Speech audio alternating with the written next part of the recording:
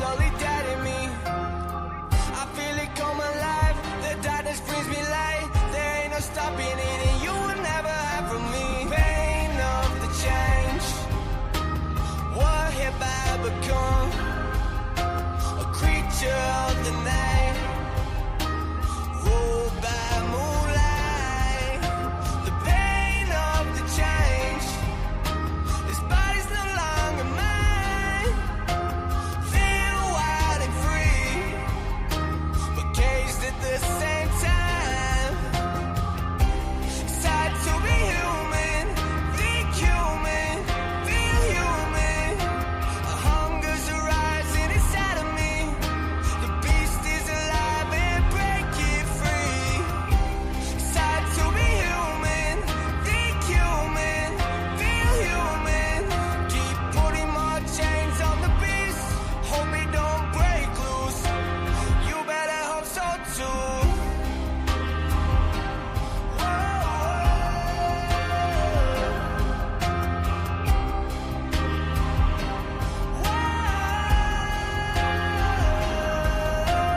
I'm still inside.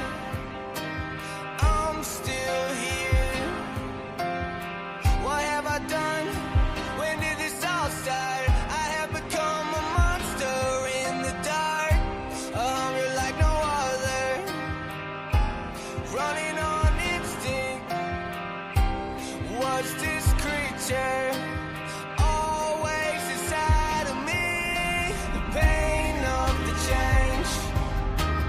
What have I become? A creature of the night. Ruled by moonlight. The pain of the change. This body's no longer mine. Feel wild and free, but caged at the same time. It's hard to be human, think human, feel human. A hunger's arising inside of me. The beast is alive and break it free. It's hard to be human, think human, feel human. Keep putting more chains on the beast. Hope it don't break loose. You better hope so too. Whoa, you better hope so too. Whoa, you better hope so too.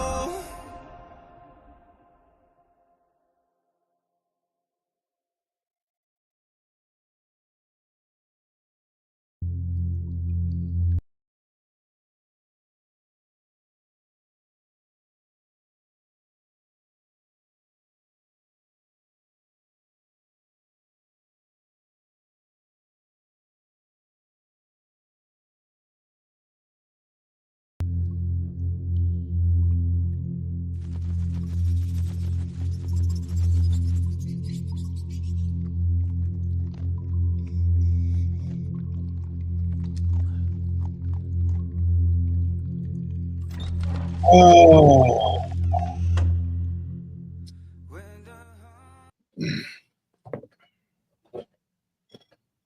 welcome everybody to Paranormal Roundtable.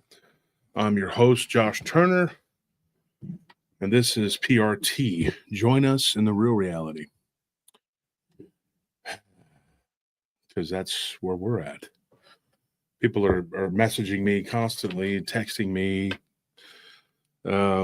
Every now and then, though, if you message me, people think, well, you're too busy, but sometimes you'll catch me at the right time, and I'll be going through my messages on Messenger, and I'll message you back pretty quick. And then other times it may take a while. Don't get discouraged. I'm just a busy guy. Great.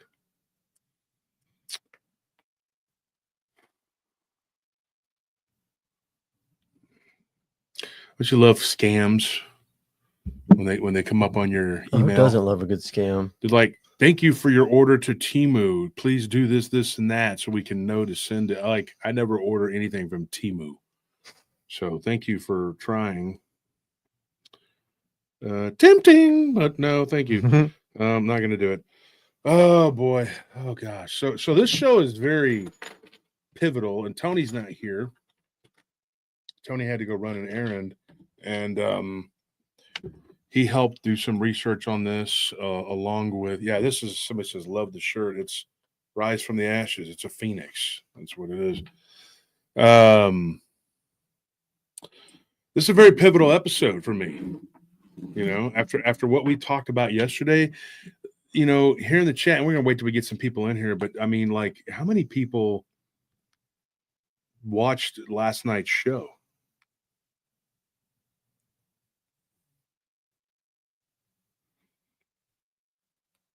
Last night was, you know, and then even more important, how many of you watched the prequel about a vampire and then watched the vampire neighbor?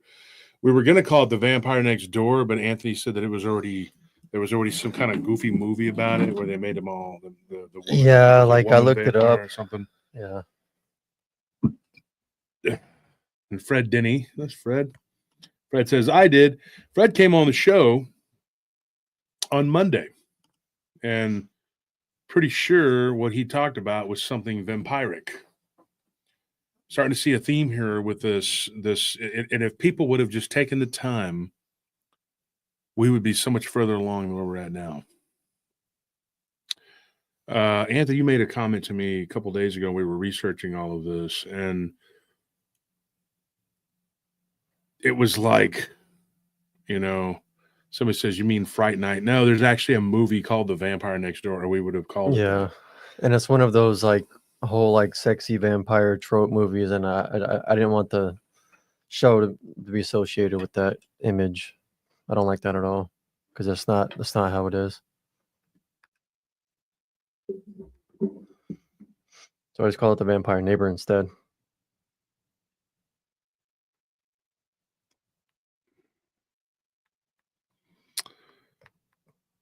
Okay. So I'm going over my notes here.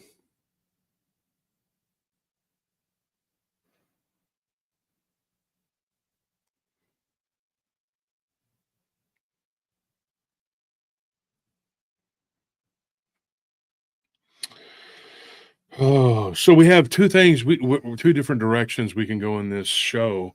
We can start off with an encounter that I think is a vampire. And I mean, obviously, this whole week has been Vampire Week. What is this, Monday, Tuesday, Wednesday now? Mm-hmm. You know, I'll just call it Vampire Week. Friday, we probably won't be talking about it, but who knows? You know, and then Sunday. And here's another thing, too. So something's going on with my electronics because all of my information that I had as far as like who my guests are, it's gone. That is a problem. So I don't know who the guest is after Friday. I know I remember booking somebody and saying, hey, be here on Friday. But I can't remember who it is. I don't remember who it is. The only one I know for sure is, and I know there was somebody else for the second, Christopher something. He's an author, a Hacklin or Macklin or something. And now I'm sitting here going like, who is my guest? Because I can't remember. And if I don't remember, they probably don't, you know. And so I guess I'm just kind of, so what do we do? I just got to find where that note is that you wrote it down on. Mm-hmm. Kind of a problem. Anyways, we'll have to figure it out.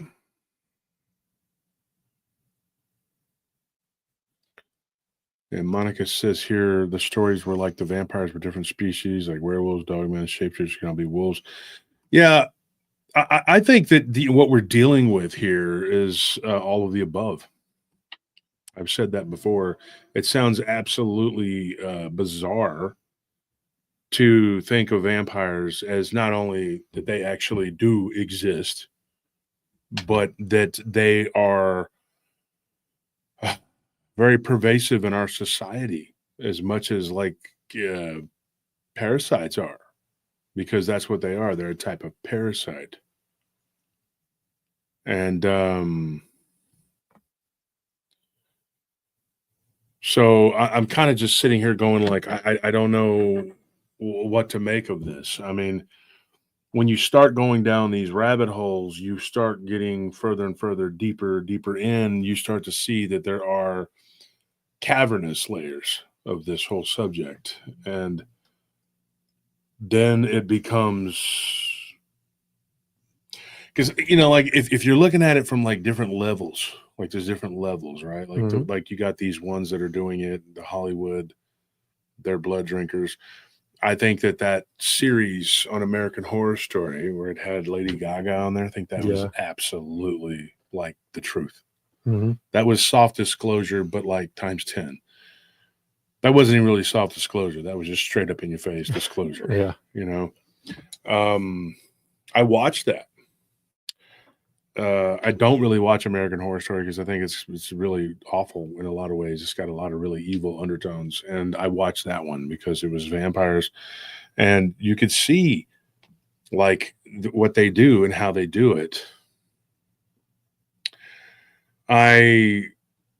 We, I guess, have been under spiritual attack heavily, taking a lot of fire from different angles. We're basically caught in a crossfire right now.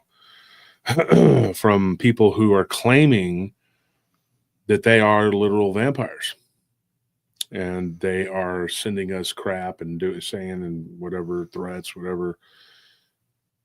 You know, you have these people who have been acting a fool. They're just Satanists, straight up Satanists, and they've been, you know, saying things and doing things and whatever. And maybe they're finally going to move on and get a life or whatever. But you know, I was telling Anthony earlier, when you have all of that concentrated on you, all that negative energy and the prayers that they've sent, I mean, they're in a group and they were saying prayers that obviously they're not really prayers. They're basically a curses saying that they want me dead, and that God, whoever they're praying to is their God, will kill me. And so you have an overwhelming negativity. Think of them as like maybe 50, 60 people who were just absolutely madly in hatred for you. And then they spread their tentacles out and they go to other people and they infect them. And then some of those people go and grab other people that they think could help with their mission and destruction. You could be looking at 1,000, 2,000, 3,000. You don't know how many thousands of people could be focusing their negative energy all on you. And it's bound to happen that you're going to have a spiritual opening at some point because we're humans. We're fallible. We're not Jesus. We're not God. And so it's to the point now, it's kind of where that's where I'm starting to fall into this, like this overwhelming pressure. And like I woke up today and I was all ready to go and I went to sleep. And then I woke up today and I couldn't get going. I couldn't get my notes together. Everything was falling apart in front of my eyes. I was having tons and tons of problems. I had somebody quit on me at the last minute. Just trying to keep it together. And everything that was coming was negative. And so it's amazing that I'm here. It's a testament to God that I'm even standing and I'm still here. And like I said, I have a job. I have to work. It's not just this. This was supposed to be the fun and games thing that we just did for fun. This is not what's happened now. I feel like quitting.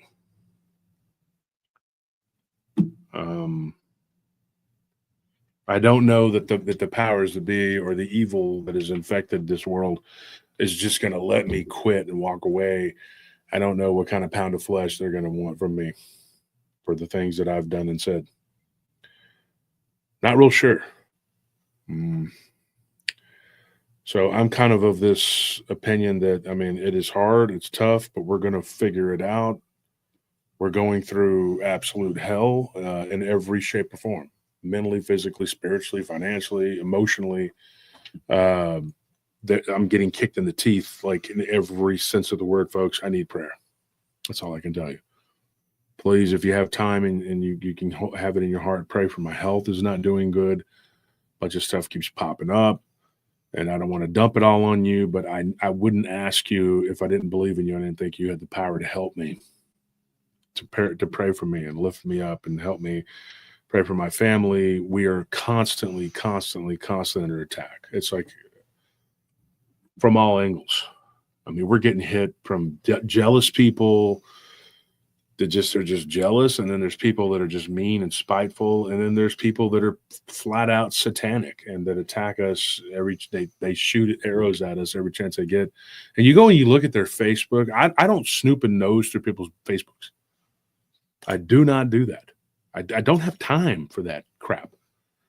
But if you look at these people's Instagrams or their Twitters or their Facebook, which I've been shown from some of these people that have said things about me as of late, they're absolutely satanic, dude. I mean,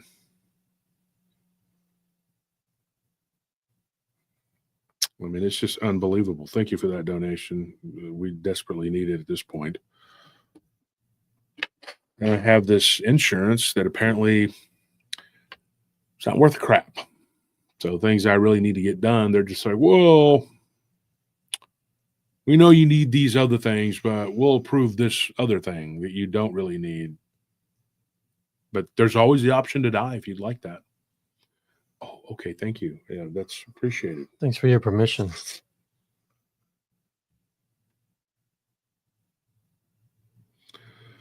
So we got 300 people in here.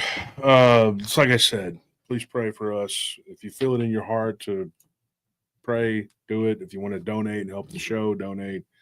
I can't tell you what to do with yourself, your money, your life, whatever. If you're living on a fixed income, don't donate. Please just keep it. Help yourself. And the deeper I go into this subject, the more that it kind of it's like it's trying to convolute my mind. Does that make sense? Mm-hmm. Like they're focusing energy on my mind so that I don't say the correct things. I can't remember things.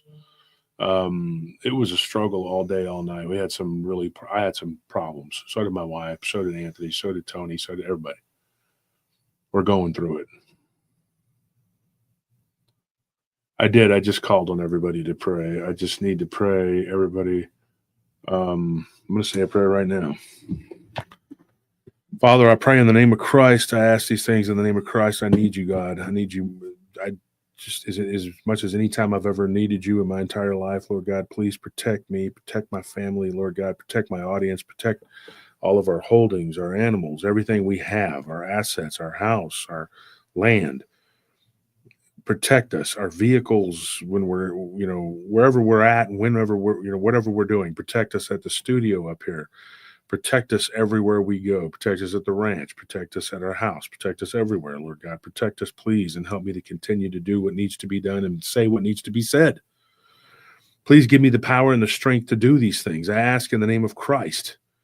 Please give us the hedge of protection over all of us, myself, Nellie, Russell, Gary, Anthony, Tony. Please help my business partner, Marty. He's in the hospital again. Please pray for him, folks. In the name of Jesus, I ask these things, Lord God. I ask that you help him. I ask that we come together in a collective of the Holy Spirit and that we all pray together. Please heal these people, Lord God. Give them healing. Please heal me physically, mentally, and spiritually. Help me with my health problems that I'm going through. Lord God, take away this pain that I'm in. Please, God, I ask this in the name of Christ. May your will be done in all things. Amen. I'm in pain, folks. And there's pain that's, that's coming out of nowhere and it's hitting me and I don't know what it is or why it is. Thank you for that donation, Susie. Melinda desperately need prayer. And thank you for the help because it's, oh boy.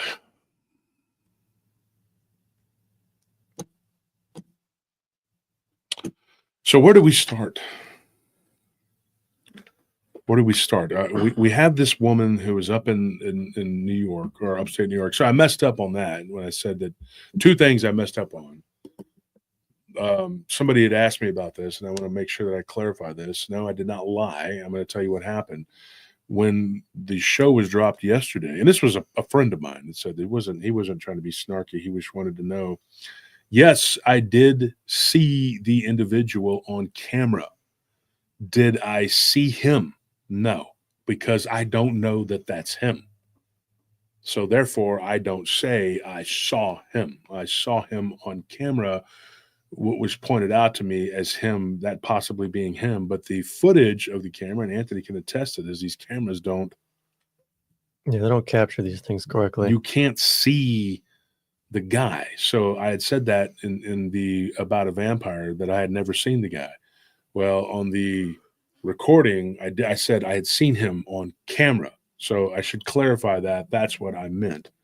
So a friend of mine pointed that out and was like, you better, clarify that, because these people will jump on you and try to say you're lying and whatever else, this person went out with her friend, and her friend went out of communication with her.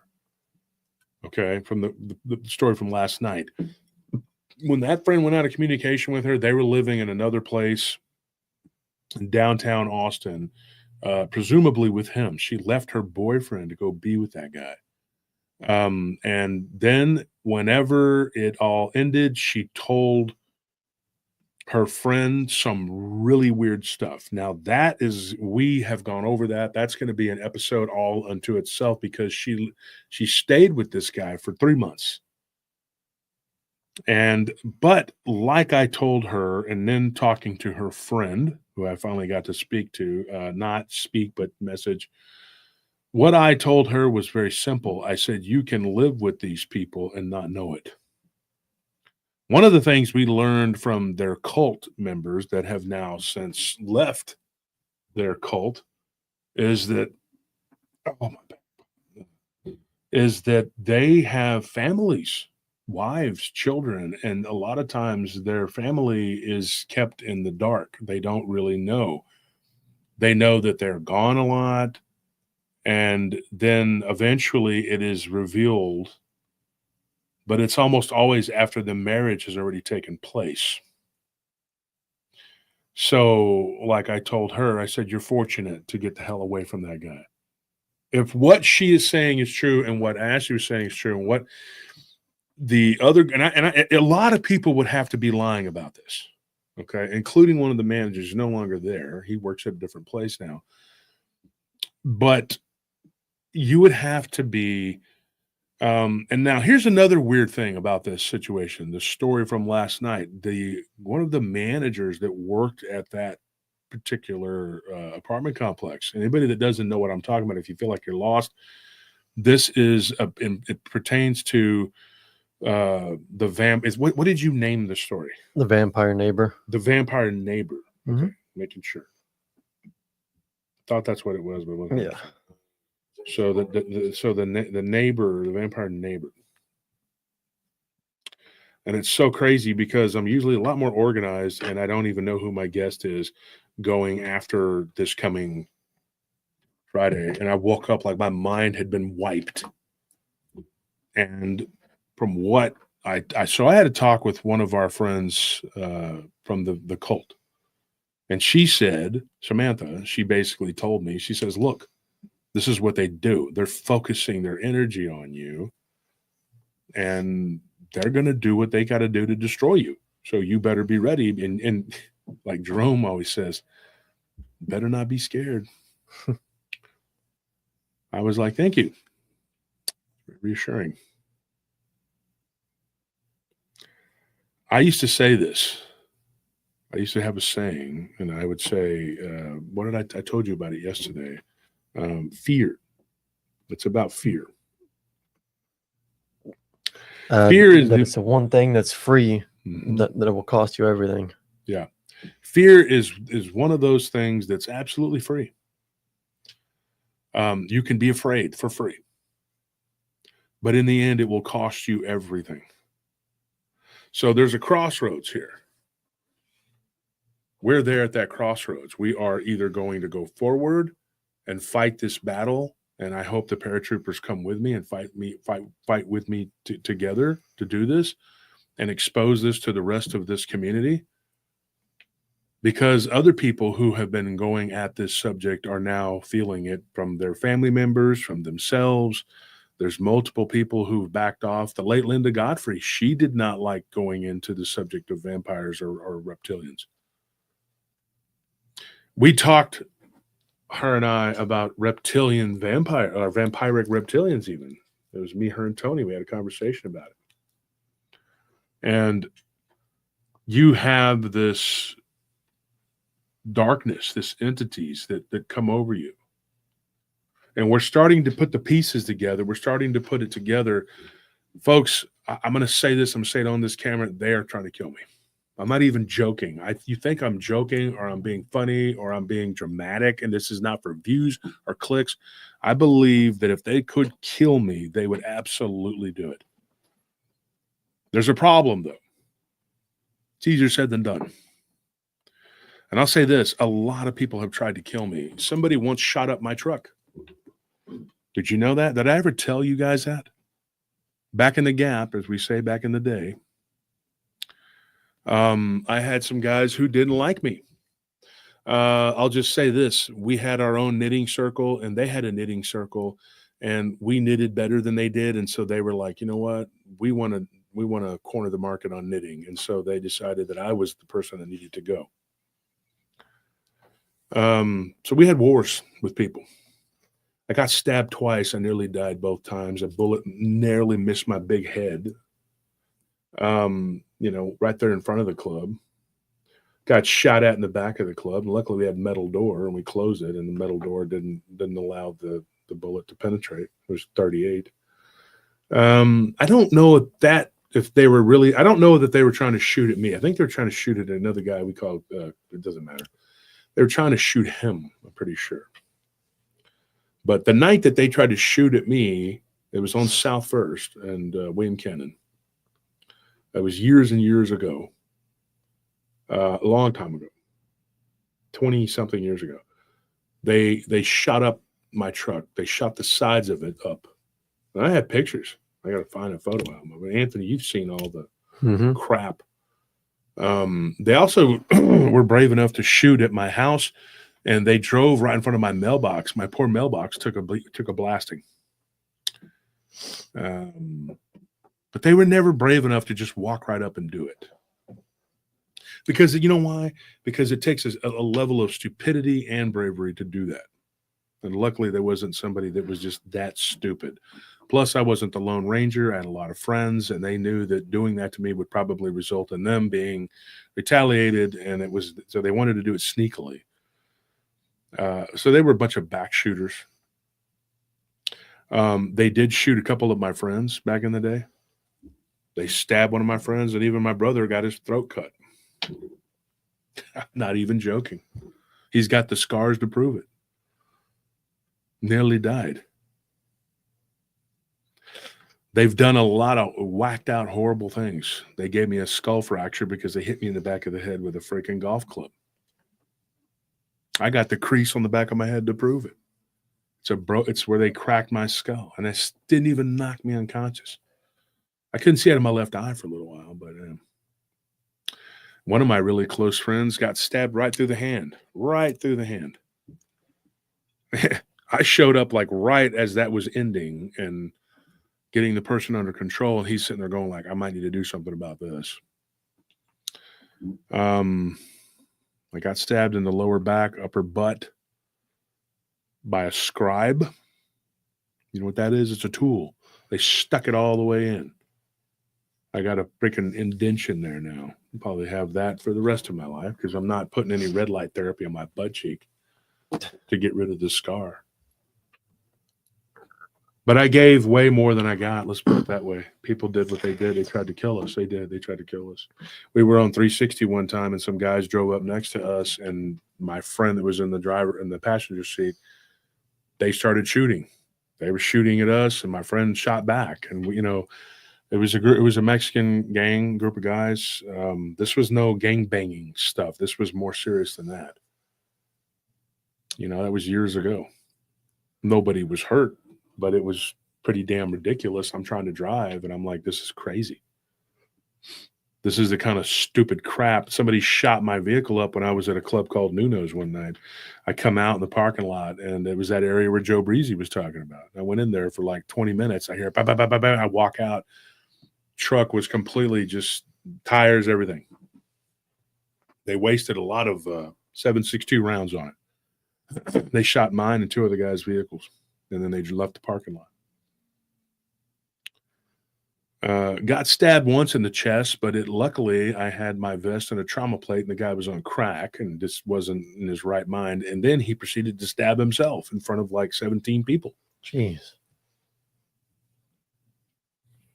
That's demonic. I was trying to stop him from stabbing himself and possibly a child that was right there, and he turned it on me, and luckily I had the vest. And you know what's crazy is that I wasn't even going to put the vest on that day. And I owe Thule for that, because Mike said, hey, he goes, that's got a bad feeling today, man. We're like drinking our coffee. It's like 7 p.m. The shift just started about an hour ago. You know? Yeah. And I'm like, really, dude? And we're working for not enough money, obviously. And it was one of those jobs that I did because I actually thought I could make a difference and help people. Then you realize it's just a cesspool of crap. Half the cops are, doing things they're not supposed to be doing, and the other half don't give a crap. It's the hood, G. Nobody cares. Nobody gives a shit. That's why we're there with dogs and guns. The cops are like, you deal with it. You deal with these animals. I literally called them. They called them animals. These are people with mental problems and abject poverty, with no future and don't give a shit about yours. They have no vested interest in your future either. They don't give a crap about you.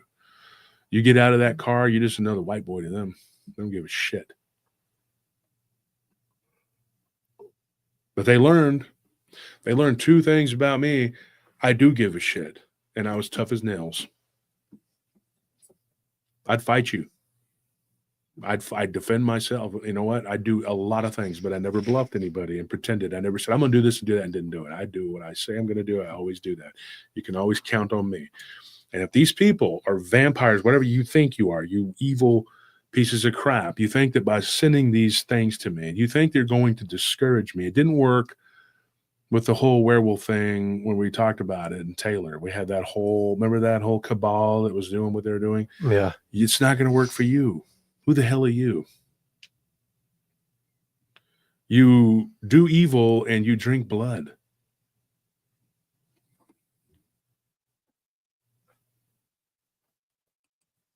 Thank you for that donation, Rhinosaurus. These are very evil people, folks, and get ready, buckle up, because what we're going to talk about tonight, I'm positive they don't want me saying what I'm going to say tonight. So I'm going to put Katie's story on the back burner for right now, because I think what we probably y'all want to say hi? Isn't that flipping over? It wasn't. I was No. hitting it over and over again. It's over now, right? Yeah, it's over there. Oh crap! The chat's blocking out Tony. Well, maybe that's for the best. Y'all really want to see this guy?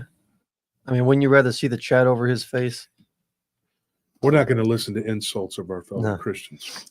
Now let me fix it. I'm gonna get behind the computer. Why are you always messing with Tony, man? What's your problem?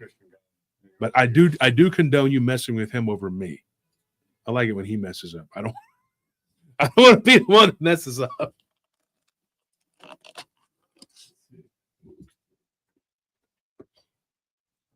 think I'm gonna be covering you. All right, that's better. No, I don't think it's gonna be covered. He's so big, dude. I can't tell. Is it covered? Remember the lady at the coffee shop? Oh yeah, yeah. We're 2 large, aggressive males. Yeah. Folks, I got to tell you something. One of us is large, and neither one of us was aggressive. So let me tell you something, folks. Okay, this is a very important thing we're going to talk about. So I want to get as many people in here as possible to talk about this. So maybe we hit 500 or something. We went into a place. I'm not going to say the name of it. It's a coffee shop, and it's right over there by the state hospital. Go look it up. You probably see it. It's over there by the Texas State Hospital. Not the hospital, the cemetery. Yeah. the state hospital cemetery. What's it called? The mental hospital cemetery, where they buried the poor indigent people who had mental problems, or maybe were just put in there by their family. Because some people back in the day were just locked up and thrown away, so that people could just steal whatever, do whatever. Poor people. So many people have suffered it unjustly. But we went into this coffee shop. What's going on with this? Why is this? What is it? They're going to move the screen back over, but there's no way to do it. Oh. There you go. Thank you. I couldn't see the chat. Yeah. So we go in there, and it's 4 a.m, and I wanted to get a coffee. I drink decaf. Anthony wanted a coffee because he was tired, and we were trying to do our jobs, finish up the patrol. Nellie was with us. Sometimes she rolls with us, sometimes she doesn't. And we had Elvira, and so she stayed in the truck with Elvira, and I went in there. Maybe it was the truck. I don't know.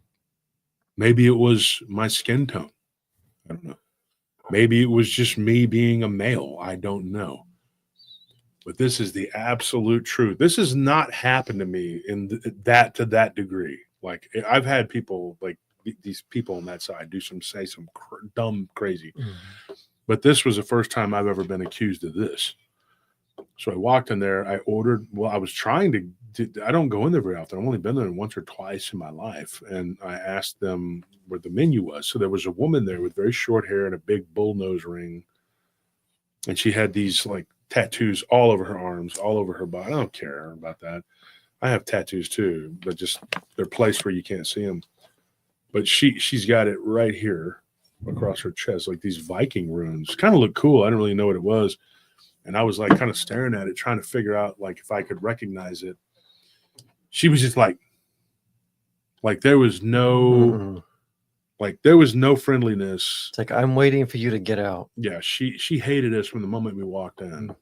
She had this weird haircut that was like, you know how they have that real short, weird, like chili bowl boy haircut that, you know, and I think she was trying to be well, obviously she's non-binary, but she was trying to be a guy, right?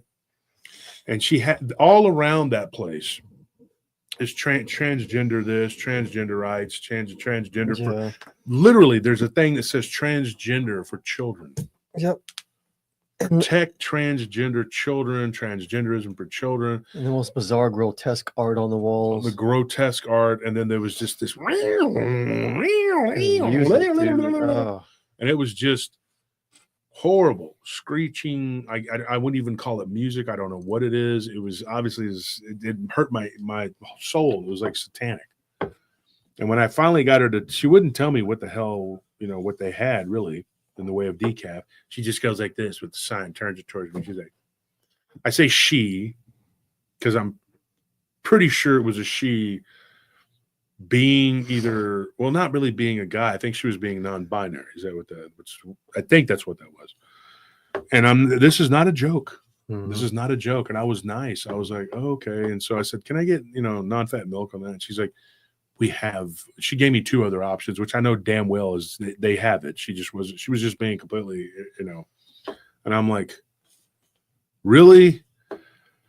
I didn't lose it at that point. I just was like, okay, all right, well, I'm going to use the restroom. I go into the restroom and they have a chalkboard where you can, and it's all the way around and they can just write stuff on there.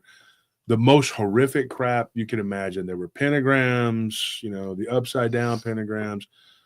One of the things that was written on there said, be a slut today, or be a slut now.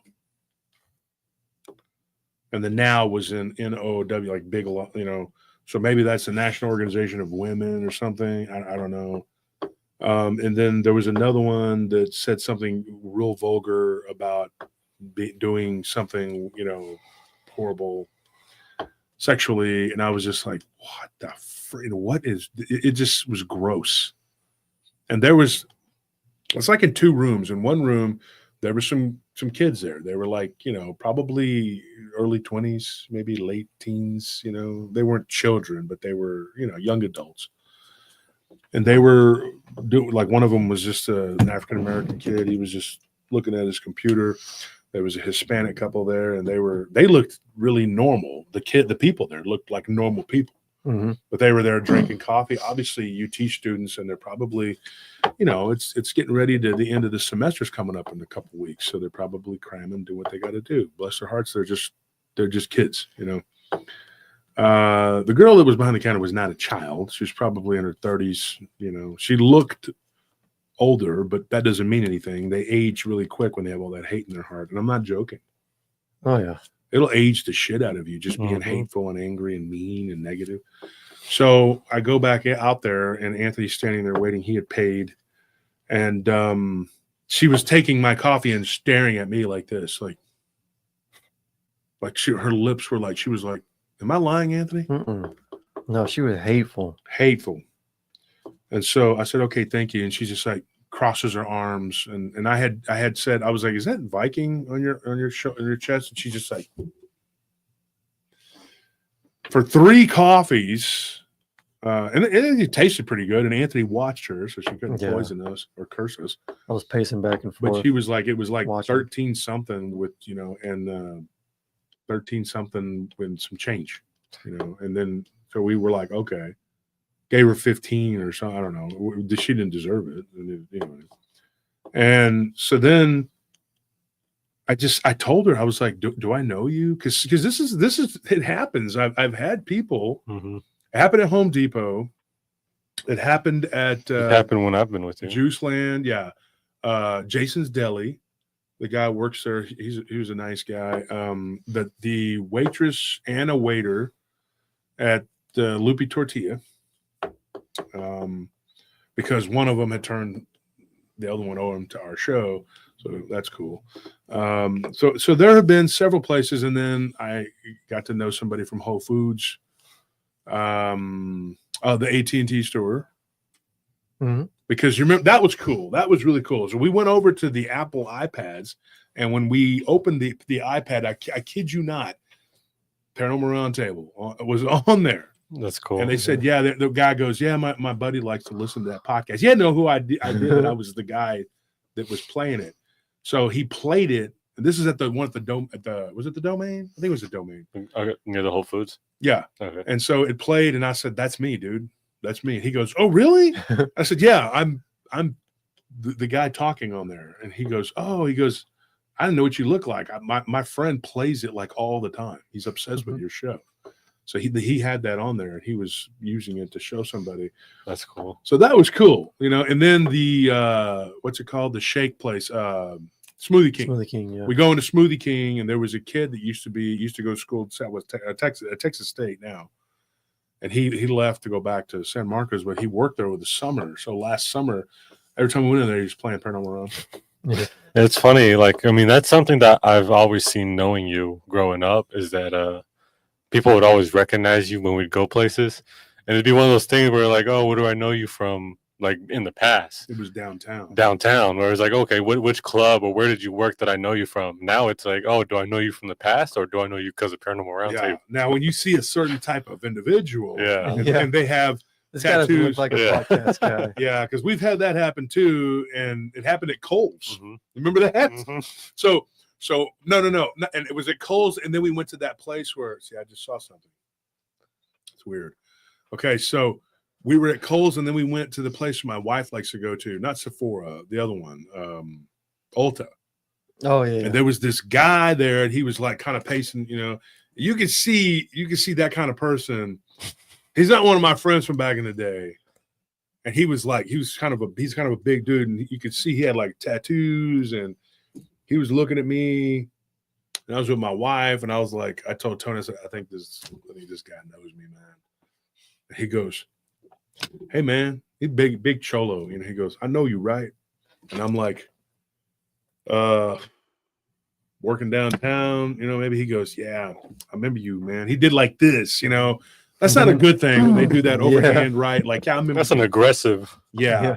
And I said, so, and he just says, nah, it's cool, big homie. That was a long time ago. I'm with my wife, bro. She's shopping over there. This is my daughter. He had his daughter with him. I said, oh, okay, cool, because I'm not interested in fighting with you right now. He goes, nah, bro. I just remember though. He goes, me and you had beef back in the day.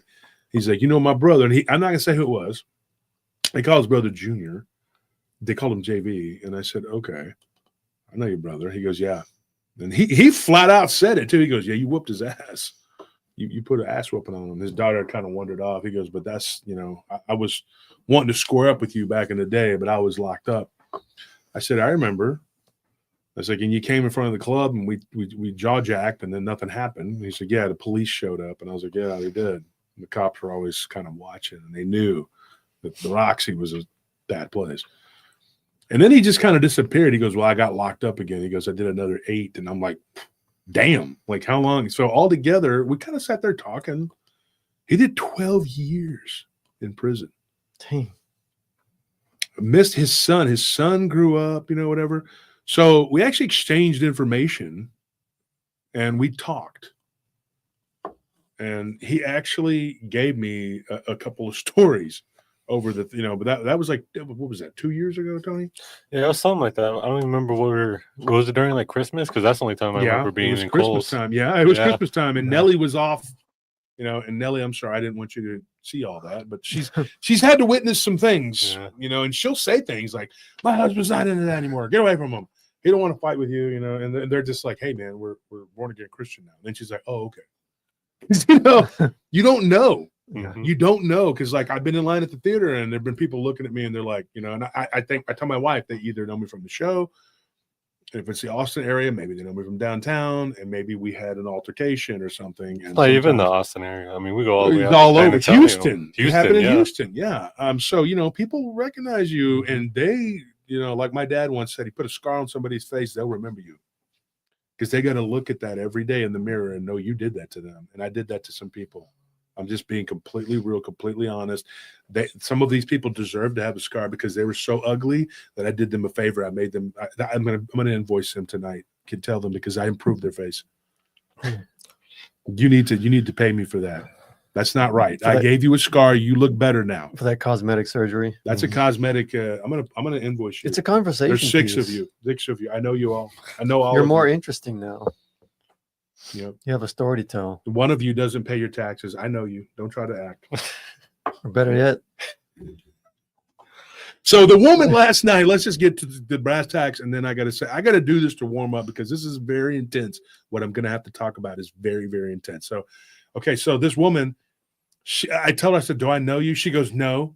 I said, well, what is your problem with me? And she's like, I see 2 large aggressive males come in here making demands and asking about my body. What? That's the last thing I would ask about. Like, oh, that's so gross, dude. Speaking of my body, my drink has turned my tongue yellow. I mean, if you saw this, and I don't know what to call it, this Homo sapien carbon-based life form, whatever the hell it is, the last thing you would want to ask about not attractive at all is its body. Yeah. Okay. It was like gross. So let me get to this. Yeah, we're talking about a were-tiger, Mike. That's what this thing is. So I told it, I'm gonna because I said, look, ma'am, and she just her eyes was like, So she says to me, she's like, you're part of the patriarchy. I said, oh, I'm part of the patriarchy, huh? The evil patriarchy. And she sees Anthony walk out. I said, large, aggressive. Where is the aggression, first of all? Large, yes, but I was completely nice to you. We even tipped you. Why are you acting like this? And she began to become loud.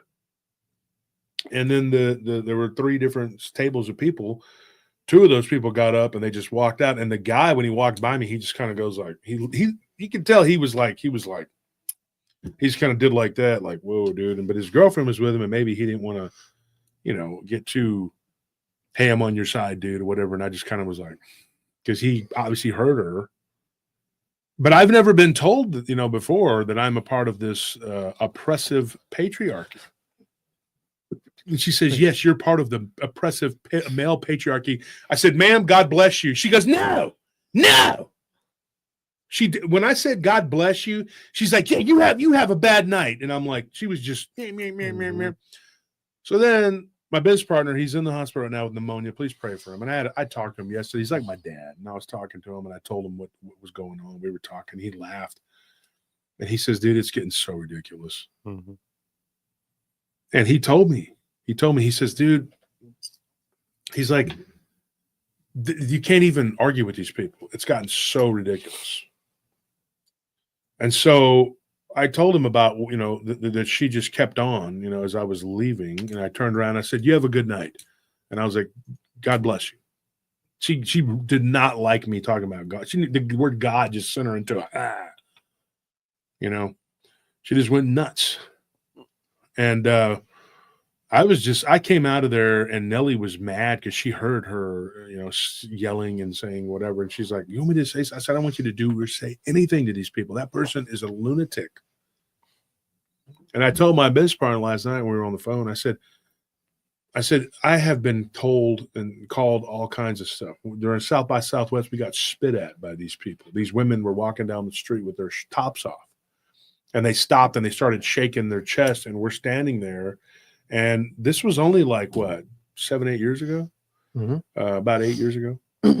And they were like, "Just stare at us. Just look at us. You want to," they said the R word, like you want to, do something to us. And I'm like, so I'm just standing there looking at them, and I'm like, what are you doing? Like, why are you doing this?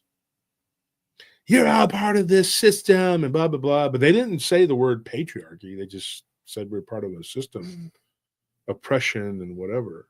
I think that's the most annoying part for me personally. Besides the fact that, it's usually baristas that influence or that have these types of people, and that we all like drinking coffee. It's that they often think that you're like, you want them, or that like they're something to be desired. Yeah, and that's the most annoying thing for me. So Because I promise you, You know what the funny part that's is? not it. About the whole aggressive male thing. Like, dude, I went in there and ordered a hot chocolate. Like the least masculine aggressive drink on the menu. Well, and I like ordered a kitty drink. I ordered a Mexican chocolate latte, which was like, Well, wasn't also, much better. we just wanted a It was coffee, it was lady. decaf. and I And understand it if I was. And I thought you wanted the caffeine. Here I am. If I'd have known that you didn't need the caffeine, then I wouldn't went in there, because that place is it's too stupid to even. It would have been one thing if I was standing next to Anthony and she was like, "Oh, there was a large guy came in," but like you two next to each other, and she's like, "Two large guys come in." Large aggressive males. How is anyone Asking large about her next to body you? just because I saw the Viking thing, and I was like trying to be common ground with this person so that I wouldn't be what happened. You're trying to strike up conversation. You don't want to make break these that people tension, pissed off. You know? Compliment them. very Break nice. the ice. Yeah. Yeah. She was very angry, very pissed off, and I don't know who did what to her, or it, or whatever. I'm pretty sure the pronouns are not her, but it wasn't. I don't think it was a guy. I'm pretty sure it was a woman. But wanting to be addressed as a non-binary person, I guess, or whatever. I didn't. But anyway, that's what happened. That was last night, or night before last. I didn't say anything about it last night. I just didn't feel the need to address it on that live about a vampire, which just didn't pertain to what we were talking about. But anyway, we got over 500 people. Let's get started. Now I want to say what I got to say. So we're going to bypass for now the story that we were going to talk about with Katie. Now, she had a vampire experience, but I think this is more important to talk about. Or is it? I don't. How do I broach this? Okay, so we were given information. This started in when did we first look this up? 2016? I believe so. Or Yeah. 2015 and 2016. Mm-hmm. There was this guy who did a blog, and it was he had it on. We looked up the Mandela. We were researching the Mandela effect. Mm-hmm. Because a lot of things were happening. We were all convinced that things were not correct. And so we started kind of arguing amongst ourselves. And Anthony was not a believer or a proponent in the Mandela effect. Mm-mm. No. You did not believe it. You thought that it was all just people making mistakes. But then little by little, you started to have to say, hey, maybe. And I kept telling you, what about this? What about that? Well, it was the Boardwalk Empire. There's that's always what did it that for one me. pivotal thing. Mm-hmm. Yeah. That really turned them, because like for everything else, a lot of it happened like before we were born. So it was one of those things where it's like, oh, maybe Wolf's memory finally got a hold of him, and like it's not as infallible as we thought. But like when that thing happened for Anthony, he changed so quick and was like immediately like, no, I know how this was. Yeah. And 'Cause it annoyed and me. you were even like when That that first song annoyed happened, me. you were even like, yeah, that's exactly how it is every time it happens to me. I know how it is. And you're sitting over here like maybe it wasn't. No, I promise you, this is how it was, and how it is now is not how it was. Yeah. No. And so we ended up going down this like rabbit hole, and we started looking up all this information, and some of this information. Hold on one second. Somebody made a comment here. I'm gonna post that on there. Somebody just said, "What is the Mandela effect?" Do you want to explain that to him? Did he say Mandela? Because he said Modelo. Oh, what? He's being sarcastic, but Yeah. either way, Motello effect. The Mandela effect is when when certain things that you know were a certain way are different now, and it's not because these things have changed like recently. It's like, okay, if you have been watching a show, you're like from the time you were a kid, you know, and that thing sticks with you. Well, now when you go back and look, it's called something else, and you know for a fact because it was such a pivotal part of your childhood that it's something that's not what it was. Well, here, Or- I'll give an example. Let's say we had this blue figure just standing right here, right above Anthony's shoulder, right? And every episode, it was just right there. Then one day, you turn on the episode, and this is the green. You see this figure here, Mhm. and we tell you, no, it's always been that figure. And every time you go and look at all the old videos, it's always been that figure, even though in your heart you know it was this blue figure. And you remember that. And in fact, you have a couple videos or pictures you took of this blue figure, but everyone in like the person itself is telling you like, no, it was this one right here. And even the pictures you took, that you took yourself, let's say that you took pictures of that blue figure and you go back and look at them, and now it's the green one is there, Mhm. and you know that it's not correct. But it's not just you misremembering it. It's like a big Mhm. swath of people. So it's like it's something that a lot of people are having this false memory of this thing. Mhm. But even the false memory is what we. Yeah, Miss Outspoken Berenstain Bears. Yeah, Mhm. it's like I know how that was spelled and what that was called because I grew up reading those books, and now you go back and look and it's spelled differently. Yeah. It's just weird, but that's just one example. So that being said, there was a person that we had found that was doing like this. I guess it's a blog, right? They Mhm. were. They claimed that they were a clone, and that they were working out of a facility, I believe, in Alaska, right? Mhm. And supposedly they were in Alaska, and it was, if nothing else, it was an interesting read. And I kind of thought about it before. I was like, what if this is really happening? And this person, I don't remember their name. I don't remember anything. It was just like on a thread on like in a group that originally this person, and we found this person. They had like a blog, and we started reading it, and it was just them talking about being a clone and what it was like working in this facility, and that they were basically rewriting the Matrix. And that was the reason for all of the uptick in the Mandela effect. And they were just describing what they knew, right? So here's the thing. I was in a group back in, it was around the beginning of when all this stuff started happening, the virus, 2020, or maybe it was 2021. And we were talking about,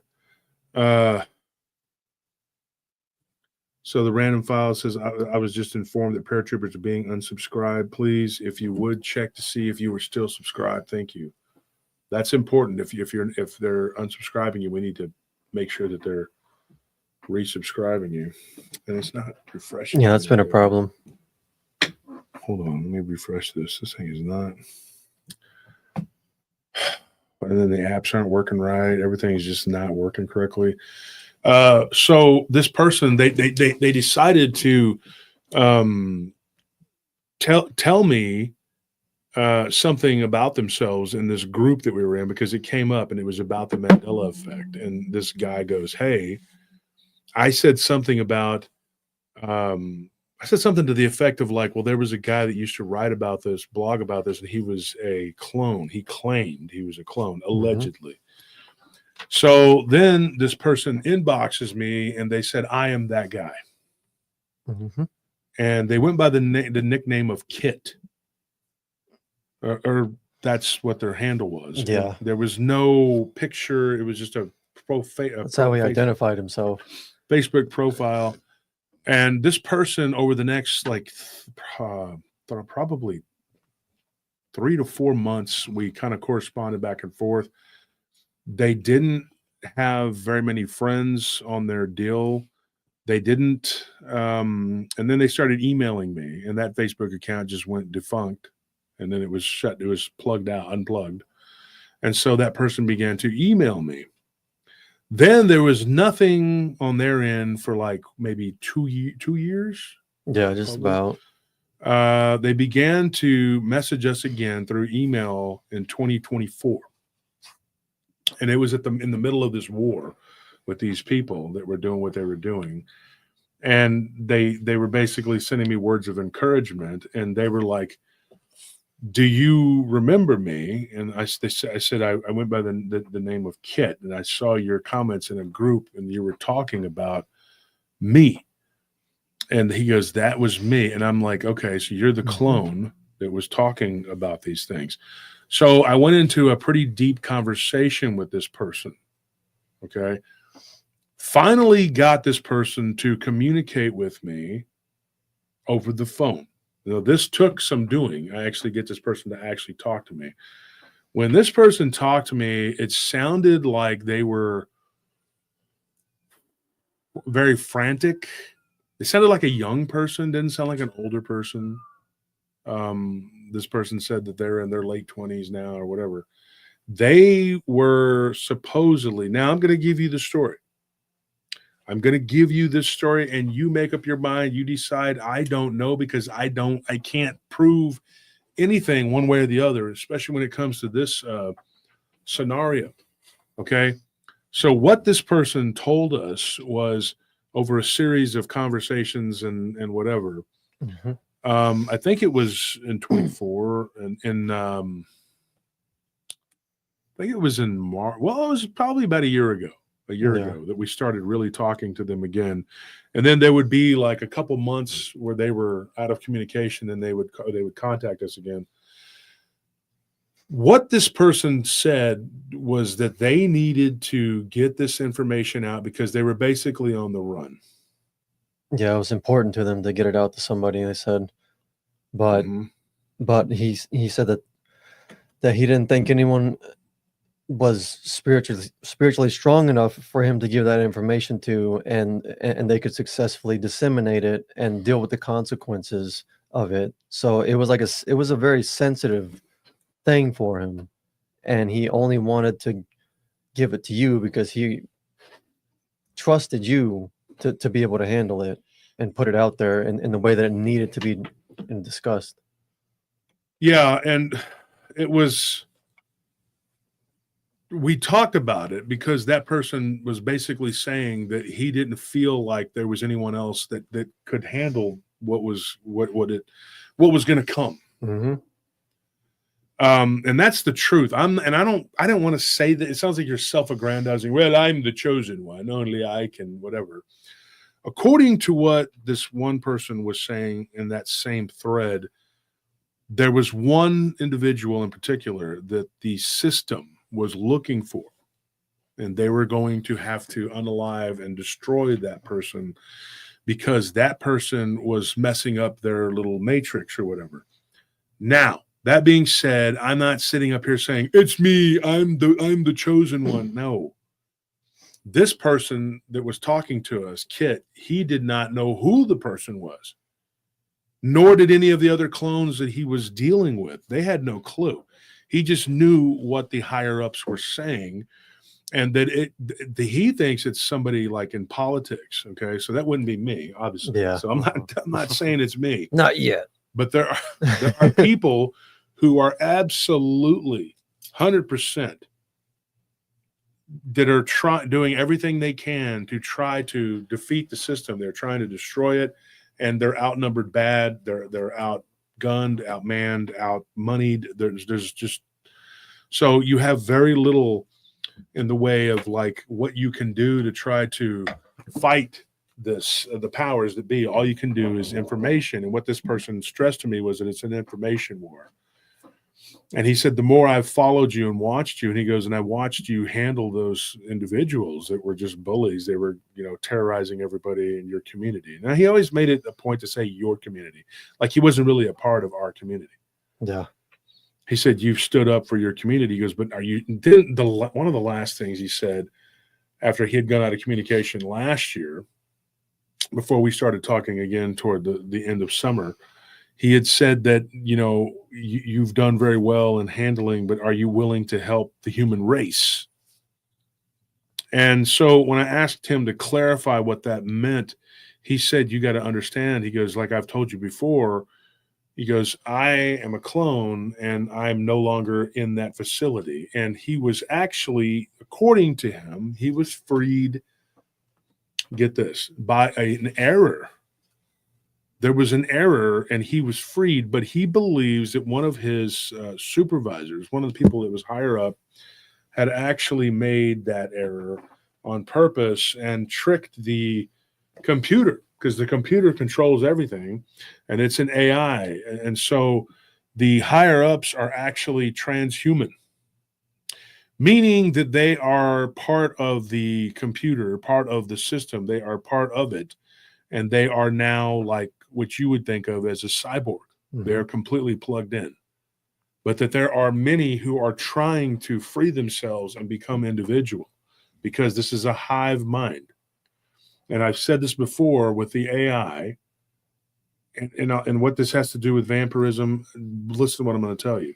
So this AI can access anything on any web. So it grows daily. And everything that we can come up with, it becomes a part of the web. It can access it.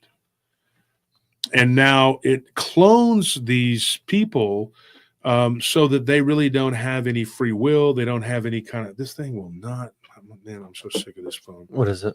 I don't worry about it. It's something we can do now. My phone sucks. It just sucks and I can't afford another one. So what this person was telling me and telling us was that he wanted to give this information before he was found, basically, because they realized they made a mistake. And he thinks that the person that made the mistake did it on purpose to free a bunch of them. And he's positive that they are eliminated at this point. And now the system knows that he's on the loose. And that's where he started doing that blog. And every time he would put it up, it would be taken down. He would put it back up, it'd be taken down. And so he was jumping from place to place, moving from place to place. The way that some of the early stuff he told me about, it sounded so fantastical. And some of it was like Terminator, like, oh, they're looking for me, the Terminators, Yeah. So it's kind of like, I said, okay, John. I kind of jokingly called him John Connor. I was like, okay, John Connor. Can't be bargained with. They can't be reasoned with.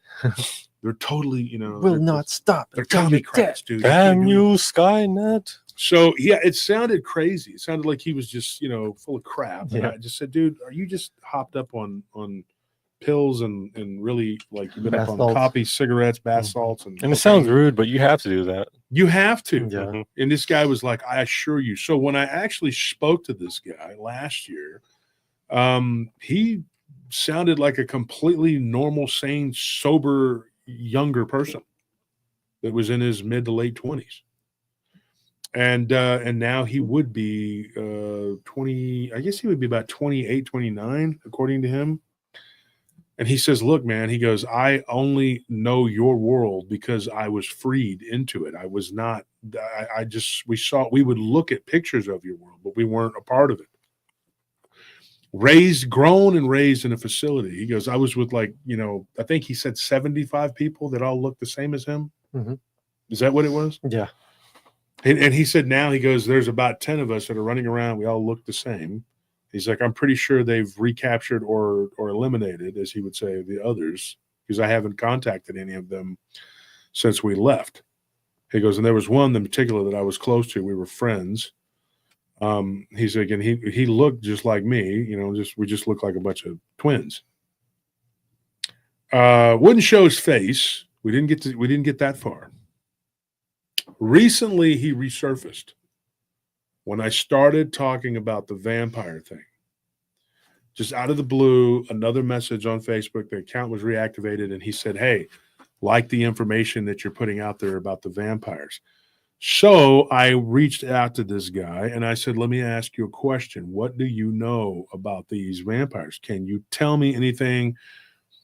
So we were able to communicate again, and this person is still on the run, and they are now not in the same place that they were before. They're moving all over the country.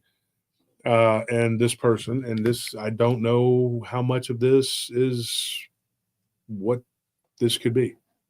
I could be saying some things that are just going to completely, I don't know what it could cause. I don't know what it's going to do to me, folks. I don't. This is like walking through a portal and hoping that you come out in a beautiful world. We don't know. Or you could be walking right into hell. We really don't know. So he was at a base, and he goes, I know some things about what you guys are talking about. And I said, can you elaborate? So when we communicated, and the thing was, the call kept dropping, and there kept being this horrible interference on there. And I was like, dude. And then when we were talking at one point, I heard like what the freaking heck? And then he hung up. Then there was a couple days later where I saw that he had called, and he said, hey, it's Kit. And so when I called him, it was a different number. There's been about 5 or 6 different phone numbers. The thing is, I could just forget about it and blow it off and say, this is absolute nonsense. I don't know this person. I don't know anything about this person. I don't know what this is. And I could just act like, well, this is, but for some reason, I don't want to believe him. I don't want to say I want to believe him because I don't want to believe him, but I think he's telling the truth. As crazy as that may sound to some people, it would be better if it wasn't true, It would be. And so what he told me was it was not his jurisdiction or whatever to talk about, or he did not go into the facility where he was at is a couple miles underground. They don't go to he had only been to the surface once in his life, other than when he was really small and he don't remember it. They had pictures of them in the woods. He didn't remember it. The reason he knows he's a clone is because there were only I think 14 different types of people in batches of 100. Mm-hmm. And some of them would not make it, they wouldn't live, and they would be destroyed. So of about 100 and batches of 100, there'd be about 60 to 70 that would survive. And he is already starting to fall apart. So he's got some health problems and some things that are not, so he doesn't feel like he's going to be around that much longer. One of the things that this guy told me, and I don't know if this is true or not, like I said, he said that the vampire thing, we're just going to go with that for right now. They're in a certain area, in a facility that is also, not only does it house specimens, and he said that from his research and what he figured out from talking to some of the others, when they would have this break time, they could intermingle. But they didn't go to that side of the facility, but there were some clones that did. And they would actually be transferred over. And of course, they're not supposed to talk about things, but they do. And then some of these clones would disappear because they said things they weren't supposed to. And then they would come up and they would ask him, did you hear them say this, this, or that? And he'd be like, nope, I didn't hear anything. And so he would just do what he had to do, writing the code and doing what he had to do for what we think of as the Mandela effect. And then he said that this is a simulation, but he said it is absolutely run by vampiric beings. And he went into that there are different types of vampires. And now he has teamed up with a couple people. They're not clones, but they actually, one of them I communicated with, and he echoed this guy's sentiment. He's an older guy, and he's actually from Barbados. And he's a native of Barbados. And he says, look, I've been tracking these things for a long time. They had a facility, and he used to work in Trinidad, where there was a facility. And he said they are absolutely, stamping these things out. Because they found that the vampires, the real vampires, what they call like the immortal or the elders, those more ancient, whatever, they have certain DNA that they can stick into the human body and that they can do things. Now, these vaccinations that people get, some of this stuff opens you up to not only autoimmune disorders and things like that, but it opens you up to the parasite that is this vampire, and it blocks your body. Like it blocks it from being able to Fight it to off. fight it off. Most people can fight it off. He says it's around you all the time. But this black goo that they shot into some of these people, and he'd seen this happen, it turns them into this thing. He said they'll shake and they'll start to have these spasms, and then they become this creature, like a thing. It takes hold. And this isn't necessarily doesn't take an other to do this, because that other, the hive mentality, that black stuff is like a blood, and it just goes. They all are. It's a hive mind. Mm-hmm. So the other thing, he said that there was a type of, those are like what they call like these mindless killers. They just release them, they do their job, and then they will literally unalive themselves because they can't stand the pain. There's so much pain in them. Yeah, kamikazes. These are people, really, right? And once that, you can't tell, like once that parasite takes hold, according to him, he said that there is something that takes over in their mind, and it co-ops it, and they're completely parasitized, and they can be controlled remotely. And then once they're let go to do whatever they're going to do, they will almost always take themselves out. So they're used like a tool, right? Then there's this other vampire that they use that is a template. And they have these others that attach themselves, right? They have ways to grow these others in these facilities. So you're talking about like baby demons that are raised up to perfectly attach to a clone. So they will take the vampire, the person that has allowed the other to attach itself and to do what it does, right? And then we're going to get into a story about what happened to somebody who thinks that this may have happened to her. That's that woman, Kate. Okay. But listen to what I'm going to tell you. It attaches itself to them. This is what they were telling me. And that this thing actually, when they take one of these entities into the facility, they not only do they clone that particular person, but they can clone that demon. You see what I'm saying? Mm-hmm. Like etherically, these are identical. They're stamping them out like gorilla cookies, dude. I'm telling you. So if that's true, God help us, because then that means that in these underground facilities where these idiots think that they know what they're doing. Thank you for Sugar Bridges, 22 months as a member. Please join the membership. We got the giveaway going on tonight. Thank you so much, Sugar. And so and then tonight when we're done here, we're going to be putting it together so we can get it mailed off this coming week, probably tomorrow. Probably mail off tomorrow, right? Mm-hmm. So, anyways, be sure and join and become green. So what they do is in essence, they are recreating these things. And I asked about this, and I said, "What about werewolves?" He says, "Oh yeah, same thing. They're doing it with these. It's a whole plethora of beings. It's like they're chimeric creatures, right? What end, right? Oh, this thing's a back scratcher. Not like a deer antler to scratch your back. No, but anyways, it's these chimeric creatures that they are making in these facilities, but they're clones of these things. Reason that they take a vampire, a certain type of human vampire, and clone them is because they know that that person can accept the other, because a lot of people won't or can't.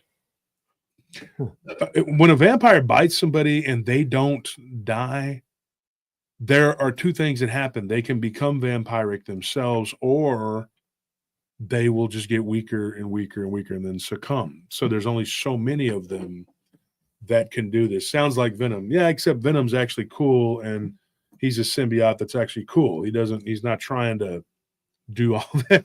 I think they're talking about in the movie how like each of the Venom symbiotes would kill its host unless they found like a compatible one. Yeah. I think that's what they mean. Yeah, well then, like I said, like Venom, but Venom itself, Venom was the cool one. He was the good one, whatever. And that's another thing too. Some of these entities that they clone, I don't know if they actually, because there have been some problems, according to what this one guy was telling me. Kit was saying what he knows. He was verifying what this other guy was saying, who claimed he worked in one of these facilities. And these guys are basically, they're not showing themselves. They're not running away from whatever it is that's after them. These entities that they are cloning, though, they're trying to make new ones or whatever. Not all of them are interested in locking up with a human and just, whatever. So those entities, that what they call the waste, it's like a waste product, even though this is a living life form, gets destroyed. And the energy goes into the ether or whatever. So it's really nasty what they're doing, because they are taking souls, energy, creating entities that have consciousness and life, and then destroying them like it's nothing until they can get it right. Now, perfection doesn't come in this situation because these people are not God and they can't make anything perfect. We're not perfect.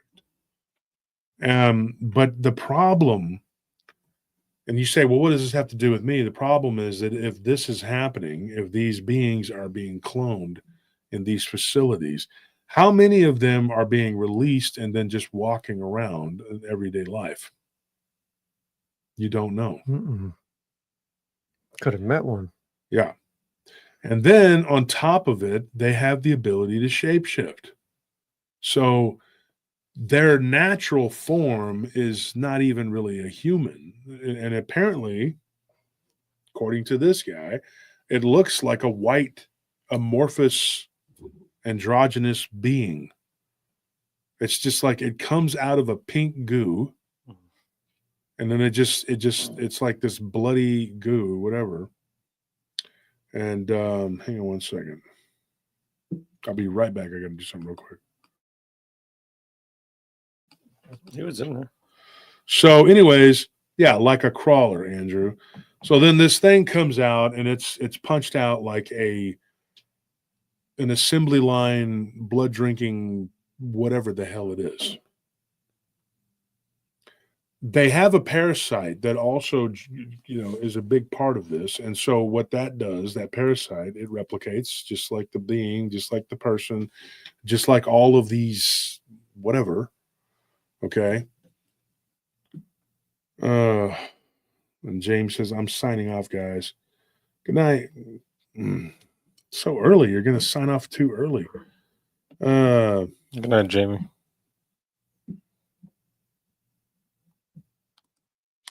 Yeah. And so, and that is, Shay just said this is part of it too. What they want to do is prolong life. And one of these things, thank you for that, Blondes of Booze. They want to prolong life right? And the way to do it, right? How do we do it? If you're just talking about a simple whatever, take something from one of these vampire entities and the people that are able to be attached to them, and then they use it to actually extend the life of these. And I talked to the kid about this, and I was like, "Do you think that this is part of the this guy knew a lot of stuff, man. He's not if he's pulling my leg, he knows way too much. Mhm. And how I don't know unless he's being honest. So I asked him, and then this other guy who I'm not going to even give his name or whatever that was on that island, and they said, look, there is a big facility in Alaska, another one in northern Canada, and another one in the middle of the West, out in the middle of the Southwest here in the United States, that are very huge facilities that they use for this. And what's above ground is just scratching the surface. And according to what these guys are saying, these beings have this ability. Not only can they do supernatural things that we can't even fathom, they don't even have an ounce of empathy. They only pick the ones that have no ties or feelings or anything to humanity whatsoever. If you do show anything at all, they destroy you. So you have to be 100% about whatever your mission is. And these clones are actually coached by the real ones. And I say real ones because they're the ones that are being cloned. And they teach these other ones how to do and fit in and, and manipulate. And like I said, they can live with a spouse. They can have a family, but they don't care. There is no love there. There is nothing there. They don't care.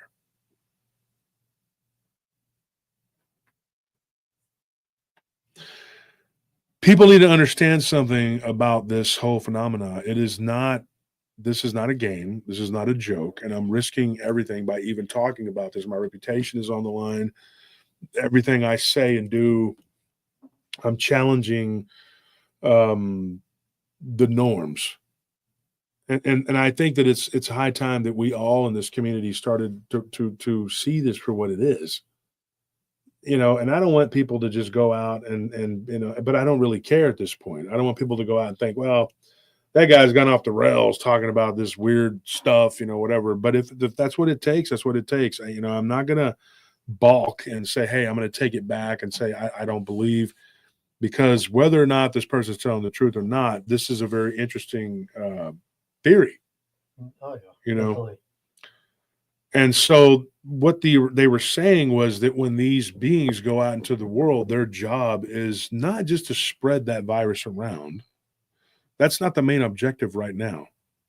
The main objective is to blend into society and not even really partake in society, but to take from it and to try to learn from it, gather as much information and take it back to what seems to be the hub, which is a mixture of these monsters and transhuman and AI. It's basically like sleeper cells. Yeah. Yeah. And they are equipped to do what they got to do. Some of these beings turn into some very horrible people. Like what you would think of as like a serial killer. They murder, they steal, they do everything you could possibly think of that's evil and bad. And there's no reasoning with them. You can't stop them. You can't make them. They are completely sociopaths. And when we talk about this, now this is something, let me get my notes here.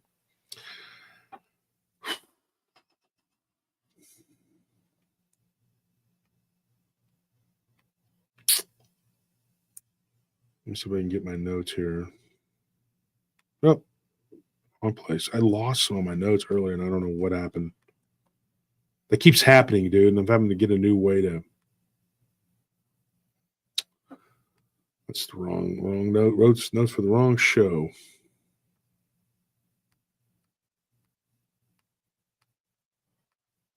Nope, that's not it either. Hold on, folks. I got something to tell you.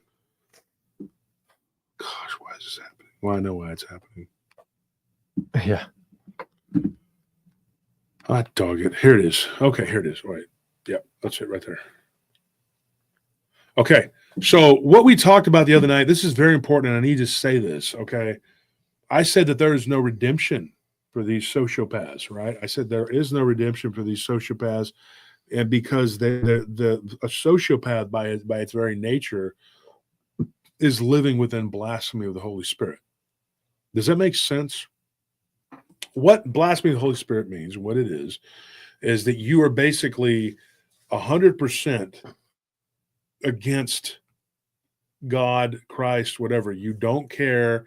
There is a sin that you have chosen to mark yourself, and there is no, you will never repent. You don't have, and even if you tried or if you did, it wouldn't matter because you don't care. So that is a sociopath. And so I've said this before and I'll say it again. These people just keep arguing with me about it and they keep saying, I don't believe you. I don't believe that. Whatever. And my tongue is yellow because I was drinking a turmeric drink. So if you see that, folks, it's not, I don't have some kind of illness with that. It's just,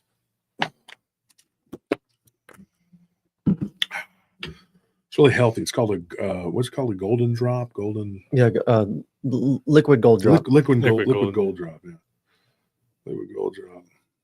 So, anyways, if you're ever in Austin, you go to Juice Land, liquid gold drop, really healthy for you, man. Turmeric, everything. It's got good stuff in it.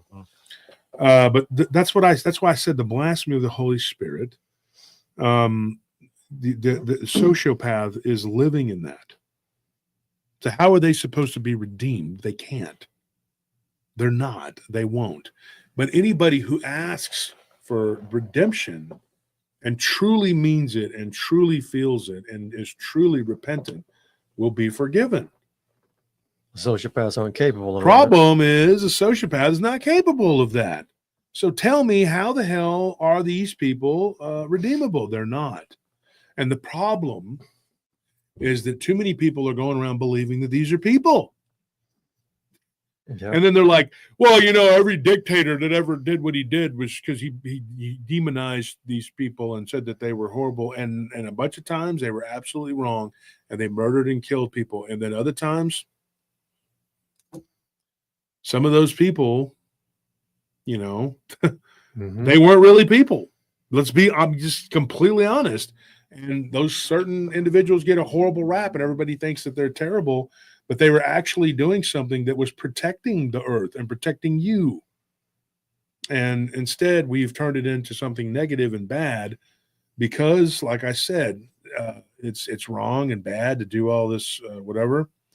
But what if you're doing it because these entities, these beings, what if they are demons? They are actually demons. That's what they are. And they walk around and they live in human flesh and they do the most insidious things. And they always say whatever that they're doing, they say it's the opposite and that you're the bad guy and that they're, whatever, they're the good guys. They're a towel. And so you have this whole like paradigm, and I tell people, I say, that's what I mean when I say they're born beyond redemption. People don't want to hear that. They want to hear that everybody is capable of being saved. And I'm like, yes, they are. But are they going to do it, say it, and mean it? No, they will not. They cannot, because a sociopath is born beyond, what the heck was that? I said a sociopath was born beyond redemption. So tell me how that works. Like John Sablon says, Malachi Martin, perfectly possessed. The perfectly possessed being has no way of being, because that is a demon that is working and talking through them. There might be a little bit left of that person. And here is John Sablon again. He says, if they have no empathy, then they don't care. If they don't care, then they can't be saved. Exactly. And you were born outside of redemption. And not everybody can be saved. So you have to move on from those people, right? Now, I've had some dummies that were sitting there saying, well, we were going to pray for Josh Turner, but we hate him so bad. And we got together and we talked about it. And we said, no, we shouldn't pray for him because he's completely evil. He turned himself over to the dark side, and we shouldn't pray for him. It's wrong. Because in Jeremiah, it says, don't do that. And blah, blah, blah, blah. Okay, do what you want. Pray for me, don't pray for me, whatever. I am not a sociopath. I am not a perfectly possessed person.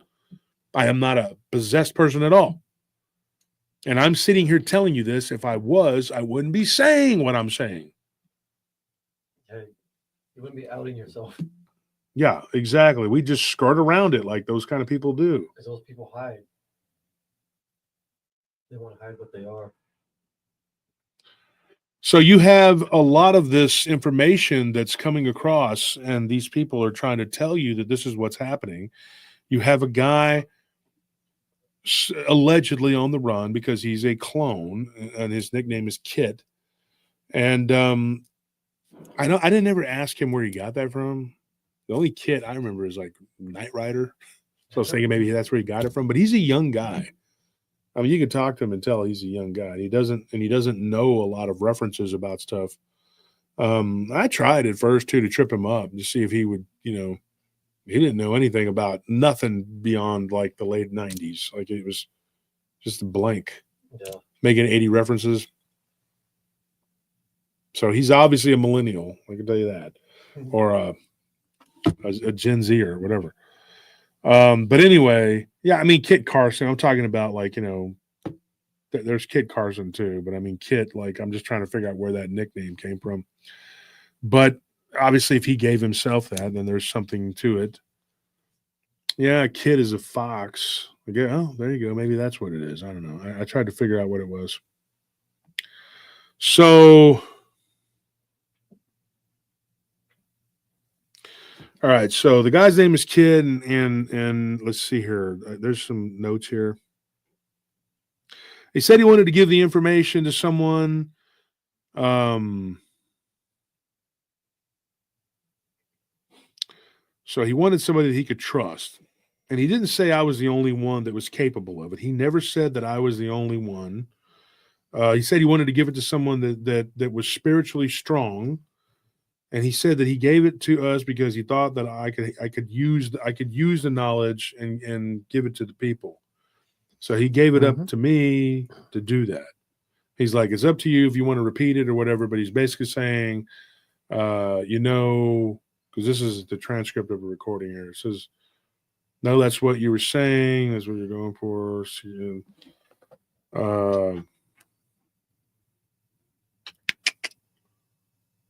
It says here, there was something, the DNA, there's a corruption in the DNA, and they use corrupted DNA to clone these individuals. The details, I'm trying to get the cliff notes here. Okay, so he didn't initially, when he came and he said that about the show, he didn't come to me and say, hey, I got to tell you about the werewolves and vampires. He just said we were doing good, and when I talked to him, I'm the one that initiated that, not him. So just to make sure that we clarify that. And when he saw it in the group and he said, I'm that guy, I was writing code for the Mandela effect. And he said he listened to the show, and he says, and then we followed his blog.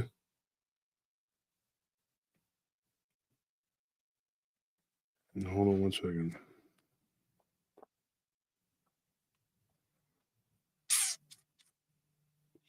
All right. So anyway, that's just I was going over reading the transcripts of a recording. So he basically was saying that I'm not the only person that's capable of disseminating this information, but he chose me because he had to pick somebody, and it had to be some people that needed to say what needed to be said. And he said, you're the only one that's really saying exactly what is real. Did he not? Is that not yes or no? Yeah. So that's it. I'm not sitting here telling you that I'm the only human being on earth that is capable of doing this, or that I'm the chosen one.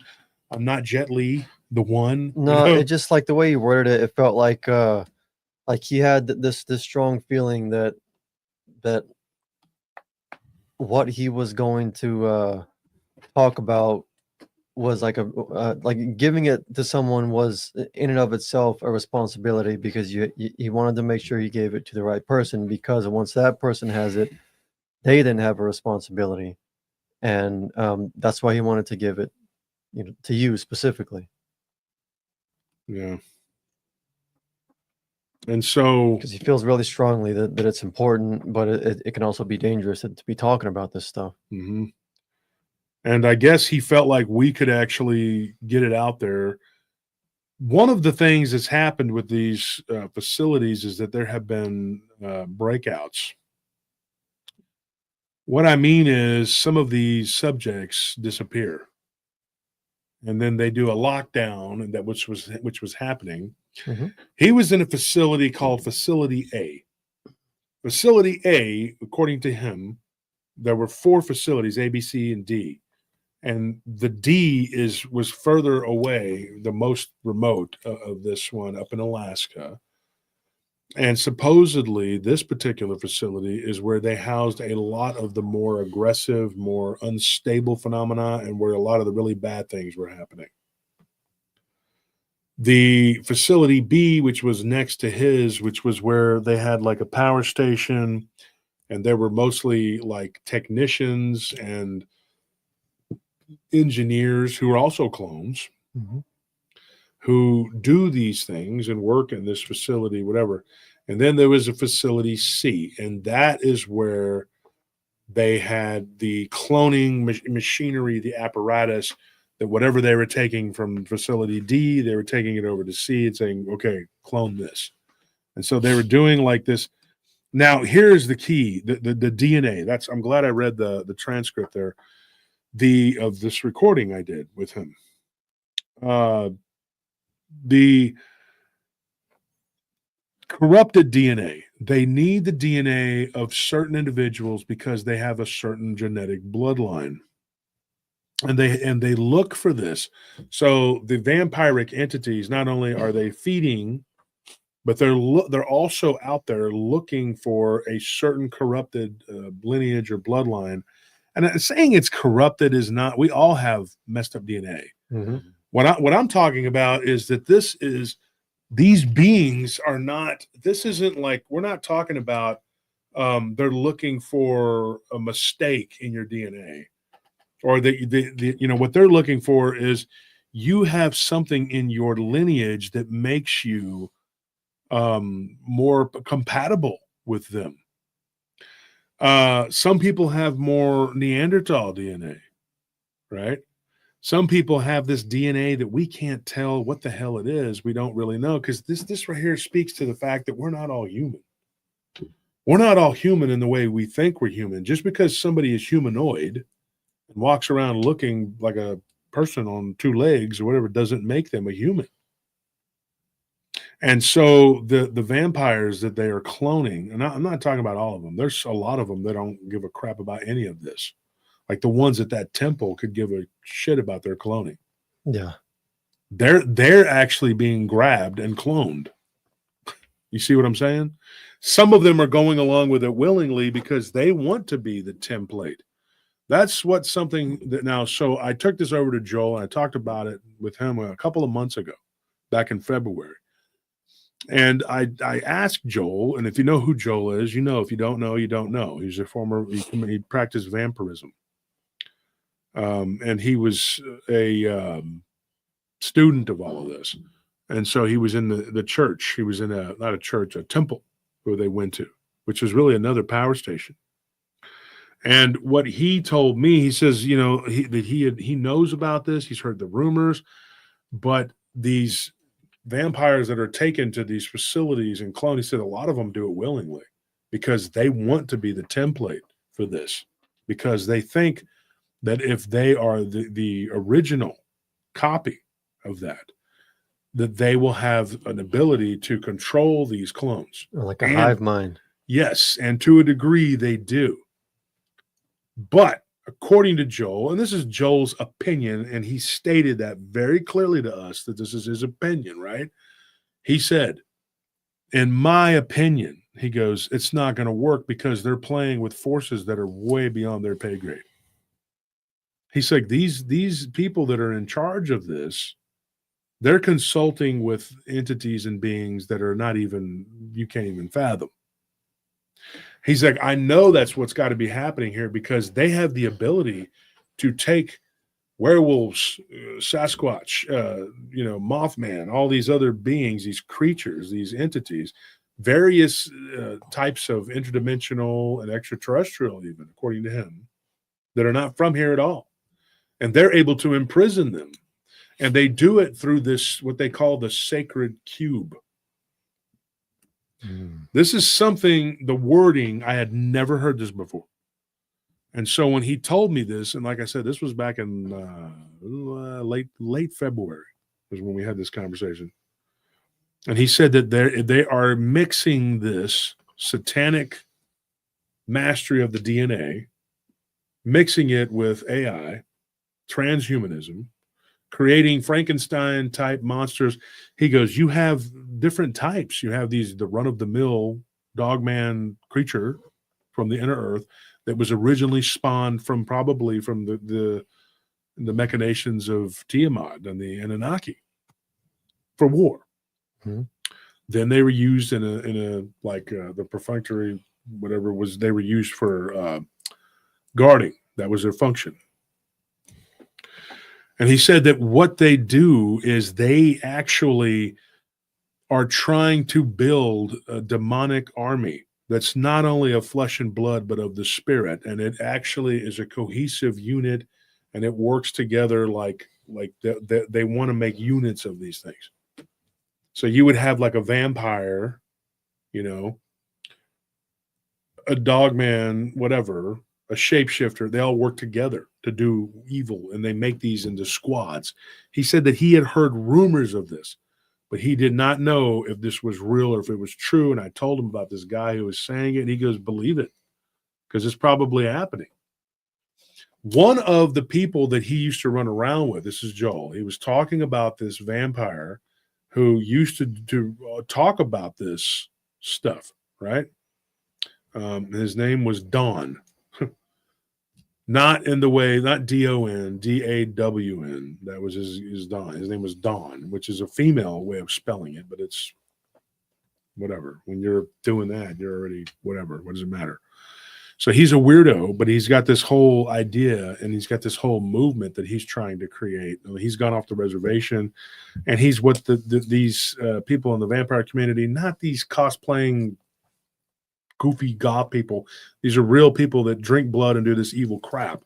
He said that guy has been basically greenlit. He is supposed to be destroyed because what he's done is become a heretic because he became a transhuman. I'm not even joking. That is the rumor. So when I talked to Kid about that, and I said, look, I'm in communication with somebody who claims that they're a vampire. And of course, the first thing Kid says is be careful. So Joel's telling me to be careful of Kid. Kid's telling me to be careful of Joel. Okay. They both were just like, I don't know, man. You need to be careful with that person because they don't know each other. Yeah. Right? Well, that means that they can both be trusted, right? Cancels each other out. So let's just stay prayed up and hope for the best. Yeah. Right. I'm going to do that. But what I was told, though, when I went back to Kit and I said, look, this is what Joel told me. This is over the course of months. This was not like immediate blah, blah, blah, blah, blah. It's hard to get a hold of these people. And y'all know that. Uh-huh. It's not like an everyday thing. You can just call them up and talk to them. You got to try to get a hold of them. And they're very careful, too. They don't use the same phones. It's a very... Oh, boy. Anyways, so what he said was, he goes, you got to be really careful with this guy. He goes, because if he's one of them, he's got that ability. He goes, and I said, well, I trust him because he's born again. He says, yeah, but how strong is he spiritually? Because they can still look through his eyes. They can still hear his words. And when he said that I thought about that, and I was like, holy crap, he is absolutely right. Kit is correct about that. So my next conversation, I had a conversation with Charles because I couldn't get a hold of Joel. And Charles said that Joel was doing some missionary work and he was getting ready to leave. He was going out of the country. And he's taking a bunch of people with him. And they were actually going to do some work down in Guatemala, where there is supposedly like a lot of this vampiric stuff's going on near the Guatemalan and Mexican border, like the Olmec thing so they're going down there to try to help free these people from this crap. And so I talked to Charles about it. So I have not gotten back with Joel, but I told him, I said, is it possible that everything we're talking about not only is somebody listening, we know that, but could it be these entities, these others? Can they? He goes, dude, everything you do and say is being monitored, 100% by somebody. And so I was kind of like, so that was a little disheartening. And so, anyways, I told Kit this, and I said, I think I need to tell you this. This is very important. I said, I'm pretty sure that everything we do and say is being monitored. He goes, yeah, that's why I'm jumping around. We're using different phones and all sort of crap. And I asked him this question, and it was very important. I said, do you want me to say all of this? Is this something that you want me to come out and talk about? And he said, yes. We first mentioned this guy months ago. It was months ago. We were talking about the coding, the DNA and all that. Yeah, I remember. So and he told me, and this is something he said, which was kind of cryptic. He just said, look, he goes, we're all going to die, some just sooner than later. He goes, and it's up to you whether you're afraid of it or not. And I'm, of course, that's kind of like a challenge. And I'm like, well, I'm not afraid to die. But I was talking to KC Murphy yesterday, and he's like, nobody wants to die tomorrow. Yeah. You know what I mean? Like, but it's like Mike Tyson says, I mean, everybody has a plan until they get punched in the face. It's the same thing. It's like, everyone's not afraid to die until death's staring at you in your face. I mean, this is another thing entirely. I think the mindset to have isn't to be like not afraid of death, but be more like welcoming of it. So here's what I had. So there was a story that was given to me by Kit. Now, this is important, and this is a very big part of this.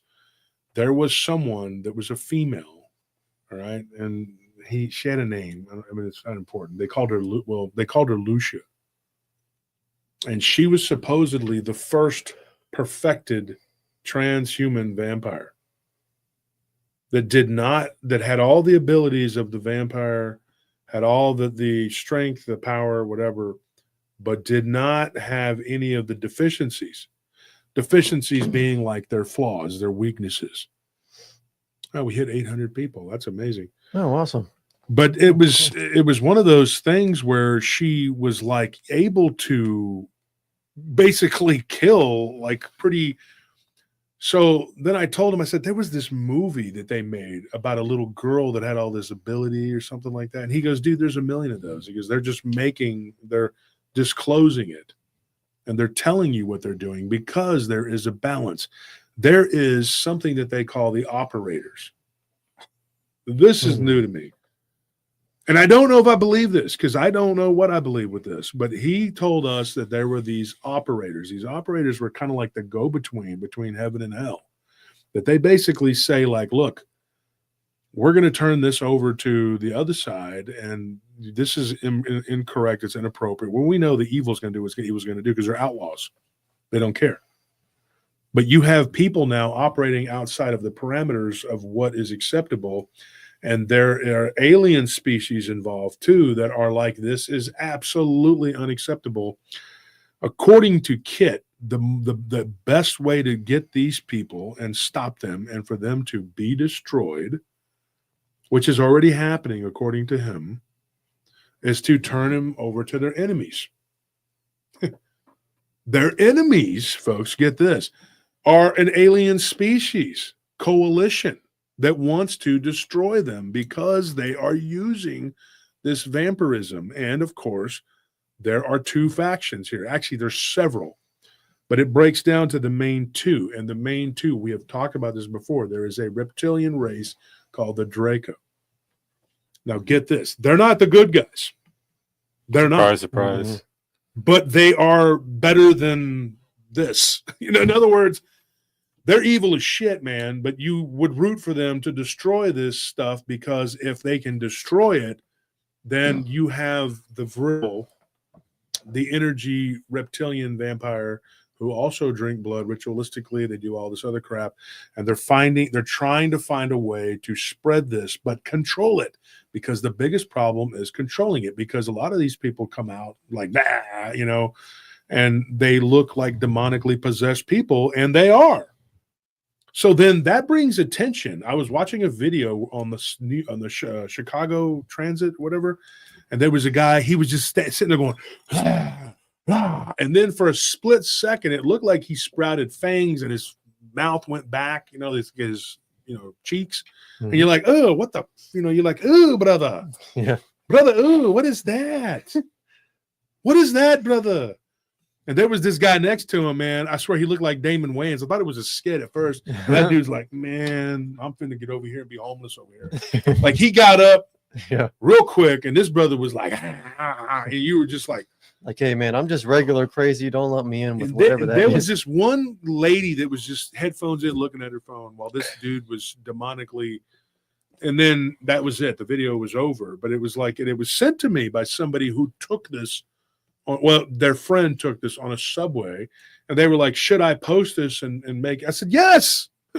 Post it, make it go viral. People are going to say it's fake. They're going to say it's crazy. But the guy's face literally changed. Literally. And I said, dude, let it be known that this is happening. And I'm not advocating that the Drakes are good. They're horrible. They eat people. They bite the back of your head, dude. We had a guy, what was the guy's name? Mike or something? Was it? He came on the show. Yeah, he talked about them biting it somebody's head off in the an elevator. Yeah. And then we had Big Nick who called in and talked about seeing one, and he was working for a big computer company. He was doing security for them. And so we've seen these, we've talked to these people. We've had them come on the show and talk about it. It's unbelievable what these people have told us. And I thank God, is two things here. I thank God that I'm able to get this information, but I want God to please protect me, because repeating it is rough. And this is something that I was told that I needed to do, was repeat this. So we don't know who is running the facility, because even Kit himself doesn't know. There was a serious chain of command there, and he was not a part of it. He was a part of the operations as far as like the coding and all that. He started to realize that his whole life was going to be spent in this underground facility, and once they were done with him and they had no more use for him, get this, the rumor is that they become food. I was just going to say that. So one of them sacrificed themselves to get the other ones out and free. If this guy can tell you all of these things, now he said there is another group of clones that live closer to the top. They know a lot less. All they do is show up at the facility. They don't live there, and they do their work and then they leave. They have the lowest level of clearance, but they know themselves that they are clones, and they are Canadians, citizens of Canada, according to him. And they're flown in across the border from Alaska, Canada, whatever. So he said that he knows that they exist because one of them helped some of them escape, and she was basically done. She was sacrificed. And he said that there was a breach at one point down in one of the lower chambers. And according to one of the people that actually got in touch with Kit and tried to convince him to return, and like, I don't know why anybody would be that stupid. And this guy's not. But this person went on and on and on, droning about how we're doing what we have to do to stop a more malevolent evil. So my question to Kit was like, what is that more evil, malevolent, evil, whatever? He goes, I'm assuming that it has something to do with the reptilians. But he goes, there is now a coalition of alien species who are trying to destroy these facilities.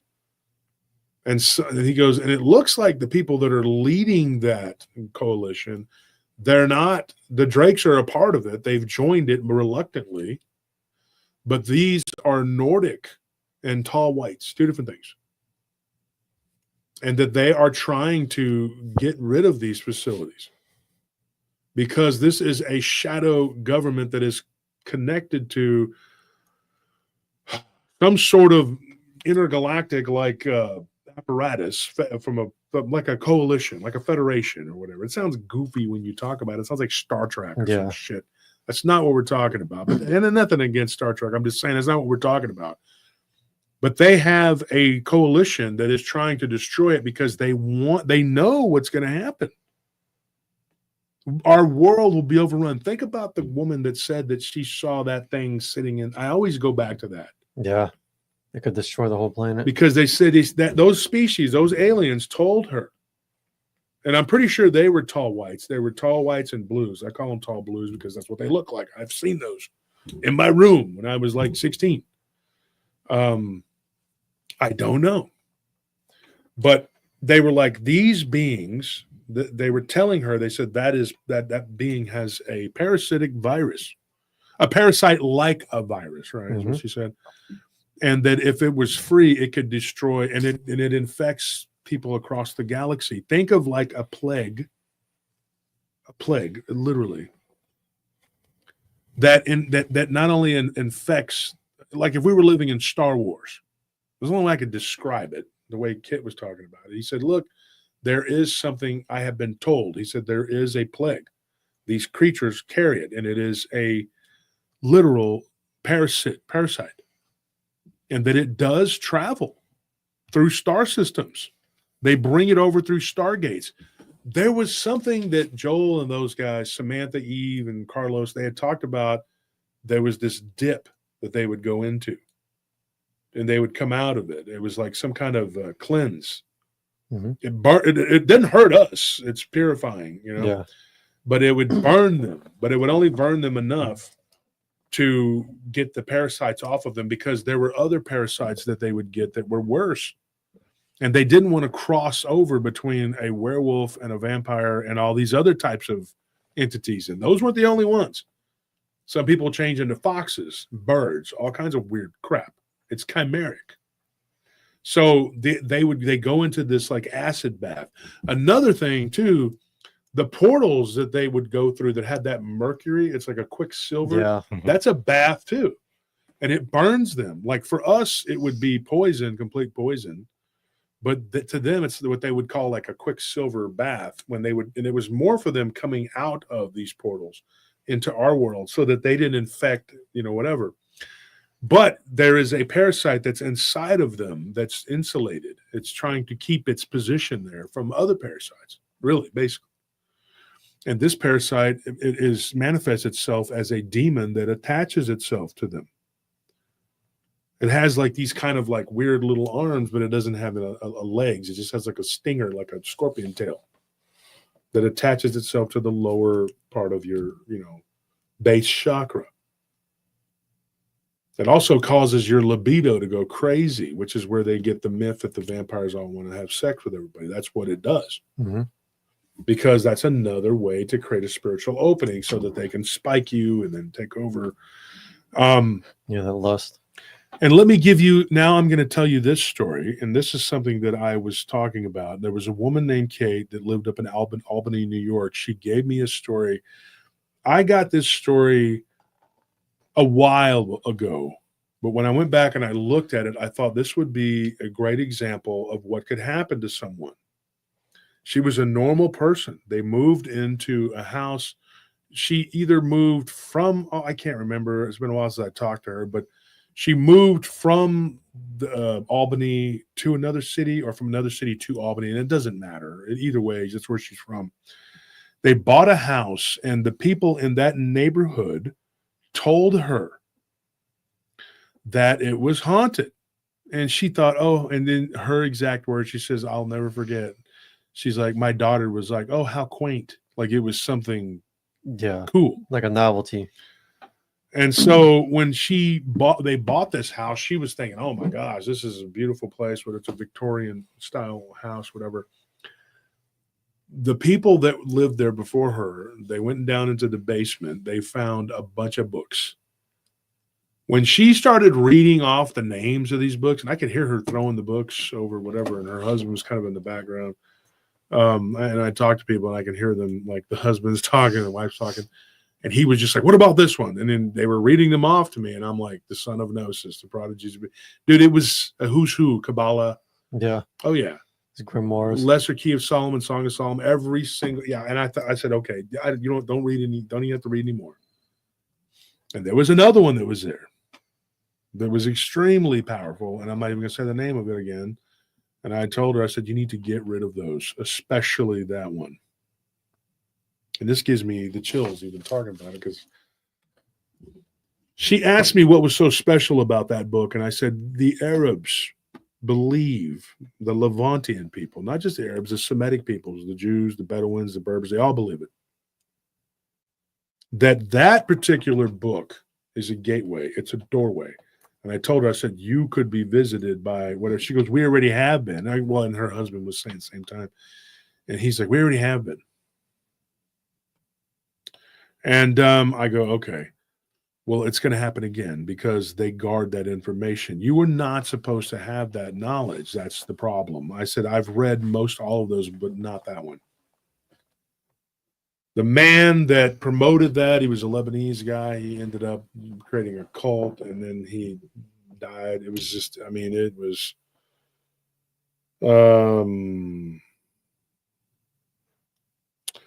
so we have this whole thing going on here with this woman. And she says, when I moved into this place, I was borderline vegetarian. She said, I ate meat, but it was very rare. And I don't mean rare as in I ate rare meat. It was very rare that she ate meat. But she says, I would eat chicken most of the time, fish, if I ate any kind of animal. And she said it had been 20 years, and she was already like 39 years old or 38 years old when they moved into this. She had been, a vegetarian for a long time. So she was like, I was 18 when I went, and the vegetarian was like for 6 years, and then I started eating meat because my iron was real low, so I had to. She goes, but after I moved into this place with my youngest daughter and my stepson, who was a little older than her daughter, and her stepson was very ill. He had a lot of problems. This house, whatever was going on in there, it went from I said from a scale of 1 to 10, like how bad? She goes, it was like 10.5, the activity. And I don't have time to give you all of it today. I couldn't even tell you. We can go back through some of these stories. I'm going to go back and talk about Ashley's friend who dated that vampire. And I do believe he was the one that we saw on camera. Yeah. I do believe he is. And so, and I was warned also that he knew that I was investigating him. No, dude, I'm not investigating you. I don't give a shit about you. What I do care about is you not hurting people, which I know you do. And you think you're getting away with it because you're protected by evil. But let me tell you this, even if you do get away with it, there is going to come a day. There's going to come a reckoning. I promise you, Mr. Smartmouth, smart guy, making threats. You will pay for what you've done. It may not be me, it may not be the authorities, it may not be anybody in this world, but you will burn for what you've done. And there's no redemption for you. You know why? Because you're a sociopath. You reject Christ because you've rejected him since birth. That's why that thing was able to take you. And you know what it really is? You're weak. You're a weak person. You're a weak individual. That's why you were able to be taken over by these things. If you were able to be taken over by this demonic spirit and you relish and revel in it, you're a weak little person. That's what you are. That's why you did what you did. You sought it out. Then that's what you said, right? You told her, this girl told us everything. He sought it out. You sought it out because you were weak. Because you couldn't play football, something I was good at. You couldn't do any of the things I did.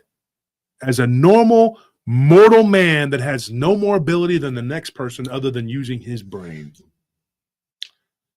But you had to go into the dark side so you could learn things that you could, too stupid and lazy to read.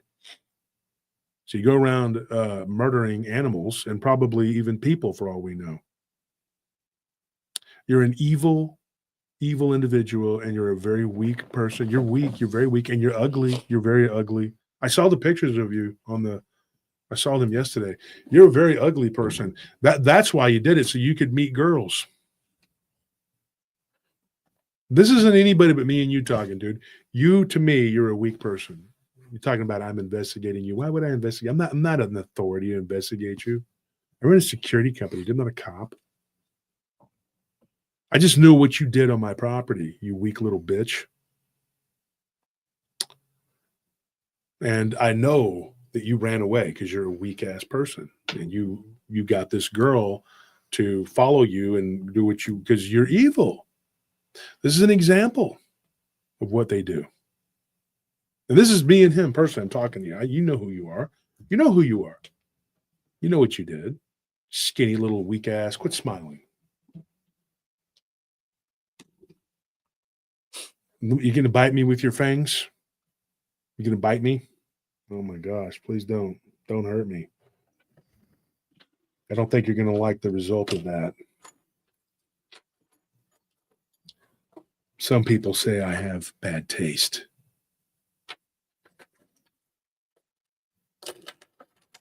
They're like, ooh, brother, ooh. This guy, he does not taste good. It's too spicy, brother. Yeah. Go back to where you came from. Go back to Ukistan, where you can go buy people. Ook, I wash for supper. Ooga booga stand. Ukistan. Nobody cares, dude. Okay, we know that you're evil. We get it. You sought this out. You got this ability, and now you think you're somebody. You were a nobody before. You were ugly. Nobody liked you. Nobody played with you as a kid. I'm sure you stunk. They're probably like, look at this guy. He stinks. He's scrawny. You didn't. I don't know if they have kickball over there where he's from, but if he did, he sucked at it. They kick can. They kicked the can. He Kicked kicked the him, rock. Probably He was the kickball. They kicked you, didn't they? I'm talking trash. I'm antagonizing you because I know you're the one talking that was saying those things. So whatever. There's a whole group about me that they hate me. You can go and join that group and be like, hey guys, I'm a satanic vampire and I hurt people. I'm a parasite. They'll let you join. They have sorcerers and all kinds of cross-dressers and weirdos over there. They'll let you join that group. The girl from the coffee shop's probably in there now too. Yeah. Hating the patriarchy. You go do what you got to do, buddy. Don't threaten me, dude, because I don't give a shit about your threats. I don't give a crap. I'm saying this right now in front of everybody. I don't give a shit. I don't care. Stand in line with the rest of the weirdos that want to say and do things. Stand in line. Take a number. Like it's like Beetlejuice. So like 9,985. They're in there just in the waiting room.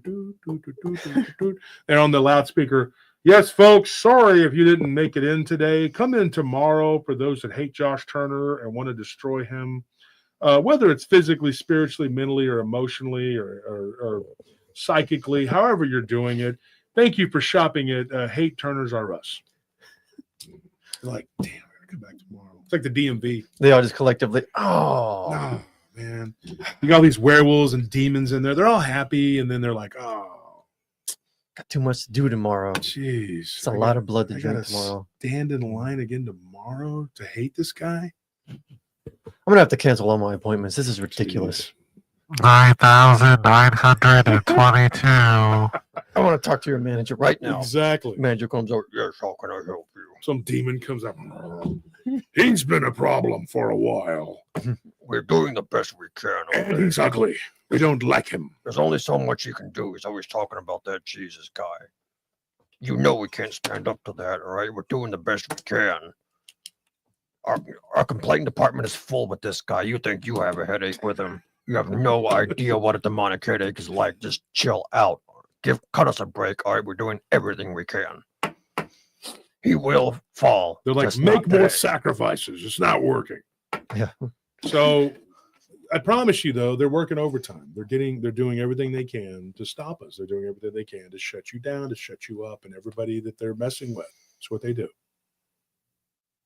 The dreams, bad dreams, folks. I have horrible dreams. They come at me in the dreams.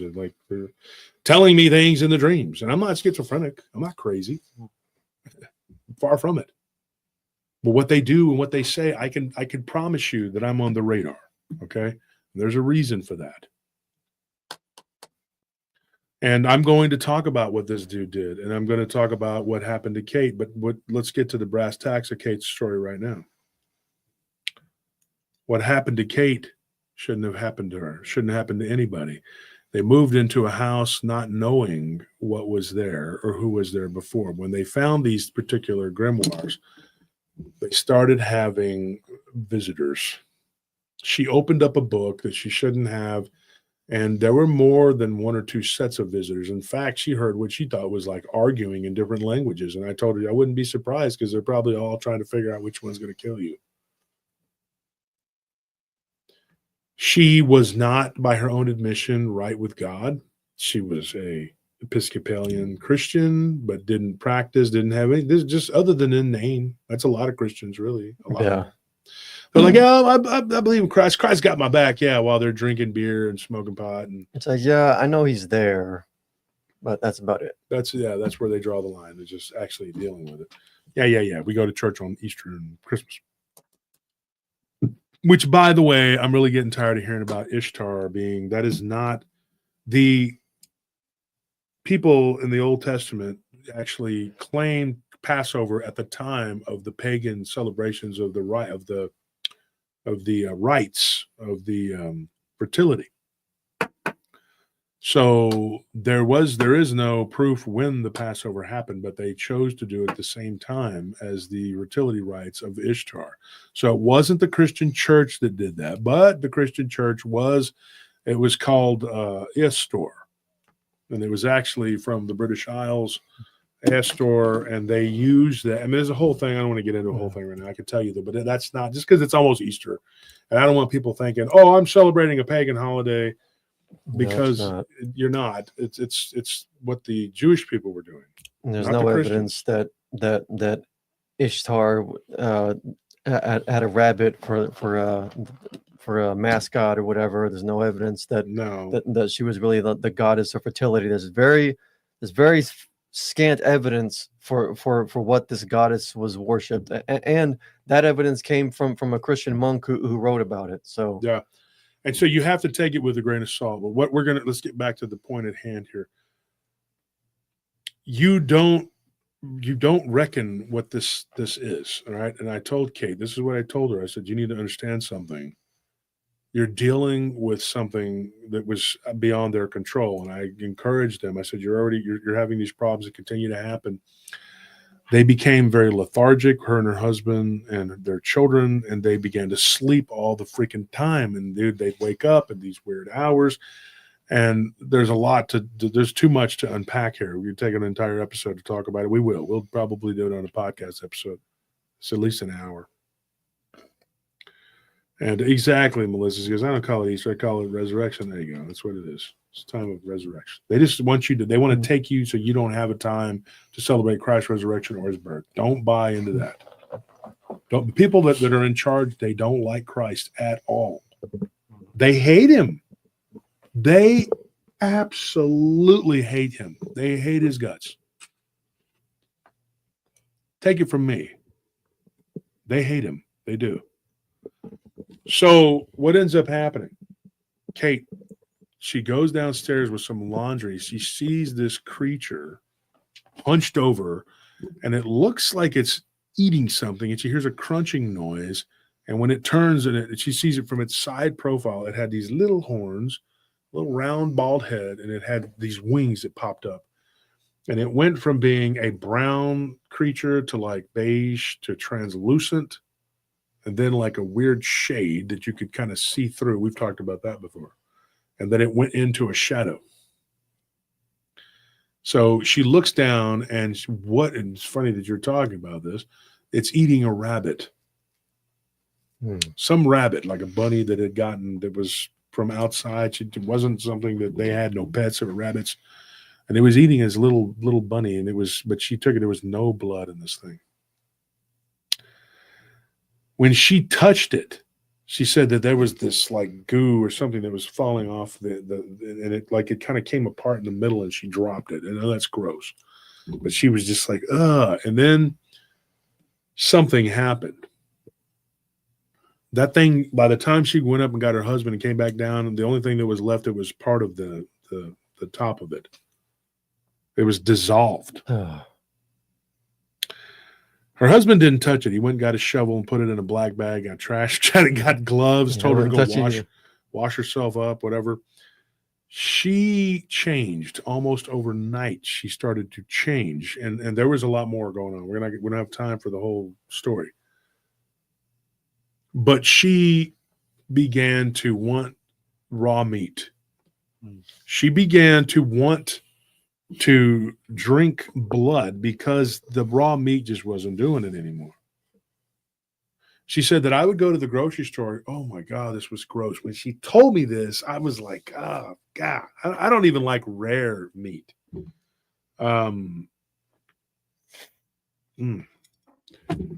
She said that I couldn't even wait. I bought a package of hamburger meat. She goes, and I was like, I just had this urge. She's like, and so she goes, this is going to sound gross, Will, but I'm going to tell you the truth. And I was like, here we go. Held my breath. Comes the deep water.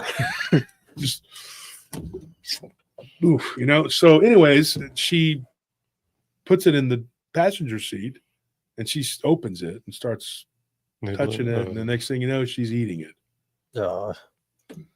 Like just snacking on it raw. Just eating it raw. And Oh, to the man. point where when she was making steaks, look, come on, Chris, you're making me hungry. Get at it. Chris Gaetano, everybody. White Phosphorus, that's Chris Gaetano. Haunting We Will Go is going to be premiering soon. He's going to be at the conference in September where the premiere is going to be. And I'm not speaking there, so I have no reason to go there. But anyway, it should be a banger of a conference. I hope it, I wish them the best. So anyways, this being, you know, that she had seen. And I asked her this. I said, did you see it again? Did it keep reappearing? She says, yes. But it was never like that. It looked different. And we'll get into that. Like I said, we'll do a whole episode on it. She started to take the blood from the steaks. It kind of started that way. And she was like, I was drinking it. And then I was eating the raw meat. And she goes, and I really didn't really like that. It got more and more to where I didn't really want to eat the meat. I just wanted to drink the blood. Yeah. So then she asked me the question. Well, she didn't really ask. It was not like it's, you know, the rhetorical thing, whatever, one way or the other.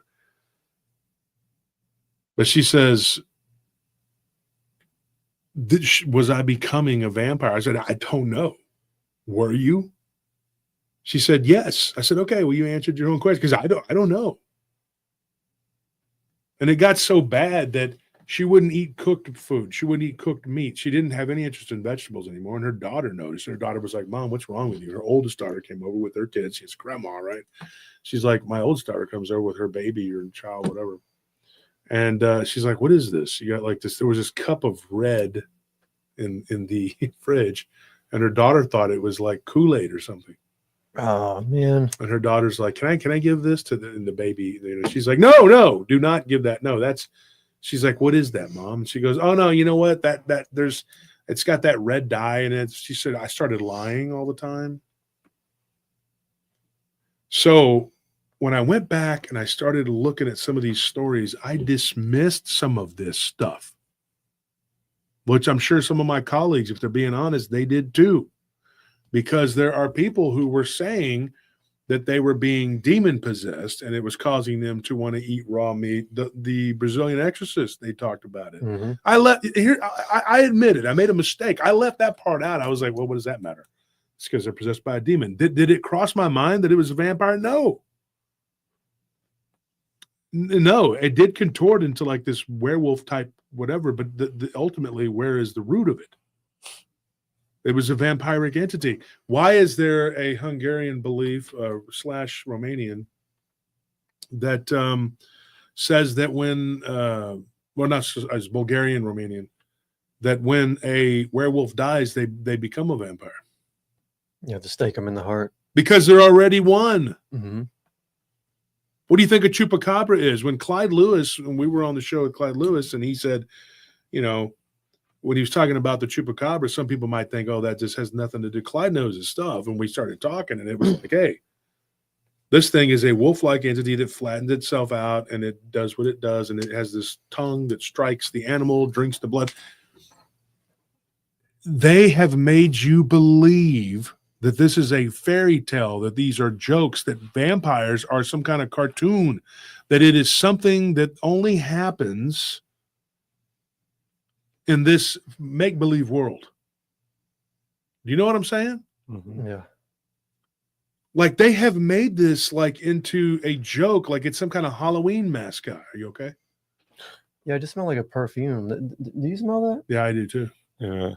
It's like someone just walked in with a perfume I or something. smell It's it. weird. It smells sweet for it all of a in there sudden. hitting me I like, don't know what that what the is. I thought I was the only one. No, it's like a sweet smelling perfume. Oh, that's weird.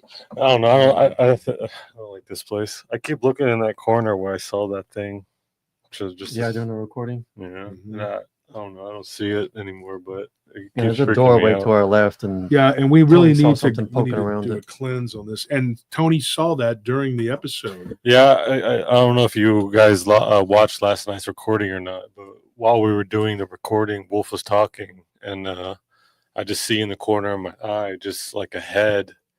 I'll try to do it on the door or on the table real quick, but kind of just like I'm sure they looking can see you here. way above, just like this, kind of just staring at me with his head like that on the very top of the door frame. Like it was kind of weird. It was like it would be if he was in the corner and he was looking downward like that, but he had the top of his chin or the bottom of his chin against the top of the door frame, and he was just staring. And it was black. It was like this black figure with like these real beady eyes. And all I kind of remember, you know what it kind of looks like if someone put a black trash bag on your head, you know, those like wrinkles and all that kind of. Mhm. But like imagine if that was like someone's face, if that was their skin, with just all those Yeah. wrinkles and all that stuff. It was just like grafted onto their skin. But yeah, so I don't know. I don't like this place. Ever since that happened. Yeah, and now and you know we are not going to be coming up here by ourselves. I'm not. No one by themselves up here until we need to really get in here and cleanse it. But I'm under so much spiritual attack right now, folks, that I can't. And I'm not even kidding when I tell you, man, we are so freaking broke right now. I can't even afford to go get more St. Benedict, and we need to take a trip to Houston, and I can't afford that either. Mm-hmm. It's just been. Things are tough right now. The work, the business we got hit hard, and my business partner's in the hospital again. So we've been under attack physically, mentally, spiritually, financially, emotionally, every which way they've hit us every which way they can. And, you know, they try to throw the cannon fodder at you. So you're busy trying to fight that. That's why you don't even see me like really, I'm in PRT news, like, you know, but I'm not participating in a lot. I don't say a lot or do whatever because I'm not focused on them. I'm focused on their puppets. I'm focused on the puppet master. My people are trying to fight them and get, you know, to do whatever. But I am focused on who is making it happen. The ringleaders. And they're not even human. Now, they pretend to be. But I'm here to say right now that even if you kill me, even if it works and you do get rid of me, everything I've done and said is still here. It stands as a testament to my work. It's still here. Mm-hmm. And even if you wipe it off of YouTube, do you think that that's going to stop it? It's been downloaded and re-uploaded, and it's in a million different places. And everything I say is now like a virus. It'll be everywhere. Mm-hmm. And it's more so the message you have, which is, you know, I think the main message that you've pushed and the main message that it's really been overtaking is that this crap is paranormal, and stop looking at it like it's not, you know. Stop trying to pretend that none of this stuff affects each other and that all of it, that you have the secret because you have one piece of the puzzle. You don't have the secret. You're looking at, you know, one corner of the painting. Step back. And I think that's the message that you've pushed, and it kind of changed the mindset of a lot of people, in which no one is just focused anymore on one subject. Yeah. You know, the carp, I can never say the word, but it's torn apart. Compartmentalization. Yeah, it's broken. Compartmentalization.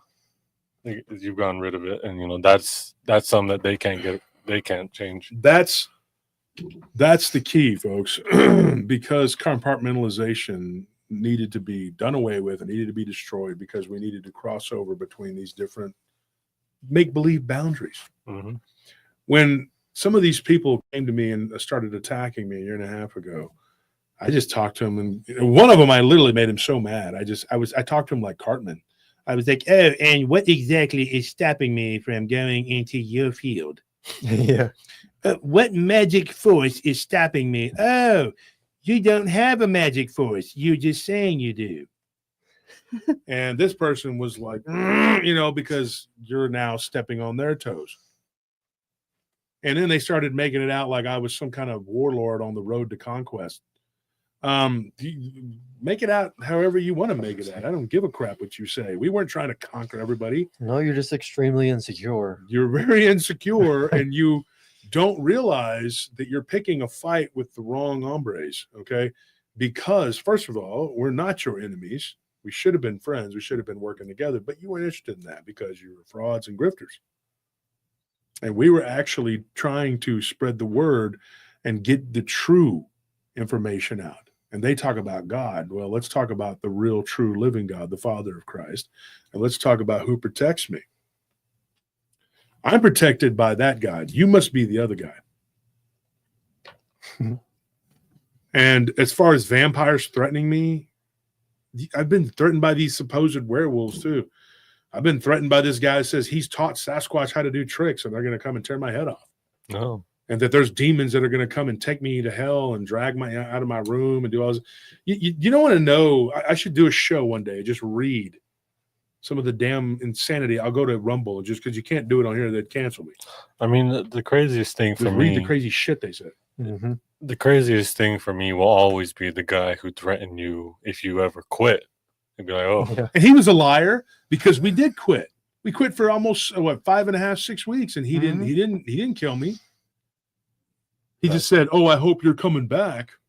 And if I don't, what are you going to do? You're going to unalive me? You're going to go, la, la, la, la, la, la. You're going to come kill me? I got threatened recently by a guy who's Islamic. He was just so mad. I got threatened by another guy who's Jewish. I got threatened by some other Christians. I got threatened by Nazi, I suppose, because I was talking crap about skinheads the other night. Dude, they were actually skinheads against racial prejudice, dude. I don't even know what that is and why they exist. An oxymoron. But they do. They really do. And they used to be all over Austin. We're stopping racism by beating everyone's ass. Yeah. One ass beating at a time. if beating we're the up most racists. racist, no one else can be racist. I just said that I ended up going to a fight, to a gym where these guys were handing out the literature, and I'm like, white nationalist. I didn't know what it was at the time. I was like, what is this? Cool. So what is this? It's like a foam party? This guy just like, no, man. You ever seen the video of Techno Viking? yeah. Yeah, yeah. He looked like him. I thought that's who it was. I was like, you're from the video. He's all like, what are you talking about, man? And I'm just like, he's like, I'm over here. I'm trying to kick ass, man. Then he started like saying the N-word a bunch. And I was like, oh, I looked around and I was like, I got some people that probably wouldn't like hearing that. And I don't really want to be around that. So I'm going to go, and then I realized like, they're all a bunch of white guys. We had Scorpion with us, Yeah. and I was like, well, I don't know who this guy is. He's homeless. He just followed me in, but my golf balls are as white as yours, sir. I wasn't trying to do anything. I wasn't trying to be racist. I wasn't trying to be a white master power, whatever. I didn't give a shit at that time. Like, oh, National Alliance. That sounds like a cool name. Let me check that out. Oh crap! What is all this about brown? It's and like, black? I agree with some of your policies, though, dude. I really do. I think that we should. Why do you have only one We foot should in the cleanse door, though? ourselves. Now, as far as the genocide and all that part, I don't think that's how we're going to do it. And I was like, oh yeah, it's a real sleek look. It's going to catch on. Yeah. That Josh Turner guy's cool, but he's only halfway in for some reason. He's only Yeah. halfway into this. Like I talk about my dad a lot. My dad, the white guy, Mhm. he's very white. He's a very white man. What about your mom? Like I said, my dad, dude, he's completely white. I don't know Yeah. what the heck. My mom exists. She's there. She's there. She was there for a lot of it. She's crazy, man. Let me tell you, she's Oh. got some crazy stuff, man. But you can't define somebody by what they stumble into. You don't know what you don't know what's going on. You don't know who they are.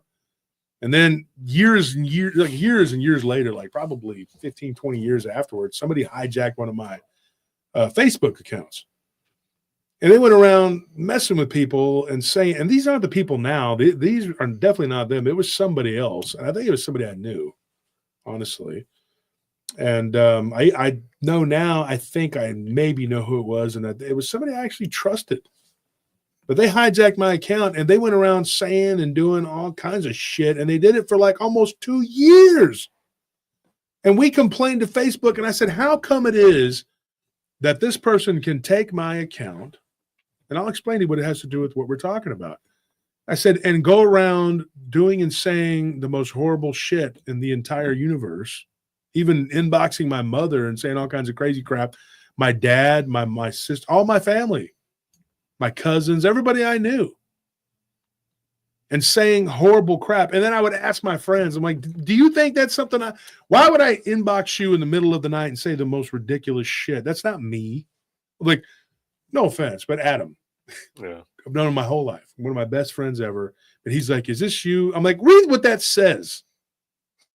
Hell no, that's not me. And then they put a picture of Hitler with a pink heart on his sleeve. You remember that? Yeah.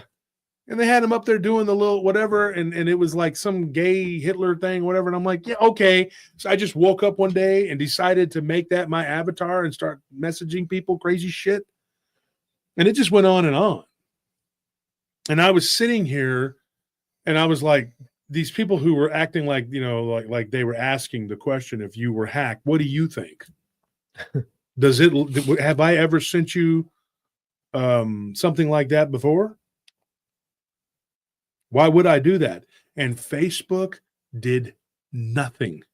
They did nothing to that person. Nothing. When I say nothing, nothing. Probably got a reward for anything. We gave them the proof of the weird crap they were saying, what they were doing. It was racial. It was pornographic. It was all this other crap. And I said, they're pretending to be me. And this went on and on. At one point it stopped and then it came back. And I was like, what in the hell? And they said, oh, well, that account got cloned or some kind of crap. To me, these people that are in charge, they're evil as shit. And it's, if you do it, they're watching you because they know you're real and you're a threat. So if you say poo poo caca head, bam, 30-day ban. Some sicko gets a hold of your account, and it's happened to all of us. They've done it to probably half the people in this audience, and they go around saying and doing all kinds of whacked out crazy shit. How come they let them do it for so long? Have you ever stopped and thought about it? Think about it, folks. Why did they allow it to go on for that long? They're on you the moment you make a bad post. Mm-hmm. Yeah. But this person was able to say and do the most horrific shit that they could come up with and say it was me. And they did it recently. Not that was a long time ago. That went on for, I would say, what, a year and a half, 2 years maybe? How long was that going on that we had that problem?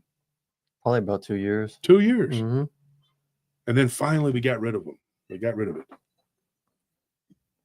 So these people that did it recently, they said they pretended to be me on YouTube. They pretended to be me on Facebook, said a bunch of crap, whatever, blah, blah, blah. If you want to hear me talk a bunch of shit, come right here.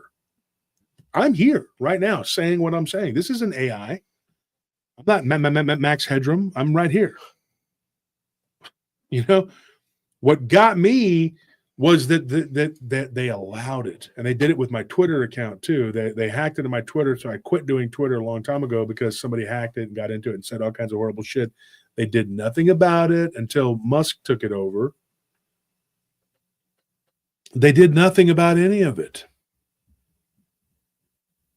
But if you, as a real, decent, living human being, say or do anything, they jump on you and they try to censor you and they try to destroy you. Why is that? Why are we, the good people, being messed with? Because, folks, I'm going to say this. I've said it before. I'll say it 1,000 times. Satan owns this world. Jesus tells you, whether you want to hear it or not, I'm going to sound like a broken record.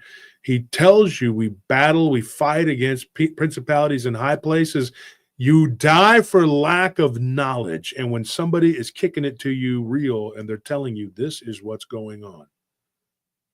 This guy, Kit, could be just some guy who's living in his mom's basement for all we know. Mm-hmm. We don't know. But I don't think that's the case. And if this guy is, he's a very knowledgeable individual, and he knows quite a bit about these forces that are lined against us. And I do believe that this is really happening. I think that there are these facilities, these deep underground military bases. They're called DUMBs, D-U-M-B. And I think that there is something happening there. And I think that there's a war, and I don't call it a civil war because these are different species that have been fighting for eons. It goes beyond us. We're just here. And they're fighting each other. And I'm telling you right now, it adds up. It does add up. What happened to what the hell I don't was want to that? look over, but Did you hear that? Yeah. It felt like footsteps on the roof or something. Man, I don't even want to get into it's it. creeping me out, man. In the name of Jesus, I rebuke you. You were not invited here. You don't belong here. In the name of the Father, the Son, and the Holy Spirit. Go back to whoever sent you here. You don't belong here. You were not accepted here.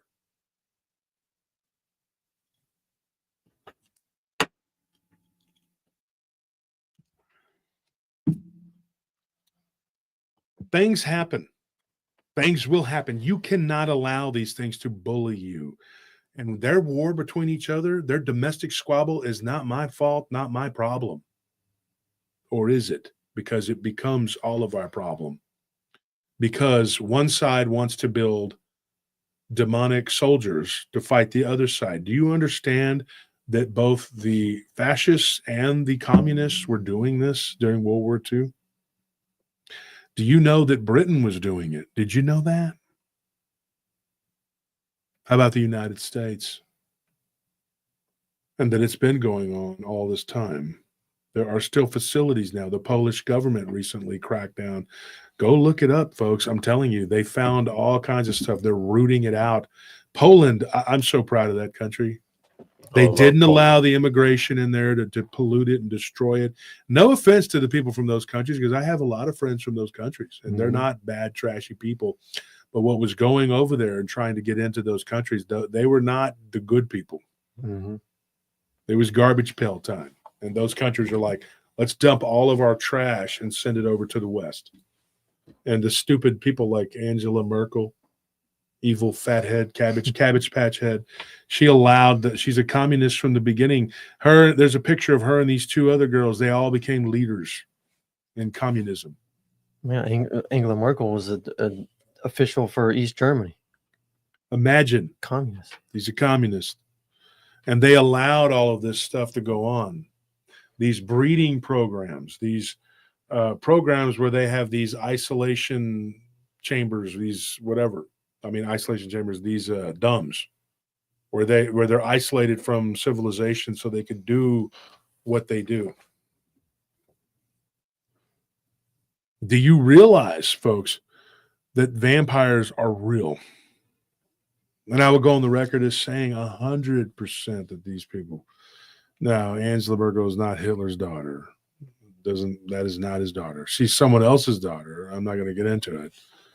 Well, I mean, it's funny because it's what you were mentioning Mm-hmm. earlier about, they've slowly integrated it into us, and now we think nothing of it. But it's like this whole time we were talking about all kinds of stuff, and all anyone could think of was just TV shows and references. Like Venom, for instance, we were talking about compatibility between hosts.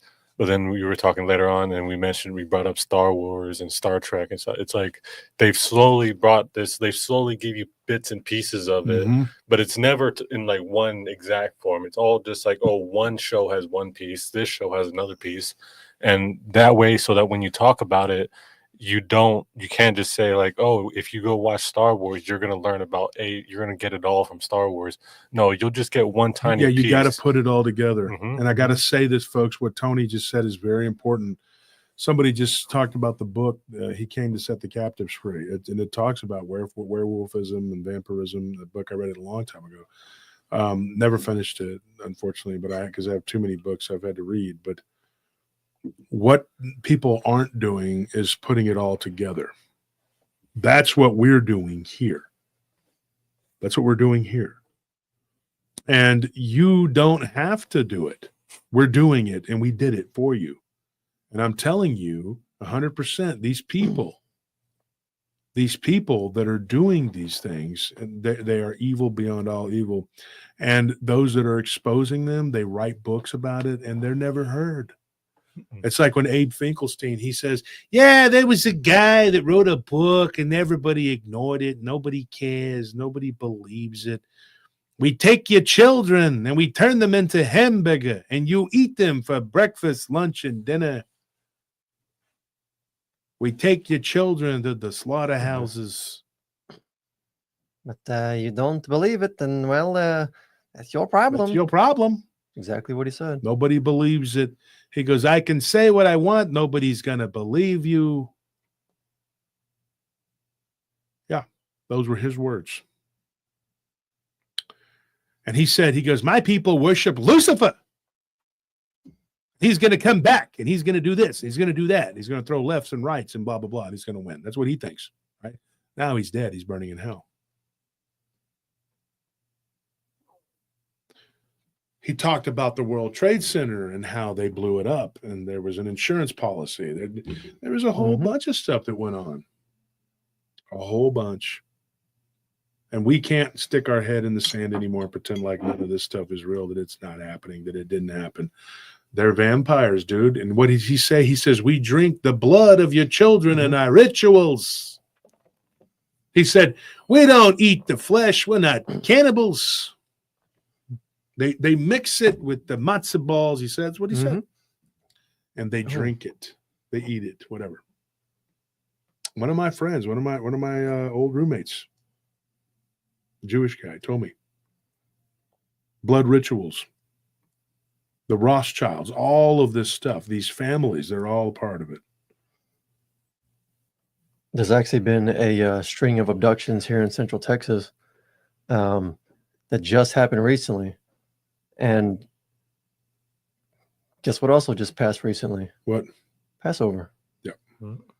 Yeah, because one of our police friends told us that during the right before Passover, a lot of people go missing. There's two in Round Rock, one in Austin, and one in Leander, and one in Hutto.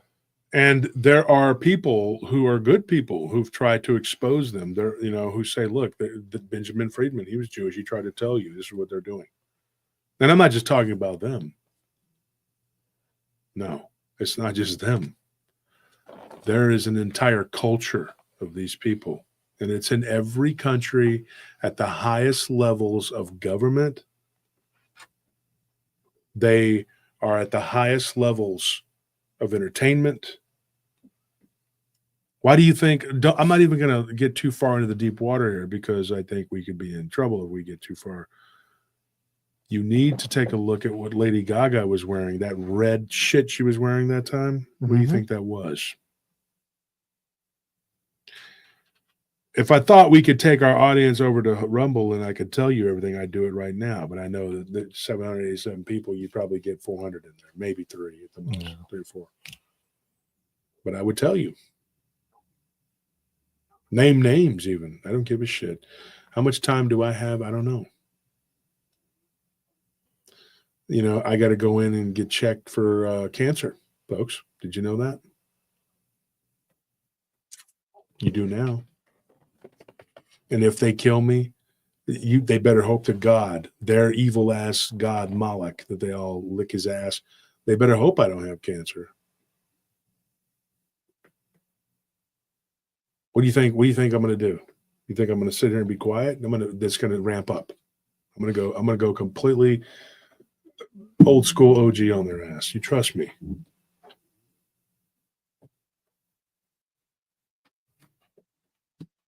So I'm not afraid.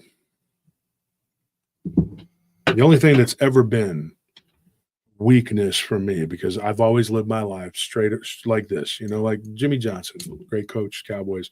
He says, you don't ever live your life right in the middle. You're either here or you're there, and you need to be there. That's where you need to be. Fear is free, folks. It's free to anybody who wants to be afraid. But it will cost you everything if you're afraid. There are so many people that are afraid to speak out. And if we all just keep turtling and not saying anything because we don't want to get canceled, then you know what's going to happen? We're all going to die. And the lack of knowledge is what's going to kill you. You won't open your eyes. You won't open your ears. You won't open your heart, and you won't open your mouth unless it's to talk about banal conversation. You know what I hate is pleasantries. I love when Vader says you can skip with the pleasantries. I have I don't give a shit about that. Let's get to brass tacks. When we have to talk, when I have to discuss these things with people, and there are so many people who are terrified, they don't want to do this or they don't want to do that. And let me tell you something, during these wars that I've had to fight, there were some real chicken shit, coward ass MOs, MFers, that ran and stuck their head in the sand and hid like little bitches. And you better believe I'm going to name every single one of you little cowardly bastards. I'm going to call you out by name. You better hope and pray to the God of skinny punks that I don't freaking come. I'm going to tell you, everybody, exactly what a coward you are, the kind of people you associated with in this field, in this community, the people doing the horrible thing. You knew what they were doing. You knew it. You did. You really did. Because it's in this community too. Cowards. Just sitting back. Oh, I'm just going to try to get a paycheck and just keep my head down. You're a bitch. You're a punk bitch. That's what you are. You let these people bully you around. Excuse my language. Excuse me for being so angry. God forgive me. In the name of Jesus, God forgive me. I'm sorry. But these people, when you allow these satanic, demonic predators and you associated with them, and some of these are pagans. There's a guy who's an author, little goofy, fat, beady-eyed little turd. He's a pagan. His beef with me, I found out, was just because he doesn't believe in God, because he hates God. That's his whole beef in me, with his little fake AI-generated fiction books that he writes. He writes a new one every week. It's every week he's got a new one that comes out. It's fake. It's all fake. You're an evil little pagan. You don't like me because you're satanic. You all are. You're all satanic, and you know what you're doing. You know what you've done. You know what you've been doing. And you've hurt people and children and women. You know you have. And then there's those running around over there associating with them when you have seen every bit of the facts. Ignorance is not an excuse. What are you going to say? I was following orders. People at Nuremberg said that too. Some of these NKVD, later KGB guys that got killed after the unification of because they were just, oh, you know what, comrade, we were told by to do this and that. The KGB told us to do this and that. Really? And they still killed their ass. They got taken out in the middle of the night by Russian gangsters and got their heads blown off. You know why? Because you killed members of their family, because you were evil and you did what you did. Communism, Nazism, all of those different things that did all the things that they did. What's your excuse? You cannot say that you didn't know. And even some of these movements that had the best of intentions, both of those movements started out trying to do what was right, and then they went off the rails because evil leaders hijack those movements. That's why I'm saying every movement. What happens? You can never do those things. Never. Fascism and communism are not the same thing. Don't let them lie to you. There's two different things, but they're still, neither one of them will ever work. And capitalism breeds greed. There is one way that absolutely will work, but you can't enforce it because there has to be free will. It has to be a choice. God doesn't come to you and beat you over the head and tell you to join him. He's not a warlord. He's there just waiting for you. We're his children and he loves us. And that's why Christ came, to pull us out of this mess. And every single buddy who's actually truly in the faith ends up suffering. When you speak the word and you say it over and over and over again, you become a target. And I've definitely done that. I've ruffled a lot of feathers and I don't give a shit, because eventually it's all going to come down. And at least I can go on to the other side and say, hey, I did my part. I can look at myself in the mirror and go, I'm not the nicest, best person in the world. I could lose a few pounds. I'm not, I don't have a double chin. I don't like that. That guy says I have a double chin. That's a lie. I'm a baby face. But I can tell you this, man, I can look at myself and I can go to sleep at night and know that I did the best I could. And I said what needed to be said. And I had balls and I took a stand. And I do appreciate if this kid is being legit, and he's being serious, that he thought that I was somebody that could handle it. In his words, take the smoke. And he asked me that. He goes, do you think you can take the smoke? I said, yeah, I do. He's like, what about those around you? I don't know. I pray for them all the time. Anthony, Tony, Nelly. They're the only ones keeping me from just going completely ballistic on everybody. And my grounded faith in Christ. Because if those things didn't exist, you'd all be in big fucking trouble. You talk about me. You say you know me personally. You don't know jack about me personally, because if you did, you would shut the fuck up real quick. Nobody in my personal life says shit about me. Nobody. Only morons who get on the computer or on their phones. They're the only ones, because you don't know me. And they're real tough behind the safety of a screen, like everyone else. I promise you, you wouldn't say shit to my face. When you would look in my eyes, I got black eyes like a shark for a reason. If you looked into my eyes, you would see I have no concern, no reason to fear you. None. Absolutely none. And I don't fear you.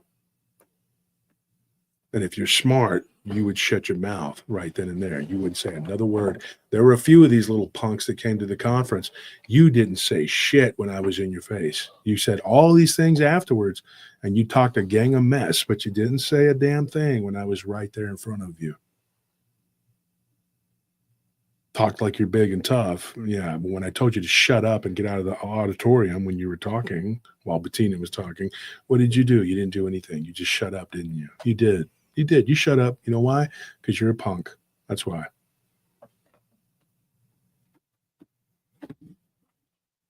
Then later I hear that you would have said something. Dude, if I did something with this right hand, your mother would feel it. Do you understand? She would wake up and be clutching her bosom because she would feel how hard that would be. Don't say you're going to do this or that, because you ain't going to do shit, dude. I live right here in Austin. You could drive to Austin and ask people. They'll tell you. People that know me, they'll be like, wait, yeah, he's over there. Go get him. Go whoop his ass. Kick his ass, Seabass. One of these days, I'm really going to let someone teach Josh Turner a lesson. Maybe if you stop drinking shots all the fucking time and put the marijuana down and maybe took a bath and cleaned your ass, maybe you could come and, face me. I feel like those are a lot of buts and ifs. I feel like their mom Sounds wouldn't be kinda enough. I think if you hit them, Genghis Khan would feel it. Because these people, they have no clue. They like to say things. They like to talk a lot.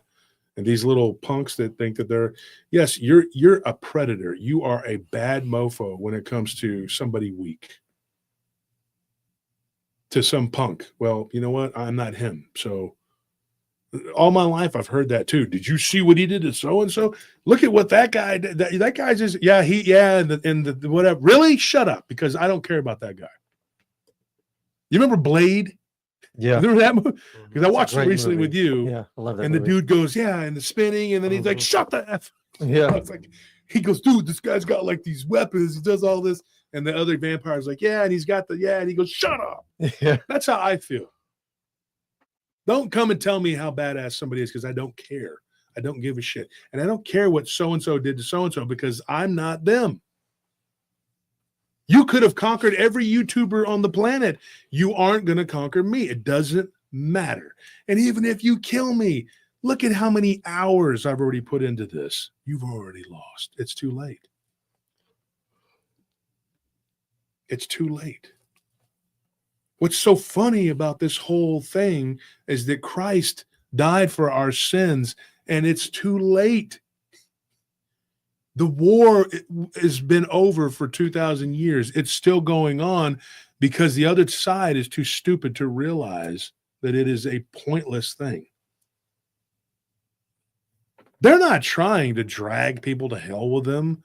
You know what they're doing at this point? Well, some are, but you know what they're really doing at this point? They're just trying to get energy so they can survive a subsistence level because they had their ass whooped. So everything they're doing now is just trying to play catch up. It's like waging a guerrilla war. They're waging a guerrilla war, and they're using us as chess pieces. There is no war that they're going to win. They cannot win. And exactly, Abe, no fear with the Heavenly Love Foundation. There's no fear. People ask me all the time if I'm afraid. I'm afraid of certain things. Everybody gets afraid. You'd be lying if you said you didn't. But being able to master that fear, that's another thing. That's what bravery is. Bravery isn't overcoming the it. absence It's of fear. not having fear. Yeah, it's overcoming it. Exactly. Their time is short, and they know it. And these people who are throwing their lot in with them, look at Hollywood and the vampirism that's going on there. You think that these people that are calling them out, you think that they're joking? They're being completely serious.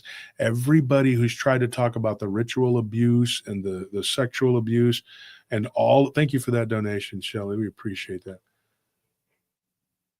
We're going to put it to good use.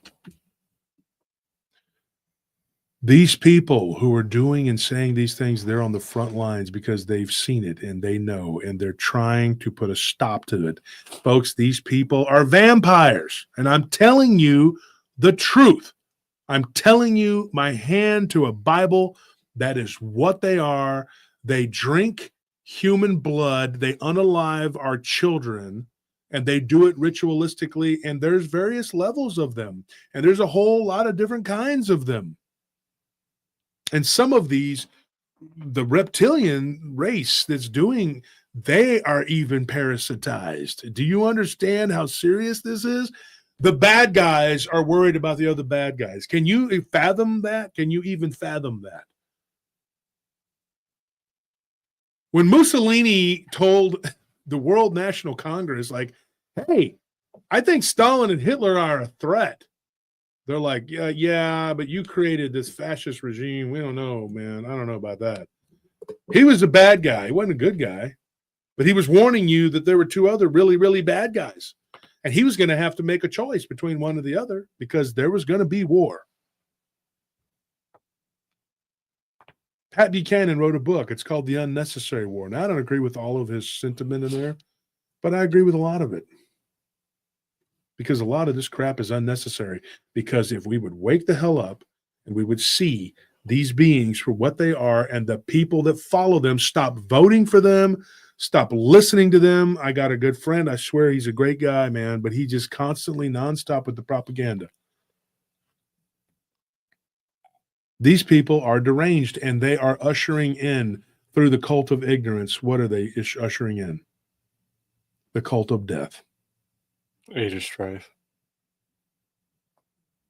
They bring it. This woman that had this happen to her, we're going to tell the whole story. I'm not even going to keep getting into whatever. She literally went through hell because of a vampiric entity that was in her house. She got in touch with the people that used to live there. They were reluctant to talk about it, but one of them had a conscience, and she said, look, I'm going to tell you the truth. There's something there. And it used to bite my son's legs at night. He lost so much blood. This is people who used to live there, right? He was a child. He lost so much blood that he nearly died. And they couldn't figure out how it was. He was anemic. He was sleepwalking. They found him wandering around outside at night.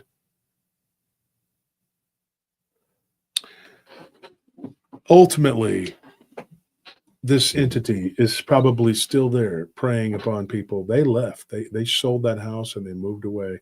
And they were nice enough to warn the people that bought it, and the people that bought it thought it was a big joke. You know why? Because they told them, they said, I think there's a vampiric entity there. Well, we're not afraid of Dracula, are we, honey? We're sheep. Dumb as a bag of rocks. And proud of it. We love the direction our state's taking. Oh, guns? Oh, those things kill people, honey. We can't have those. The Maha movement, oh my God, it's literally make Hitler great again, honey. Make America Hitler again. That's horrible. You mean they want to take fluoride out of our water and not kill us?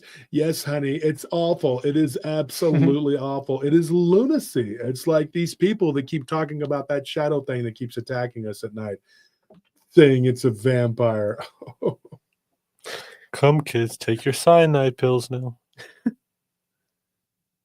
I can't believe that there's people that believe in these things. It's unreal. They're right-wing conservative nut jobs with conspiracy theories. Can you pass the high fructose corn syrup, sweetheart? Now, if you'll excuse me, I need to eat my bowl of GMO'd corn.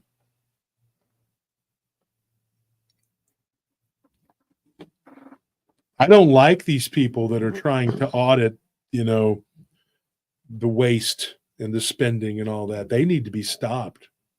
Our overlords told us that they need to stop doing that. The Skeksis, the vampiric Skeksis. Yeah. They're like, don't let them audit us. Why are you letting them do this? And you're like, much gold in Fort Knox. Yes. They're like, they look trustworthy. Adam Schiff comes out there, just waiting for him to wolf out. Yeah. Come on, you need to know how much squirrel semen costs, right? Yeah, over there in Abu Dhabi. Abu Dhabi. Do you realize, like, if Chuck Schumer, who already looks like the devil, he looks like the cartoon. You drew a cartoon of the devil. That's what he looks like. If you saw Adam Schiff, and he looks like his head is like, he's got this weird shape. If these people literally morphed into reptilian vampires in front of you, the media would come out and go, a strange thing happened today. Republicans caused glitches and the Matrix, causing people to turn into lizards temporarily. Thank God we have fixed this. Michelle Obama had this to say. Bitches ain't nothing but hoes and tricks. Bet. Oh, thank you, Michael. Appreciate it. And then now to pet chow, yum, rat poison. Pet chow, yum, rat poison. Thank you for that. And then everybody would forget about it. You know why? Because they found tunnels under the ground in New York. With bloody mattresses. And then they just forgot about it. There's another video about Killary. I mean, I'm not going to say the name, but it's there. And then Jay-Z, he wears it on his chest. And so does Ellen DeGenerate. They literally eat human flesh, folks. They drink human blood. They do it in rituals. They even sacrifice their own on occasions. What do you think about P. Diddy, the last ass bender? What do you think about him? Mm-hmm. Huh? Yeah. That's all I've ever. I don't even know his music. That's the only lyrics I know. It's just I don't know. I can't think of P. Diddy songs. Dump, baby, gonna hump. I don't know anything. It's a series of yeah, and baby. And clicks and baby oil. I just remember clicks and whistles. Dave Chappelle's skit where he's just being carried around everywhere. Yeah. Well, what's funny is that they actually there are people that will defend the hell out of him. Yeah.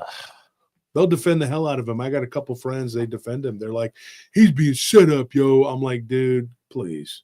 And Mayweather was the greatest boxer ever, too, right?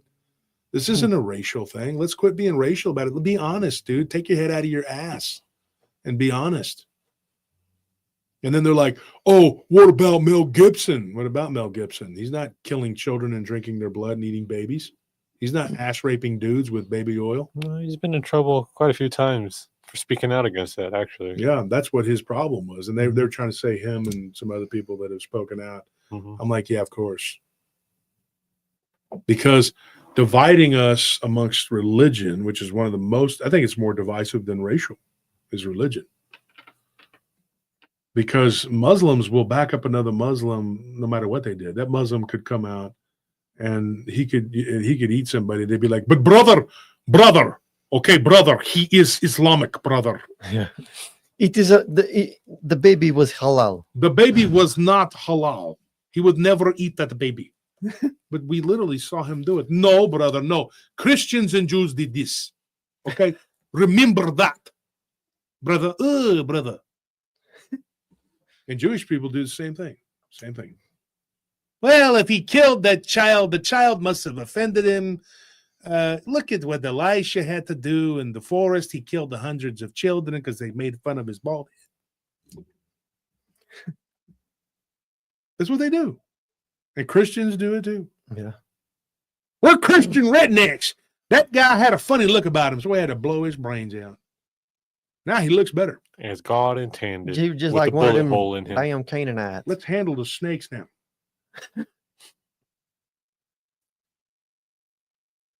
That boy was straight out of Sodom and Gomorrah. Slim Jimmy says Jake Paul is the greatest boxer. Jake Paul is the greatest boxer. In fact, he's going to play, what's his name in the new movie? Did you see that? Jake Paul is going to play Joe Frazier. Oh, that's cool. I'm excited. I can't wait to see that one. Jake Paul is Sugar Ray Leonard. Oh, my gosh. Eddie Murphy is Abraham Lincoln. Small white girl is Mike Tyson. It's just, dude, where does it end with the bullshit? Holly weird. He gets weird, right? Holly weird. We're talking about Hollywood being weird.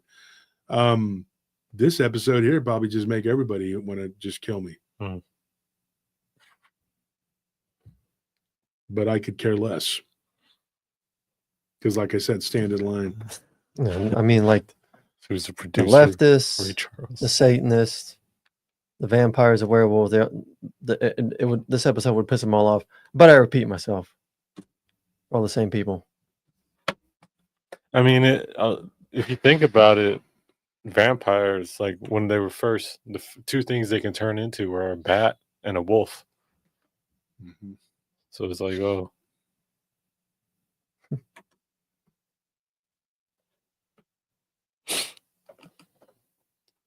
In the UK, Muslims want them to stop walking their dog. Yeah, they do. Don't do these things. Don't do what they because you're offending them in your own freaking country. You literally have these people who are running this planet. I would say the planet. We're going to say the planet, right? Not just a country. Who eat you. They kidnap and eat your children. They drink human blood. They shapeshift. It's been caught on camera billions of times. That bald-headed guy that did the shapeshifting, God, which one was it? There was one I saw recently. Oh, was he the guy who looks like Nosferatu? Yeah. Wears glasses. He's the chairman for some kind of, I think, World Economic Forum or something like that. Dude, that is not reptilian. They said he was reptilian. His eyes, that was not. I can tell you when they're vampiric or reptilian or both. I'm not an expert, but I trust me when I say this. That's not a reptilian. He had all of the teeth like all the way down in his baraka mouth, as I call it. That is a vampire. I used to date a girl. Okay. Don't date women from El Paso. If you're from El Paso, no offense, but I've been around the block with a few of you, and just they're different type of. Got to screw loose. They're a different type of woman. That's just all I'm going to say about that.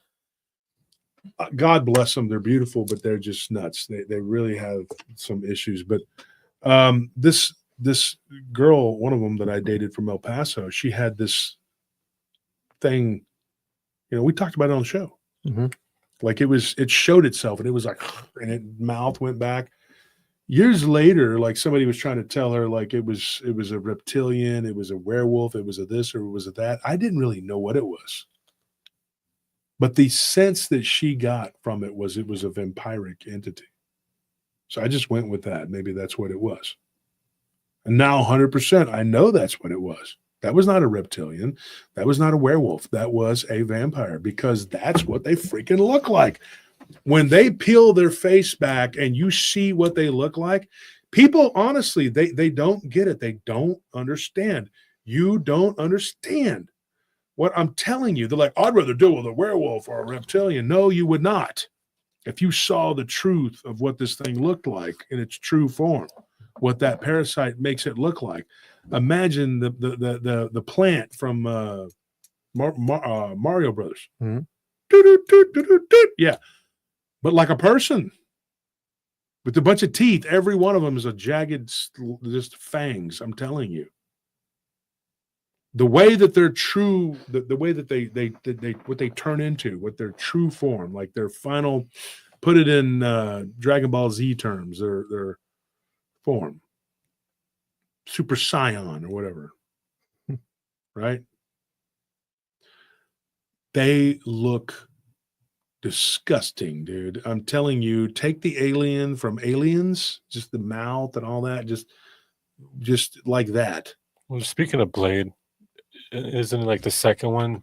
They had like the monster. Yes, Like the Civil yeah, War yeah, one. Yeah. I watched that one too with Anthony. Yeah, because Yeah. we've been talking about this vampire stuff. So he showed me and Nelly because we had never seen it. Mhm. I had never seen Blade before. Well, and that kind of ties into what we were talking about earlier when you're talking about how Kit says that like the way that they get rid of some of these clones or dispose of them is by turning them over to their enemies, but that doesn't mean that faction is like our friend, and No, like the second Blade movie is kind of like, in my opinion, it's kind of soft disclosure, because the plot is that it's a civil war between It is two a civil factions of war. vampire, Mhm. between these feral vampires who are eventually going to wipe out all humanity, and so Blade has to team up with the regular vampires to wipe out these feral ones.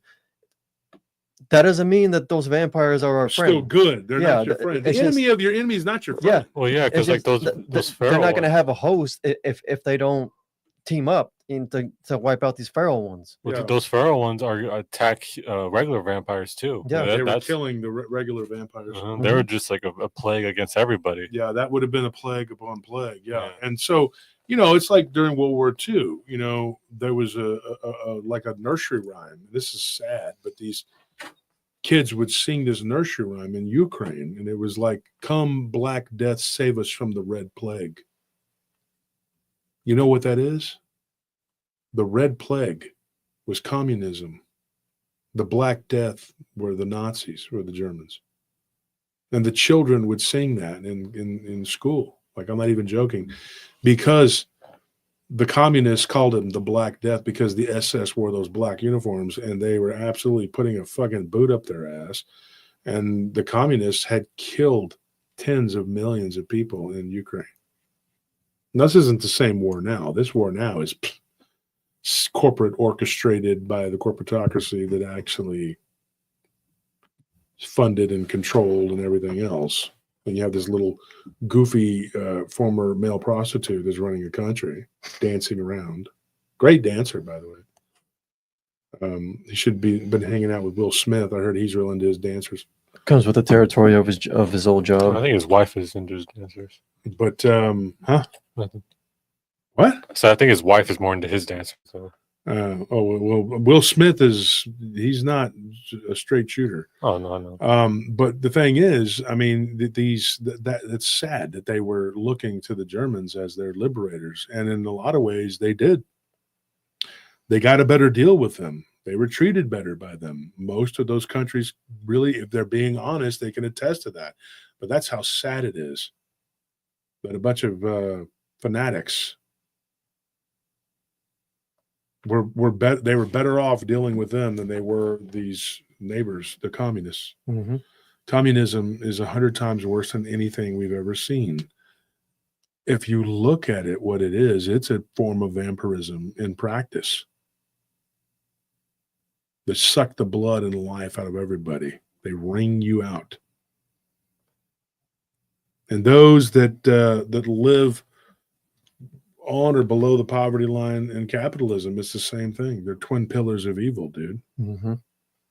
I'll take capitalism over communism any day, Yeah. but it is not my preferred method of government. People have asked me what it would be. I said, if you took the best aspects of socialism, you took the best aspects of capitalism, you took the best aspects of a democratic republic, an actual democracy, not all democracy, but, and you turned it into a republic, that would be the true form that needs to be done.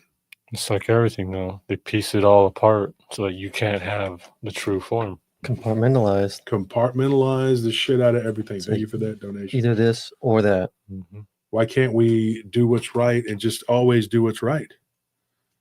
What's wrong with wanting the bullcrap to stop? And when you say it, fascism is not communism, dude. That I hate when they're so misinformed. Let me guess, you're a millennial or a whatever.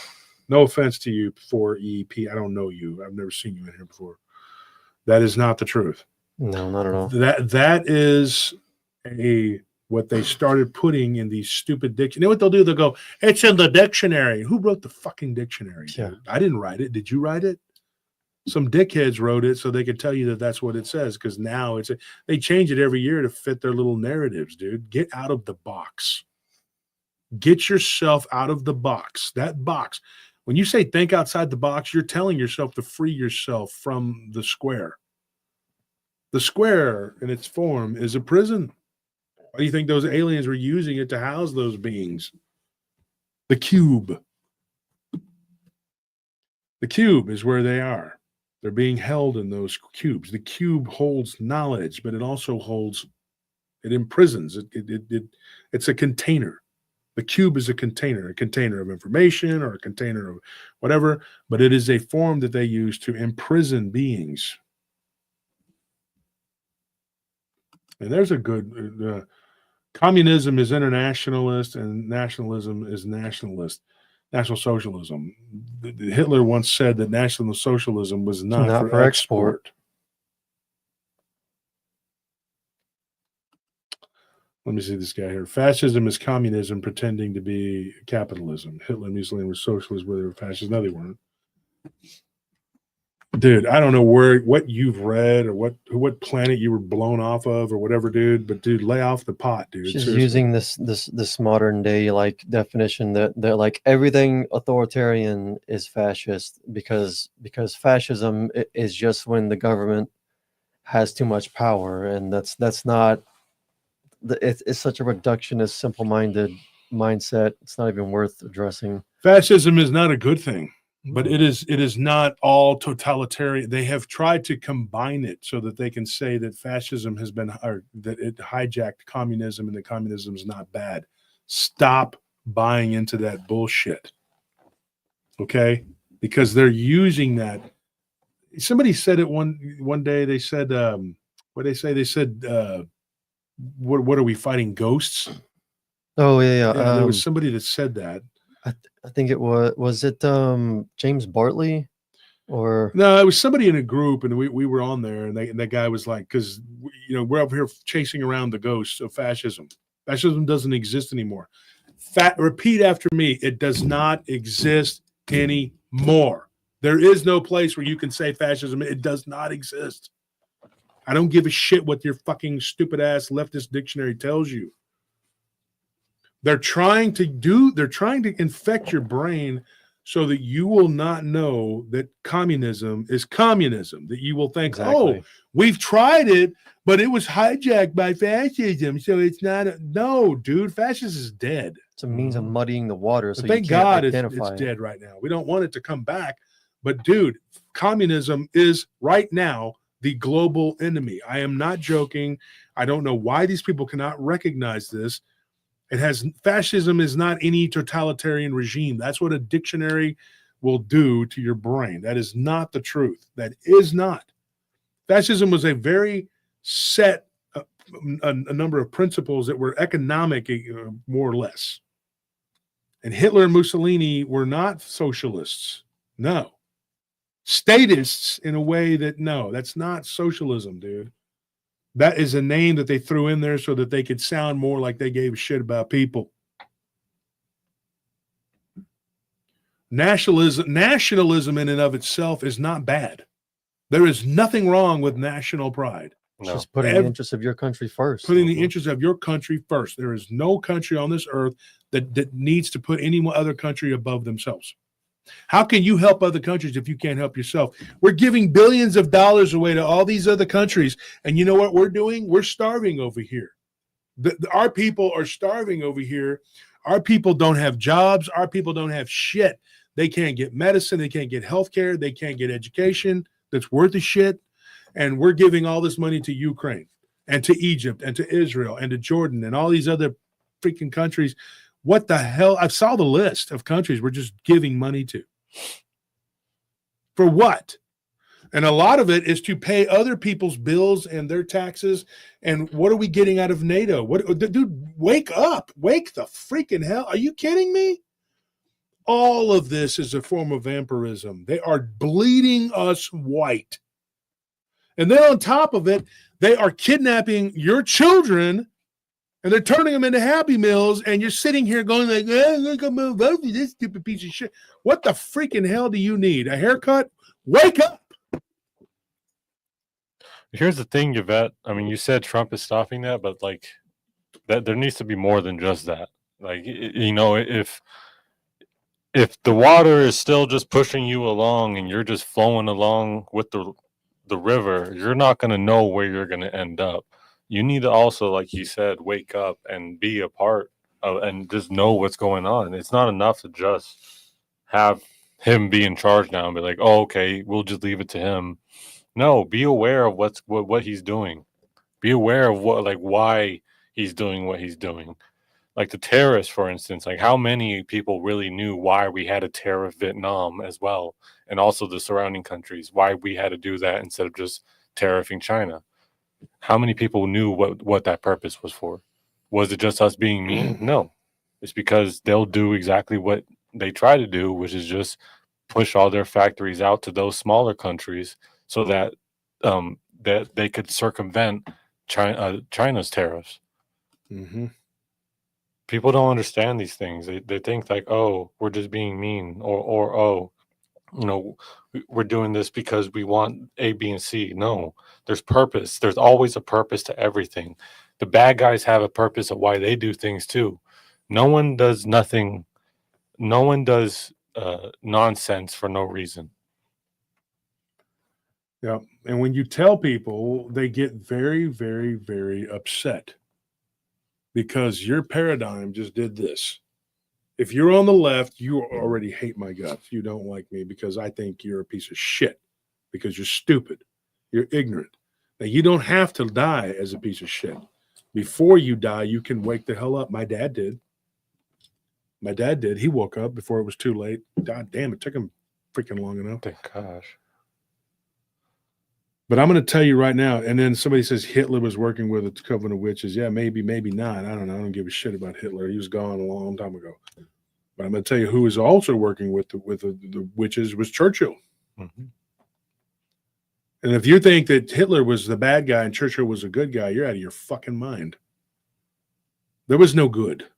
Two sides of the same dark FDR was rotten, evil. His wife, oh my gosh, dude.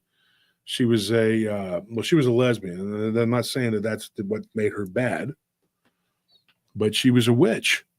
FDR's wife, yes, absolutely. Churchill, he had deals with Crowley. Crowley, he was involved with them and doing ceremonies to try to win the war. Hitler, everybody knows they were into the occult, trying to find all these artifacts and doing all this shit. But people don't realize that Stalin was too. And Stalin was doing the chimeric. That stuff had been going on for a long time. He had been trying to do these programs.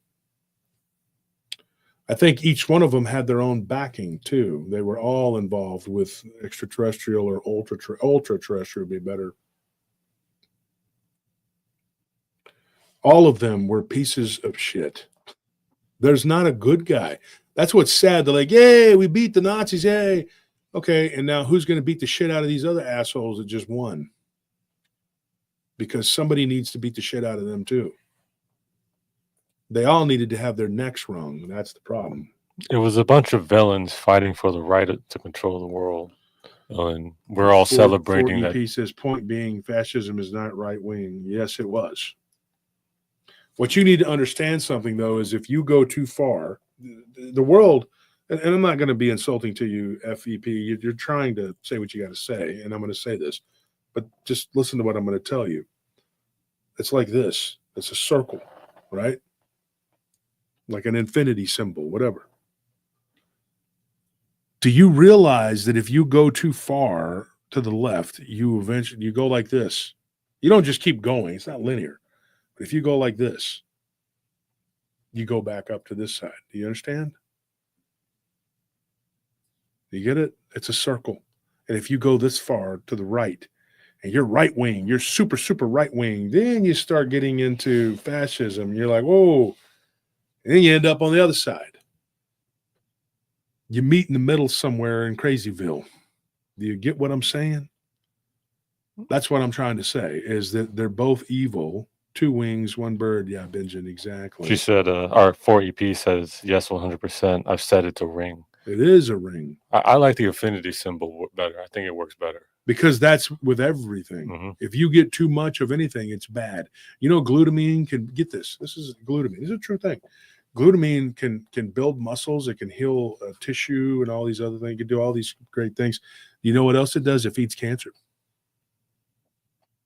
You know what happens when you get too much glutamine? It feeds cancer.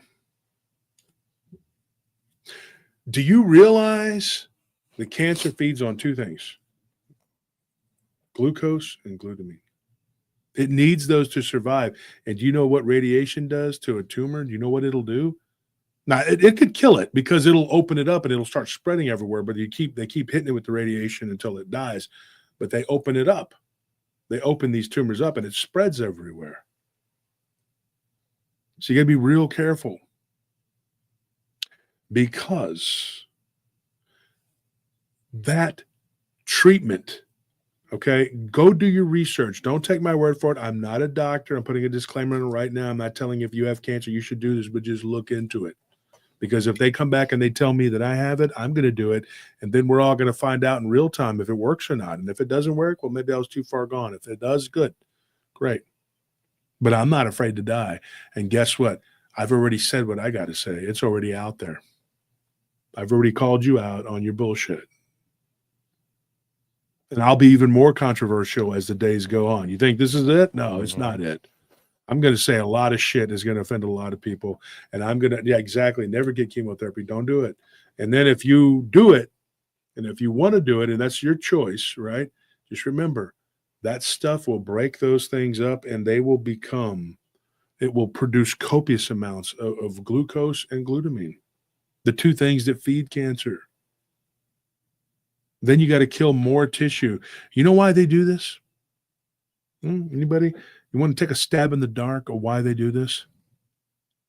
Because there's a lot of money in cancer treatment. The medical industry, which is run by the pharmaceutical industry, which is run by these families, the Rockefellers and the Oppenheimers and all these other families, they get a lot of money for this shit and keeping you sick. They give you vaccines from when you're young that don't, with shit that's not even supposed to be in. You think graphene and fluoride is all, oh my gosh, mercury, animal DNA. And one of the reasons why they're cloning these vampires, folks, is because there's so much shit and pollution in our bodies now that these vampires can't take it. They can't even take the blood that we have. They're looking for non-infected blood, people that didn't get the JAB. You think I'm joking? No. I didn't get it, but you're not taking an ounce of my blood, fucker. I'm telling you that right now. And I'm not afraid of you. and you can't touch me. You cannot touch me. I'm telling you, it's not going to happen. 3 times I've been with women who were being abducted. They had abduction scenarios. Why it ended up falling that way, I have no idea. I just ended up dating them, and the abduction stopped. One of them asked me the question. She's like, why do you think it stopped? I was like, because they can't abduct me. They cannot abduct me. They cannot do what they do. They cannot eat me. They cannot drink my blood. They cannot do these things. They can talk a gang of shit and they can act really tough. But I have a shield. It's called Christ. When I told her that, she looked at me like I was crazy. She was not a Christian. She was not a Christian. She was a very beautiful woman, but she didn't believe. And then years later, she did. She called me one day out of the blue and told me, she's like, I accepted Christ. Good, thank God. Good for you. That's awesome. I wouldn't trade my Nellie B for anything in the world because we are evenly yoked.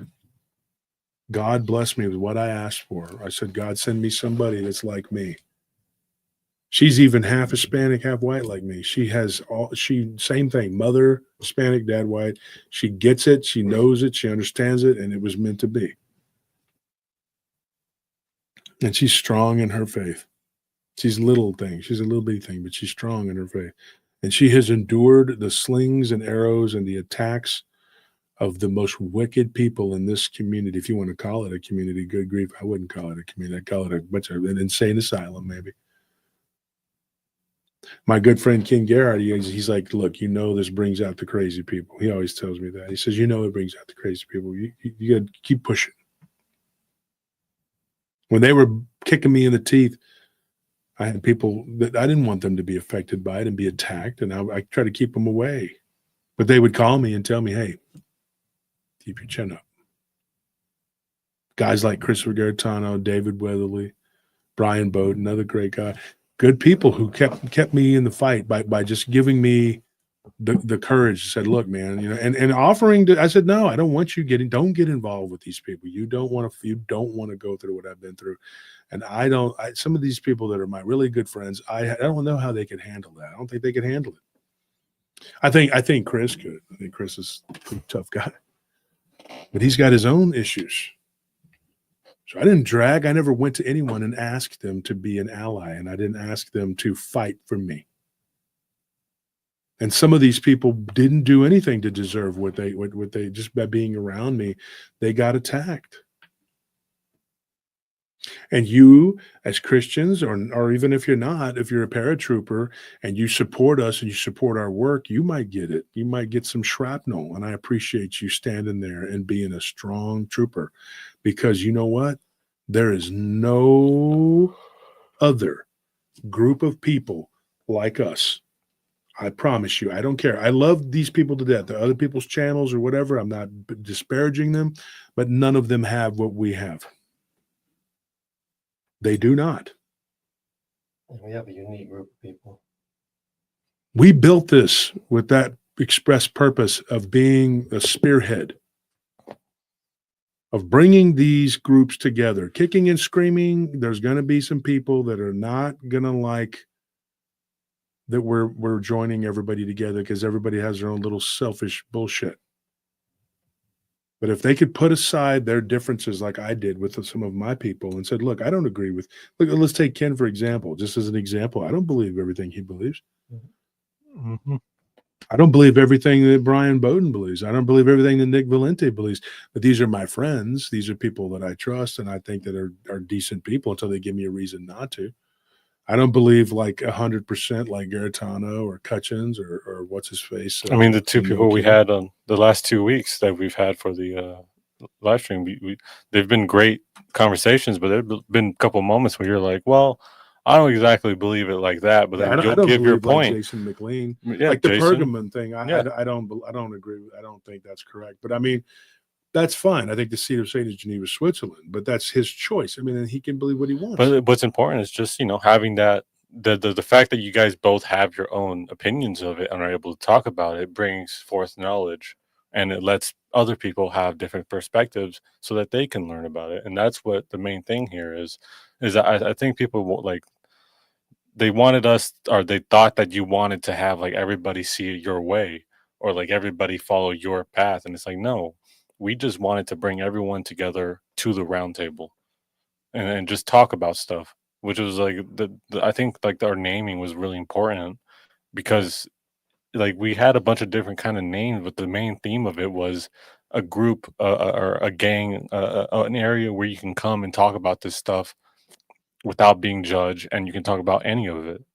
And I think we've done that, and that it's like a testament to how much work you've put in, Wolf. Honestly, Yeah, and I'm not the Lone Ranger. Could have done it without you guys. yeah. I mean, you guys have been just, I can't even say it enough, invaluable. And the paratroopers, too. They send me information. It was a group all the effort. time. It was all of us. It's a group effort. You know, you started a movement, doesn't mean that you are the movement. It doesn't mean that even if I die, this movement doesn't end. You are now on a journey. All of you, each and every one of you that's listening right now. Some of you hate me. Some of you listen to me just so you can pick it apart and you can attack me and you can curse me and hate me, whatever. So what? Jesus had enemies too that sat there and listened to everything he said just so they could take it apart. They were called Pharisees. I'm not Jesus. I'm not perfect. I'm not a good guy. I have my own issues. But I'm going to tell you this. 110%. I care about my people. I care about each and every one of you listening. Even if you hate me, you despise me, take what I'm saying, folks, okay, and take it out into the world and use it because it's the armor of truth. You need this. And now you know what the real reality is. You know, you can't, once it's been unveiled, you can't reveal it. What has been seen cannot be unseen. So yeah, even if they take me and they behead me, they draw and quarter me, they burn they take me, whatever, my work is there, and your ears have already heard it, and it's too late. It's too late. It's like a scene in a movie where they get, they're trying to get to the person. All that person has to do, how they have these dramatic scenes where all they got to do is put it into a hard drive and poof. And they're like, no, we're too late. And the guy's laughing and smiling as he dies. That's me. Good. Hero, villain, whatever you want to call me. I'm the guy that put it into the hard drive. That's it. We did it here at PRT. Boom. It's there. You got the information now.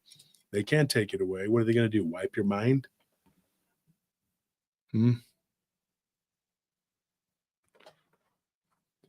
Is this the Bureau? What's it called? The something Bureau? What's that movie? I'm going to tell you this, man. It doesn't matter what they do or say after this. After what has been uncovered and what is said, they cannot take it away. That's why it's so important that I got to say these things and I got to say them before they freaking do what they're going to do to me, because they're probably trying to figure out something. I'm going to trick them. I think the best thing you can do is let me live. That'll show them. Oh, because I don't really care. As long as I did what I thought was right and I disseminated what I think is correct, and that God's word is spread, the true God's word is spread to the people. That's all that matters. That's all that matters. Everything else that happens beyond that is not important. mm-hmm. Living, dying, whatever, you did what you got to do. You did your part. The thing that they want to do is like in the movie 300 with Xerxes. He says, I will burn every parchment, every book. There will be no memory of you. I will erase it. In fact, even uttering the word Sparta or Leonidas will be punishable by death. And Leonidas was laughing. He's like, dude, do you really think you can't do that? You're going to kill every single person so they don't speak it. It's still in their mind. They still have it. And there will be people who will come and go, live and die with the poor people. They will not have the knowledge. They will not have it. But then there will be those who heard the words. And they got it in their hearts and they got it in their minds. And now you know. And now you know. And now you got to go and you got to spread it around. Let people know. You don't got to tell them, go check out Paranormal Roundtable so we can get views and subs or whatever. It helps grow the show. Great. But what's more important is the bigger picture. It's your mentality. It's your mentality, exactly. And it has to change. It has to shift. And you have to protect yourself. And you need to understand something. There is a spiritual war happening around you. And this is not make-believe. And these are not video games or movies, TV, whatever, making references, whatever. But no, I'm not talking about, this is not a cartoon. That's what they want you to believe. They think that if they cartoonize it, that it makes it like not real. Why do you think they do this? And they do it because they want it to be in your mind, but they want you to think of it as a joke. Mm-hmm. Look at these shows that became really popular on Fox. Simpsons. I don't even watch any of that shit. Or the dad, what's it called? Family Guy. Mm-hmm. And it's like, I'm retarded, because I'm a man. I'm the dad. I'm stupid. Don't listen to the dad, because the dad's more likely to tell you that this is all a bunch of bullshit that's going on in this world. Don't do this. Don't listen to this crap. That's why they did it. That's why they think they're slick. They think they're cute, and they think that nobody's going to see it, and people will just vomit TV. Exactly, overbuild. Exactly. And you know what they do? They think that they're getting away with it because not many people are coming out and speaking because they're afraid. Because if you say the things that I'm saying, you know what's going to happen? Big networks don't want to touch you. They're not going to pick you up. They're not going to give you a big contract.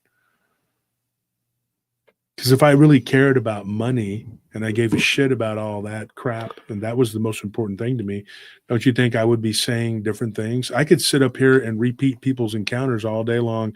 I could sit up here and do it all day, every day, and I could sit up here and bring guests and march one after the other over here to talk about these things. And instead, I'm talking about very controversial things, and I'm telling you what I know, and I'm telling you what I know to be the truth, or at least what I think is the truth.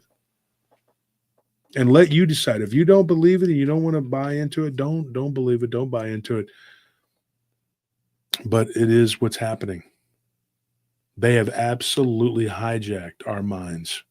They've hijacked our souls. And now they're cloning it, folks. They're cloning werewolves. They're cloning vampires. And people say, oh, well, vampires, werewolves, it sounds like, like the Mummy. It's like a, Halloween, whatever. I don't give a shit. Call it something else. That's what you're supposed to believe. Call it upright canids. Call it people with vitamin blood deficiency. I don't give a shit what you call them. Hairy dude. Change the name then, because that name has a stigma attached to it that makes you think of something goofy. So let's do it. Let's change the name. How about we call them demonically influenced entities controlling people, right?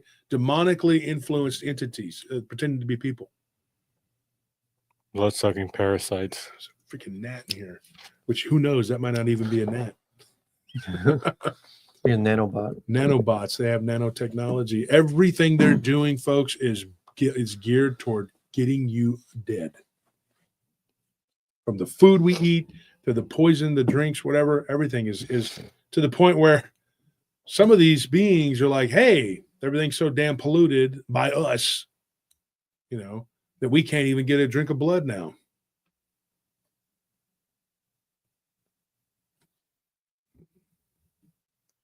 So I'm going to tell you something, folks.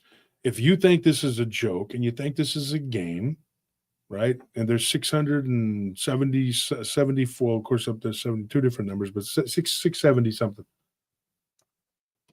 that are listening. You obviously know what I'm talking about. You want to know.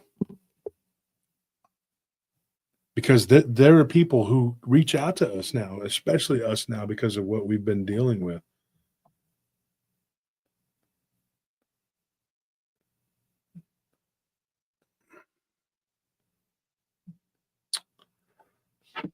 Uh-oh. So they take pieces of fragmented souls and they can put them into multiple different beings.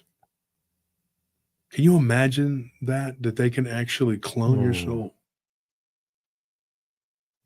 That's what these people were saying. And I've always wondered that. We've talked about this. This was before we even talked to this kid guy. And I'm flattered that Kit thinks that I'm the person that's capable of talking about it. And Anthony, you're the one that brought it up. I wasn't going to even say anything because it sounds like I'm self-aggrandizing. Oh, I'm the guy that should lead us all.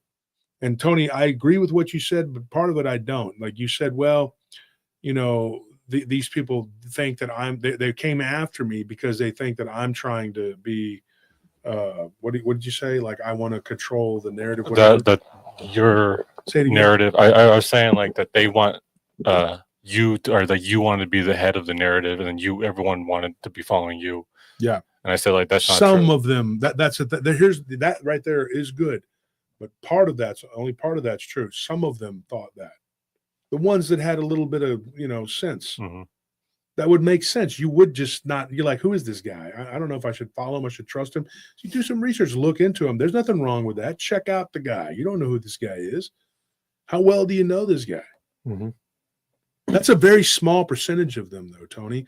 The truth is, most of these fuckers know exactly that's what I'm talking about. They know the truth. Mm-hmm. They 110% absolutely know that I'm not evil. They know the truth. They've eaten dinner with me. They've sat across from me. They've talked to me, and I've explained to them what the agenda is, and it is to bring us together. And then they still turn around, stab you in the back, and go and lie and tell the whole community that you're interested in some sort of conquest. Well, the truth be told, I'm interested in conquering the hearts and minds and souls of the people in these communities so that they can wake up to the reality of what is happening. Absolutely. If that's what you want to believe it, because that's it. Not in controlling the internet or trying to take away people's subs or whatever. If that was the case, why do I not attack all these other channels? I don't. I only go after the ones that are completely fraudulent, evil, and doing the things that they're doing that are not correct. And the ones that partake in that rotten fruit that they bear. They bear that rotten fruit and you eat it. You know you do. You take bites of it and yummy yum. And then now you're going to act like, oh, and then when the shit hits the fan, you know what you're going to do? You're going to say you weren't involved. I know you were. And when the shit hits the fan, I'm going to tell everybody exactly who you are. Because I got a list of names. And if your name is on it, yeah, everybody's going to know you were implicit in the lying and the fraud and all of the bullshit. Because you're mad because you tried to get me to go along with it and I wouldn't do it. They wanted me to shut up. They wanted me to be quiet.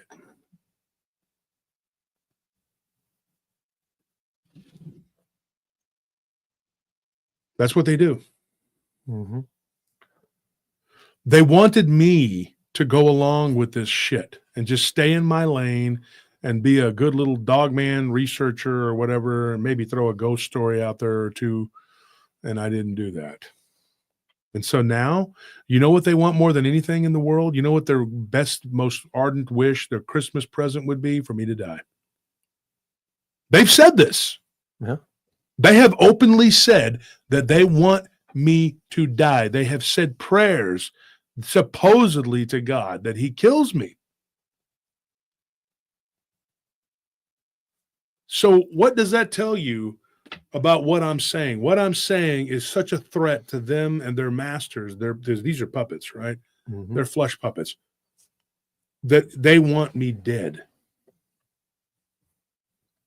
Every time somebody comes out and says something that is the truth, have you not noticed how they always die an untimely death, or they kill themselves, or some other bullshit? Some disease. I'm not killing myself, folks. So I can tell you right now, if you find me dead in some weird way, you know they did it. You know they did it because this is what they want. Or they want to give you cancer, or they want to give you some sort of disease, like Tony just said. When you speak the truth, it burns those demons on them. They can't stand it, but they don't realize what's actually happening. They think they're following their own will, and that you actually wrong them somehow. It's like what happened last night with that lady. You know, you just said God bless you, and to you she flipped out. That was probably simple, but you probably burned her, literally burned something on her just by saying that, because you believe that. Talk like any kind of trash like all night, and probably wouldn't hate it as much as God bless you. Mm-hmm. Mm-hmm. And, you know, there were people that were very close to me, good friends, associates that I thought were going to be in it to win it and always be with me there to be my friend. And when they saw an opportunity, they took it and they stuck the knife in the back. Now, you can make the argument that some of these people were deceived, but a couple of them in particular, it hurt really bad because they were not deceived. They allowed themselves to be deceived, but they were absolutely shown every shred of evidence of our innocence of these charges that people were bringing against us, saying all this crazy stuff. They knew every bit of it, and they still did what they did. Well, no, the thing about that is deception doesn't account for your actions. And if someone said something about like Anthony, and then I went and I beat up Anthony, I'm a piece of crap for beating up Anthony. It doesn't matter what that person told me about Anthony. What I did to Anthony is still accounted for. So like it doesn't matter what they said or what their reasoning or what deception they might have given. The fact is like, what did you do once you received that information to them? Did you go and find them and talk about it? Did you go figure it out? No, you acted with hate and you believed it, or They wanted to believe. they it. wanted to Yeah. believe it, and they acted with hate. And because of that, that is the reason you became a betrayer and you became a turncoat, a traitor. Yeah. So there's no level at which you're just like not accountable. Mm-hmm. Everyone will be held accountable for everything we do, for everything we say, for everything we think, no matter what it is. And God's not going to accept you saying, okay, well, I did this, I said that, I thought that, because he over there and she over here and this person said this, which caused me to do that. And actually, God, it's a domino effect. It's a chain reaction of effects. See, God, what happened was this, and it caused that. It's not going to be good enough. What did you do? What are your actions? That's all that's going to be looked at, and that's all that's going to matter. He'll deal with them when their time comes. Don't worry about other people. You worry about yourself, what you say, think, and do, and how you treat other people. Doesn't matter what other people do to you. What are you doing? Yeah, and when you when you have the Spirit of God in your heart, the true God, the living God, Father of Christ, you don't have to fear. Because like I said, they'll give you fear. Fear's free. But then it costs you everything. So if you could, just join us in the real reality. And the reality where we're fighting these beings and through the people, they're using these people as cannon fodder. And that's what they are. And eventually it does tell us that we're going to be in some trouble because they're going to overwhelm us. There's too many of them. But don't be afraid. Don't lose hope. And don't ever waver in your faith in God. That is something you don't ever want to do. Don't ever lose your faith. Because that's what they want more than anything in the world. Is just to make you be afraid. Because when you have that fear breeds what? What does it breed? Resentment. Doubt. When you're afraid, you begin to doubt. You begin to doubt yourself, your allies, you begin to doubt God. And then you shake and you quiver and you think, oh my gosh, this isn't good. There was a time when I was afraid. When I wouldn't go out into certain places because I thought these creatures could be there. I didn't even want to work certain posts where they were too close to certain areas that I knew they were at. And now I don't give a shit. Because I don't care whether I live or die, because I'm grounded in my faith enough to know. I'm not talking about throwing my life away recklessly. Mm-hmm. Nobody, there's no honor in that. I'm not going to go out there and just, oh, I'm going to die for everybody. Like you're just trying to be, you just want to leave and try to be a hero on the way out or something. This isn't an action movie. What I'm talking about is not being afraid. So when your time comes, you can go to the other side in peace. That you may not go to heaven, you may not go to hell, but you'll go where you're supposed to be, and it's going to be okay because God's got you. Because I fully believe that God's going to, some people, he sends them somewhere else. He's like, look, man, we need you somewhere else. This is where you're going to go. The Spirit will decide and will move you where you need to be. And these people can't control what happens to you in the afterlife, but they absolutely can control you if you die outside of that. I'm telling you the truth. This is the truth. I heard it from the mouths of these demon-possessed people that used to be in these cults. They're like, if you die, those people those beings can take you, and they can use you as a human battery. You can become a slave. You can end up in the abyss or a different level of a hell realm, almost like a purgatorial type state, but you're suspended there in torment and agony. And guess what? God doesn't hear you because you're impure. You didn't make that connection with Jesus. See, God is pure. He can't have you in his presence if you're not purified. He smiths you, right? He sends Christ. Christ is the go-between. He came in the flesh, and he kept saying it over and over again. I am the Son of Man. I'm the Son of Man. It's a given. He's the Son of God. He's Son of Man, Son of Man. And he says it. He says, my Father, my Father, my Father. And he says, I'm here to teach the word. He came to teach the word to the Jew, the Greek, and the Gentile, all alike, that all man could find salvation. And what do? We reject him. The one being, the one thing that you can absolutely depend on that does not change in the entire universe, you've rejected it through his Son, who tries to save you and pull you out of this nightmare. And he just says, here, take my hand. I just love you, and I care about you, and I want to save you. And you have to be like that. You have to be like Christ. I'm putting out my hand. I love you. I care about you. I want to save you. Come out of this matrix with me, or stay here and fall into oblivion. It's a choice. Everybody's given a choice. So if you really care about Jesus, you care about God, or even if you're not a Christian at this time, hopefully you will be. You'll get it before it's too late. What do you care about yourself? What about your family? What about your loved ones? What about humanity in general? Plead the blood of Jesus over yourself, your household, your pets.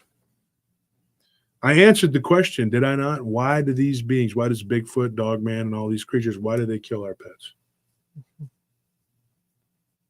Do you know why?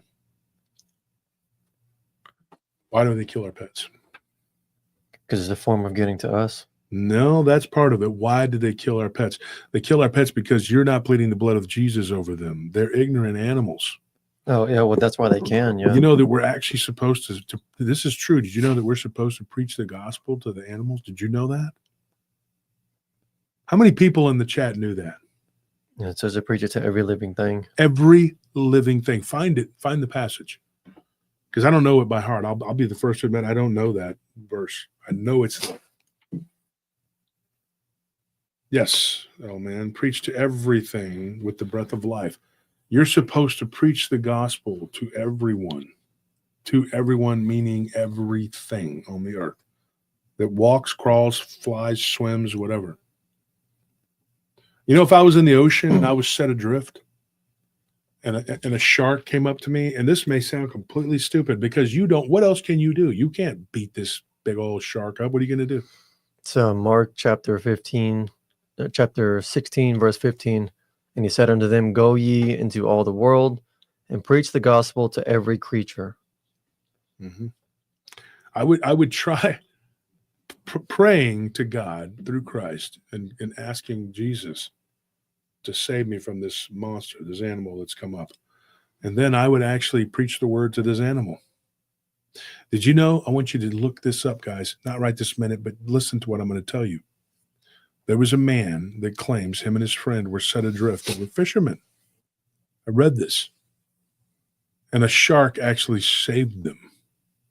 They prayed. They prayed. And a shark pushed their boat for miles until they ran into another ship. Mm-hmm. And they were rescued. Wow. After like 9 weeks or something like that. You tell me that the prayer didn't work. They prayed to God every day. and God delivered them. A shark grabbed their boat and shoved it for miles. A shark did this. Look it up, man. I'm telling you. These creatures that are doing what they're doing, whether they be in a human body, and that is the least scary one. The ones that are humans, those are the weakest ones. Those are the easiest ones.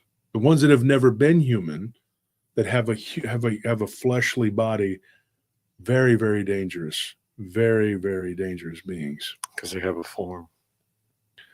The ones that are able to come off and move around and do stuff, very, very dangerous beings. But the worst is their lineage, their bloodline. The archdemons. Now, archdemon is not the same as an archon. Archon being a very super high-powered form of fallen angel. They're fallen angels. And then there's fallen angels. Fallen angels, not the ones that got hemmed up for not, obeying God. That's a whole different thing. I'm talking about the rebellious ones, the ones that are still roaming around doing what they do. They're archons. They were at a time before the fallen. Two different things. These beings, they are so powerful. They're so beyond, like, cosmically what you can imagine. There's nothing that can really stop them other than a good angel of the Lord. And then you have the power to keep them off of you. Now, you may not be able to kill them, destroy them, whatever, but you can keep them off of you. And there is only one being that was ever able to do that for us, and that was Jesus. And these people laugh and they mock and they think it's cute and they think it's funny. But do you know why? You know where that stems from? Because they watch how Christians are. They see them and they watch and they see how ridiculous they are. They see the Christians and the way that they act, the fake piety, the lying, the hypocritical. The hypocrites. The hypocritical behavior.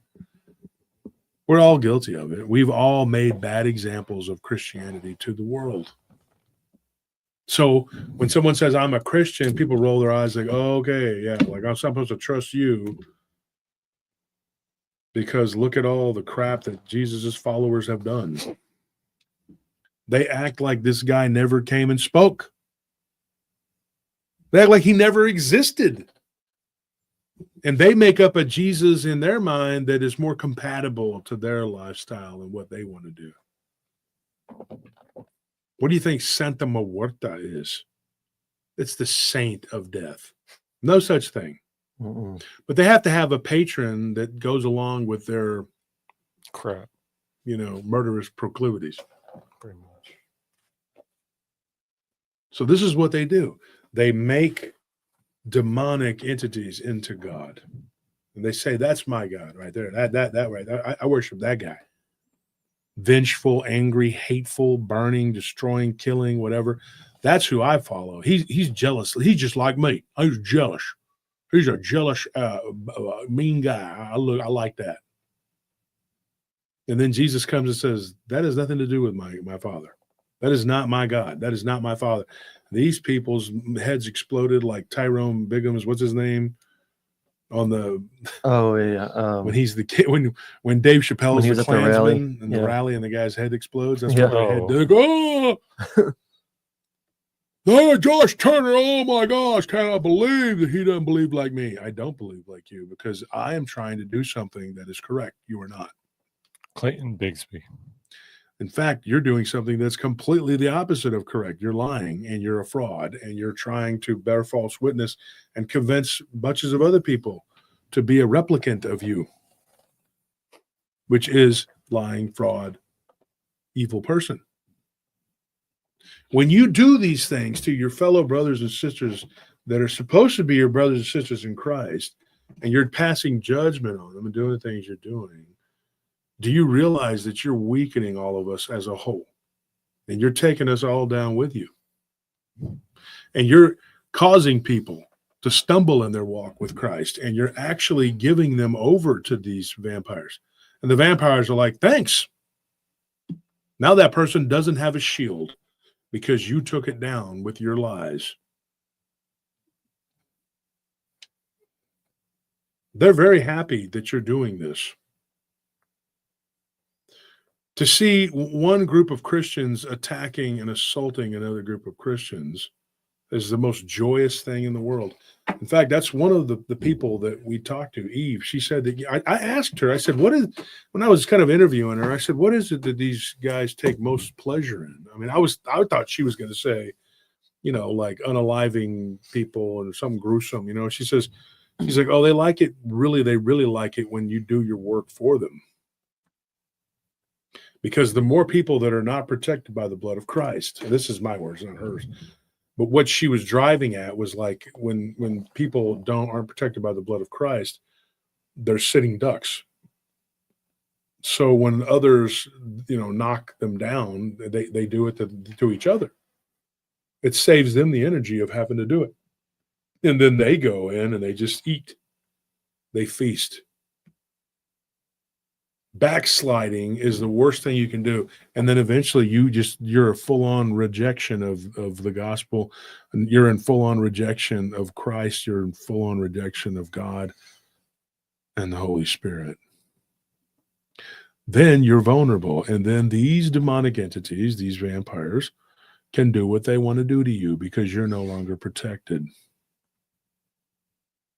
Depends on how far your heart is removed from God. They can tell too. They know the difference between somebody who's just temporarily upset, angry, whatever, but heart is still with God, or somebody who's just completely turned over to the reprobate's mind. They know. The other knows. It tells you, hey, this is a meal. You can absolutely feast on this person because there's no love in this person's heart for God. They have hurt the other children of God. They don't care. They've hurt Christians. They don't care. They've thrown their lot in with the enemy. They've sold their soul. Do you know what selling your soul really is? Do you really know what that is? I mean, I would It's say not really, there's no such thing as signing your soul over to the devil. well, I mean, I think Yeah, it's like agreeing to basically be a host to feed these things. Because I think that there's something unique about human consciousness as an energy source that makes it so coveted by not just the demonic, but alien beings, reptilian beings, just all these different things. It's just there's something about human consciousness that's a special thing. Froetian just hit it on the head, giving them your energy, We're giving them batteries. your essence. We're batteries. Yeah, Tony. When you give over, there you go. Somebody spongy just says you allow your temple to be possessed. There you go. Do you know that the actual signing, they do this. This actually does happen. They will have a demonic representative that looks like a person. And there are people who actually sign a physical contract. Do you know what that is? Do you know what that really is? That's a physical form of baptism. Really? It's a lot less meaningful than what you think. Just like, I'm going to say this, and people don't take it the wrong way, but the physical act of just being dunked in the water and being raised back up.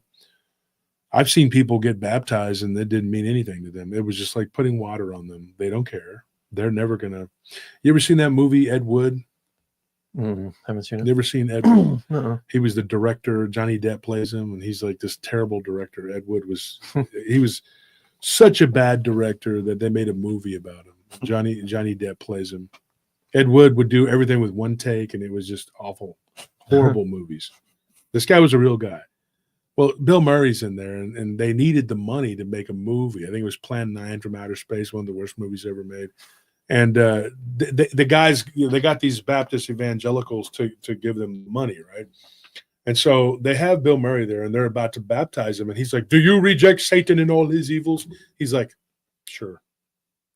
You know, like they dunk him in the water. He comes back up. Did it change him from being a weird whatever he was, you know, a weird goofy? I think his character was gay or something. Did he become straight and all of a sudden go and start preaching? No, because Bill Murray's character didn't care. He just said, "Sure, yeah, put him in the water." He didn't care. Dunking you in that water doesn't do anything.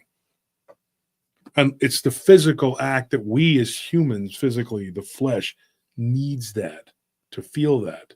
right? So it can be something. It can. But first you must be what? Saved, which is what? A mentality change. Does anybody know what that is? It's the baptism of the Spirit, right? Yes, Spongy. He says it's because the Holy Spirit was not in them. You can be baptized, but it doesn't mean you receive the Holy Spirit. Some receive before, during, or after baptism. You get a gold star. And then Deska, I'm not even going to try to says, I'd rather hear from a Christian who can admit they've haven't always walked the path of righteousness. I know I haven't. Than hear from those who claim to be one, but only talk about what direction others are walking in. Well, there's a lot of those going around, and they're called my haters. And they love to tell you all about how I'm evil and satanic and I'm this horrible bad guy, whatever, blah, blah, blah, blah, blah. And they've never done anything wrong. And tell you that they and then their spouses and whatever are on their knees praying for 6 hours a day. Now, let me tell you a bunch of evil crap that I made up about this guy. Yeah. Doesn't sound very truthful because it's not. And I'm going to tell you something right now.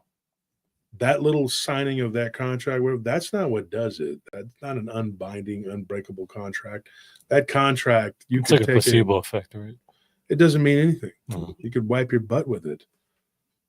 It's a mentality thing because they bind themselves in their mind, right? Well, yes, and that is the mental and physical joining with the spiritual. The spiritual is this. It is the rejection of the Holy Spirit, the denial of the conviction of the Holy Spirit, which is very important that they do that. That's just, they throw it out there. They reject the calling of Christ and they reject him. By the rejection of him, that's the rejection of the Father. The rejection of the Father is blasphemy of the Holy Spirit. The blasphemy of the Holy Spirit goes into being a complete sociopath because only somebody who's either completely a sociopath, born that way, or somebody who's become that way through demonic influence and is basically just a demon at that point would do these things. Because what sane, rational, God-loving, God-fearing, God-loving, it's two different things. God-loving person, because demons fear God. Doesn't mean they love him. Yeah. When people say, I'm a God-fearing man, I fear God. And I'm saying, do you love God? If those people are being honest, some of them will go, well, I mean, yeah, I have to, right? You know, that ain't about you have to, brother. You have to want to. You have to want to. You can absolutely fear me, but you would still hate my guts. Some people fear me big time, and they absolutely despise me. When I die, there's going to be a lot of shit talkers that come out of the woodwork. Yeah, you know, back in the day, I beat his ass, huh? Yeah, nobody saw this. Nobody ever saw this. Nobody saw you do this. This never happened. There's no witnesses to this ever happening. You're a liar. You know you're a liar. Because if you say it now while I'm alive, I might go to where you're at and say, hey, you said you did this, and I'm here at your dojo or your boxing gym. We're at this gym club, whatever. Let's do what we got to do. I'm not going to because I'm too old for that. Too stupid to do that. But they're afraid. They're afraid that that's going to happen, so they don't say it. But when I die, there'll be people jumping around saying they did this and that. And some of these fuckers will have a parade down on 6th Street. They're going to come out like cockroaches. Oh, he's gone, guys. Now we can talk a bunch of shit. And we can pretend like we weren't afraid. You think I'm joking? They'll be doing it on the internet, too. They'll jump around and they'll make up a million different stories about how they did this or that to me. They never did none of that shit. All they ever did was talk a bunch of crap. Claiming they know me personally. Not one of those people over there knows me personally. One of them worked for me, and he got let go. And he had a big problem with it. And for some reason, thought he could go in my business partner and get. He's not going to give you a job if I told him, hey, I can't use this guy. What do you think he's going to do? He's going to, oh, yeah, let's do that. It's not how this works. And then he made up a story that I was fired from my own business. Then tried to get our address from our mortgage broker.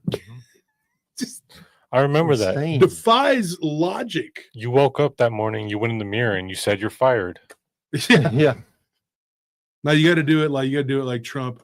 You're a very bad employee. You're very awful. You've been late many times. The worst You're employee. fired. There's no redeeming quality in you. I've never seen such a bad A employee. guy who claims to be a roofer and a great Christian, he called me and he says, you know what? You need to fire yourself. That's what I did. I woke up and I said, you know what? You're a piece of shit. You know you are. You know what you did. You're fired. The roofer, he called. He said, you know, I'm going to try and do his, I can't talk as ignorant as him, but I can try. I'll try and do the voice of the roofer. He said, let me tell you something. This guy is so damn stupid. I mean, you got to fire this son bitch. He is worshiping leviathans. It's bad enough that there's a water demon, but he's worshiping their underwear. Get rid of him. Get rid of him now. And so, you know what I did? I said, you know what? He's right. You're a horrible person.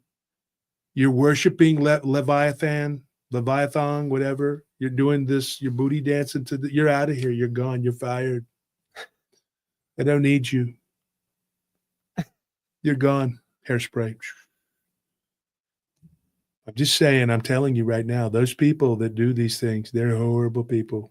Horrible. He's one of them. That's why I got rid of him. That's why I told him, you're fired. Don't go over there. These are sick people. The sick people. If he were to walk Sickest into a people. church, he would light on fire and the church would burn to the ground, folks. I'm telling you, Josh Turner, he's an evil man. He's one of the worst.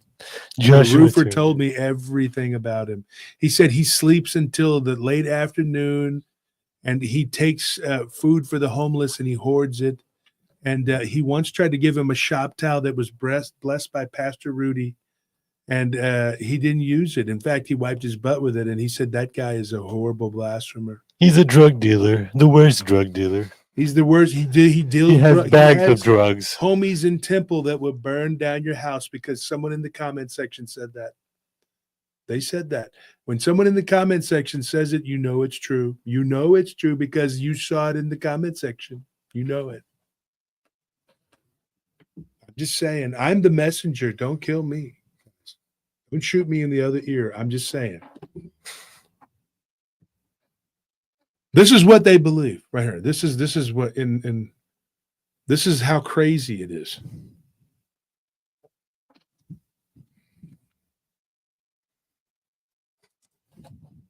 So you go back and you're like, we have people who can attest that things are not the way they're supposed to be, and they're being run by a shadow government.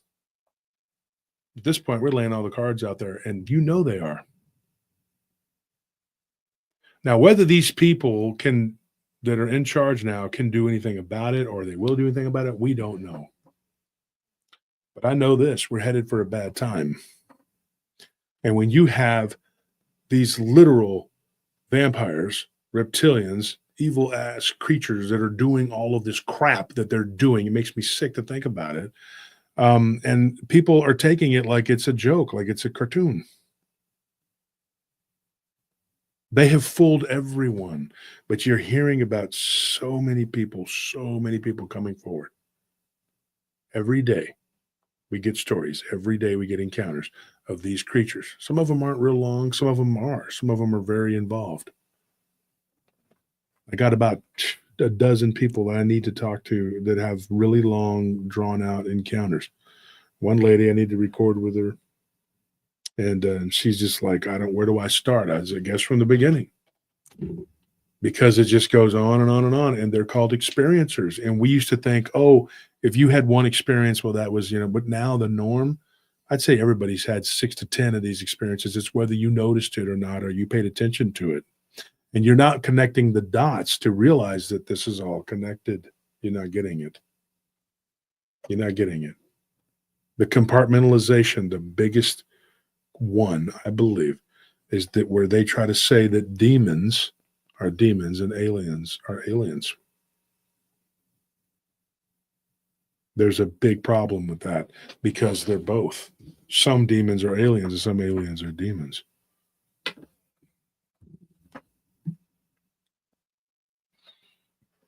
I promise you, we're going to learn more and more. When we talked about that story yesterday with the vampire, which I believe he is, I really do. I think he's a real, piece of crap. Joseph, the security guard. Mhm. He called him a skinwalker. At the end of the day, when I talked to him the last time I talked to him, I said, what's the difference?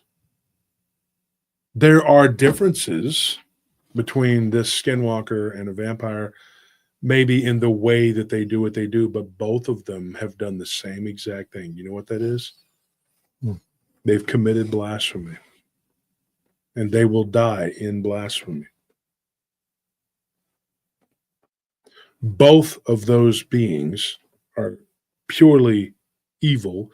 They are satanic, and they will die in blasphemy of the Holy Spirit, which is unforgivable. Yep. So John said, dogmatics, only one unforgivable sin is blasphemy against the Holy Spirit. Every other sin that has ever happened in the history of the universe can be forgiven, but that. Yeah. And people need to understand what blasphemy of the Holy Spirit is. It is the rejection of the Holy Spirit. It's just like the piece of paper. Like I said, you can sign a piece of paper. You can be baptized. You can say bad things about the Holy Spirit. That's not what we're referring to.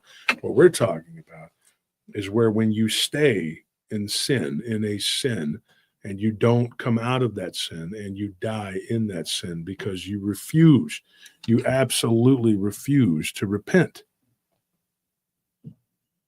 That is the blasphemy. That is where you cannot be saved from that. There is no saving from it. These people, once they cross over into that, giving themselves over to evil, do you know how hard it is to get out of that?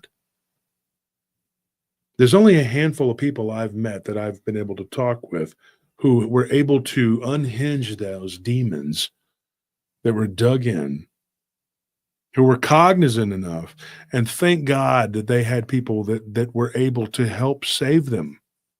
Because God works through people, and those people were brave enough to go over. There was a preacher, bless his heart, that man. He went over there and he confronted them, and he told them right to their face, he goes, you can't touch me, you can't do anything to me. The same thing happened with this woman we talked about. There was a story we did recently. We covered, the guy, he was like, he looked like Chris Hemsworth, in my opinion. He looked kind of like Thor, but he was with a woman, and they were after her big time. These witches, these, people, whatever. And he stood up to him. He went out there and he confronted them himself. And he said, her life is not for yours to give or take. Her husband was mean. He was evil. Which episode was that? Which one was that on? I think that was on a live stream. I know, but I'm saying which Let's see. most of the stuff we do is live stream at this point too.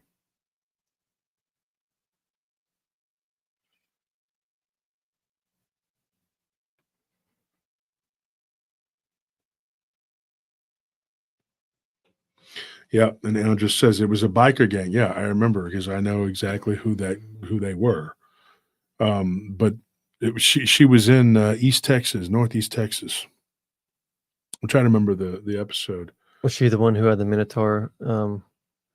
Yeah, so the thing that was chasing her. It was a Minotaur and a Dogman. That was type Livestream creature, 370. Yeah, they were demons. Yeah, Livestream 370. Go and listen to that one, folks. Let me tell you something. She had these evil entities after her that were messing with her. On that one, we told another story too, where that woman saw the goat-like creature along with the Dogman. These creatures, dude, they don't.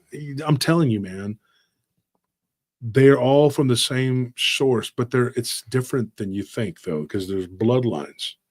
There are bloodlines.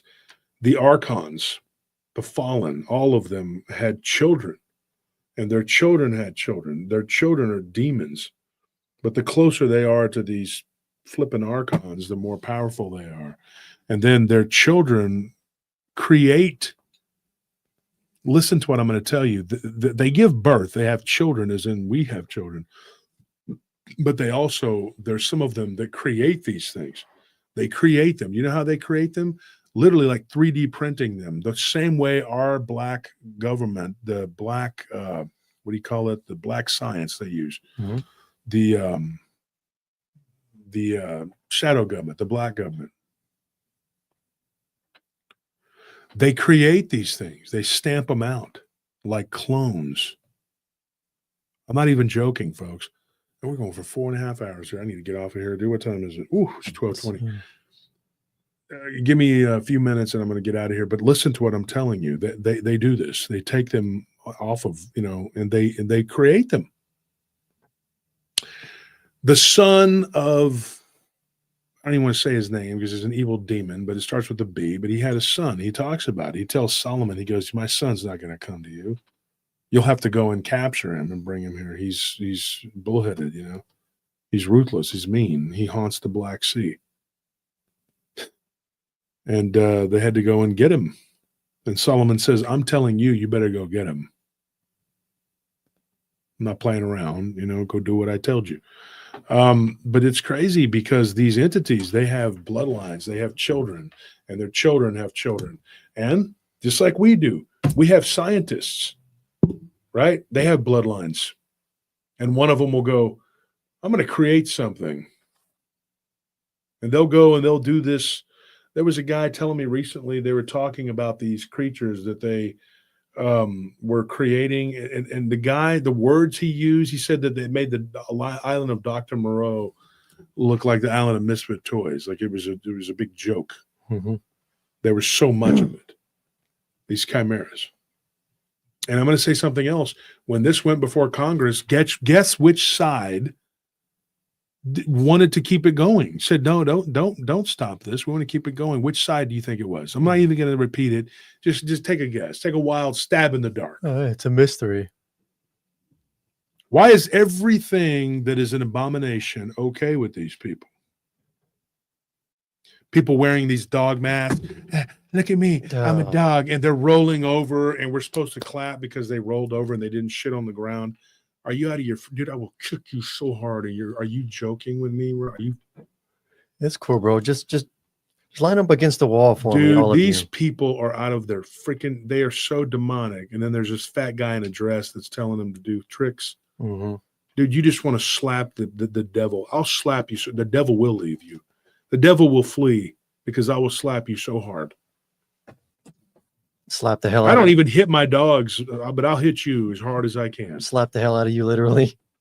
Slap the devil out of you. It's unbelievable. Like, hey, cool trick. You mind making a single file line and just line up against that wall right there. Don't turn around. Just give me a minute. And before I leave, I want to say something else. Look into soul splicing. Something we're going to talk more about. And in my book that I'm writing is going to Chuck Schumer for in the beginning. He's like, I'm like you. I'm eating a cheeseburger. I'm a human. His burger is like, it's raw. Like, dude, and then somebody was like, oh, well, it was just a picture. It was just a picture of him gonna eat a raw hamburger. Do you know why? Wake up. This woman, Kate, that told me, she says, I was eating raw hamburger meat. I was drinking blood. And we're going to tell her story, the whole thing. We can't do it justice tonight. But let me tell you something, man. Do you realize this guy's playing as a human? A human. I am a human male. But I am non-binary. Now to eat of the mammal flesh. I really just drink blood of children. That's the worst part. Is with this non-binary crap is that you can't even tell if the things walking around are monsters or just random weird humans now. Mm-hmm. Well, I mean, look at that right there. I mean, that's Wiccan, whatever it says. You should never hit your dog. I don't hit my dogs. I love my babies. My babies are. I don't hit probably a little spoiled, honestly. I mean, I will say Banjo's that. definitely spoiled, but I don't hit him. I just hit him. Banjo, though, he's suplex. The only thing though, we have good dogs. Oh yeah. Our dogs don't jump on people. They don't, they can growl or bark when they don't know you, but they're not bad. Fight at people. I don't put up with animals that act a fool. You know what I mean? I've seen people's dogs are like, and you're just like, yeah, can your dog? It's not. Come on, man. It's humping my leg a little too much here, bro. For real. I think it's trying to get my leg pregnant. Can you stop? And they're just like, whoa, Fluffy likes you. Yeah, I can see that. Can you please get him off of me? Because this isn't cool. I love animals, but damn, dude, why is your dog on fentanyl, dude? Get it off of me, dude. I'm not into this. I hate when it's like, oh, he won't bite, and he's over there just Yeah, Yeah. rabies infected. So Yeah, he's cool. Just don't make any sudden moves. just don't be a baby around him, Yeah. or be, don't be a toddler. Just don't Gives exist. him weakness. You should live if you're not a toddler or a juicy steak. Also, don't exist on this mortal coil, and you'll be fine.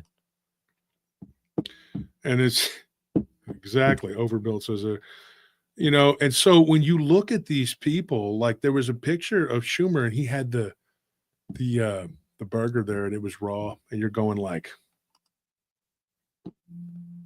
yeah, what did he eat it? Do you think he ate it, or did he just drain it and drink the blood? I think he just stuck a straw in it. And just it was like a boba tea. Or just stuck it through a juicer.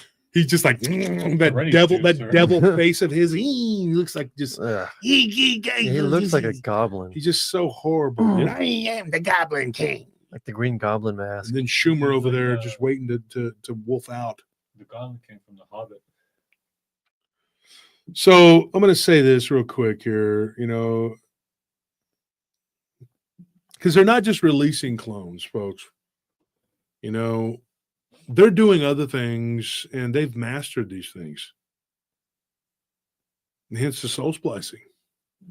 Soul splicing being the intertwining and binding to create super souls. They take the soul of a bad person and the soul of another bad person, and then together they put them into a body. Taylor Nemesis was talking in the beginning. We were talking about clones. She made a comment saying, talking about soul fragments, about how they're making clones with soul fragments, how they're breaking apart souls. They are. And putting small bits of Do you know? And do you know what the purpose, folks? And we can't get into it tonight because we got to go.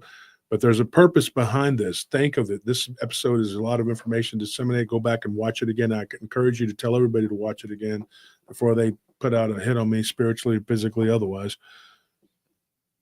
There is something that they're doing with that fragmented soul. They're trying to. I had it in my mind, and it's like I feel like I'm under attack right now while I'm trying to tell you this. They're using it to clone a soul, you said? Yeah, they're doing something with these. What they're trying to do is create. So I lost my train of thought. These people, dude, I know what they're doing. soul fragments. They're taking Maybe like create like a chimera of a soul. Yeah, but it's different. It's way worse than that. What I'm talking about is like, oh God, I remembered it. Timelines. They're jumping through the timelines, alternate realities. There's different realities, and they flip back and forth. They have made computers. CERN. Thank you, John.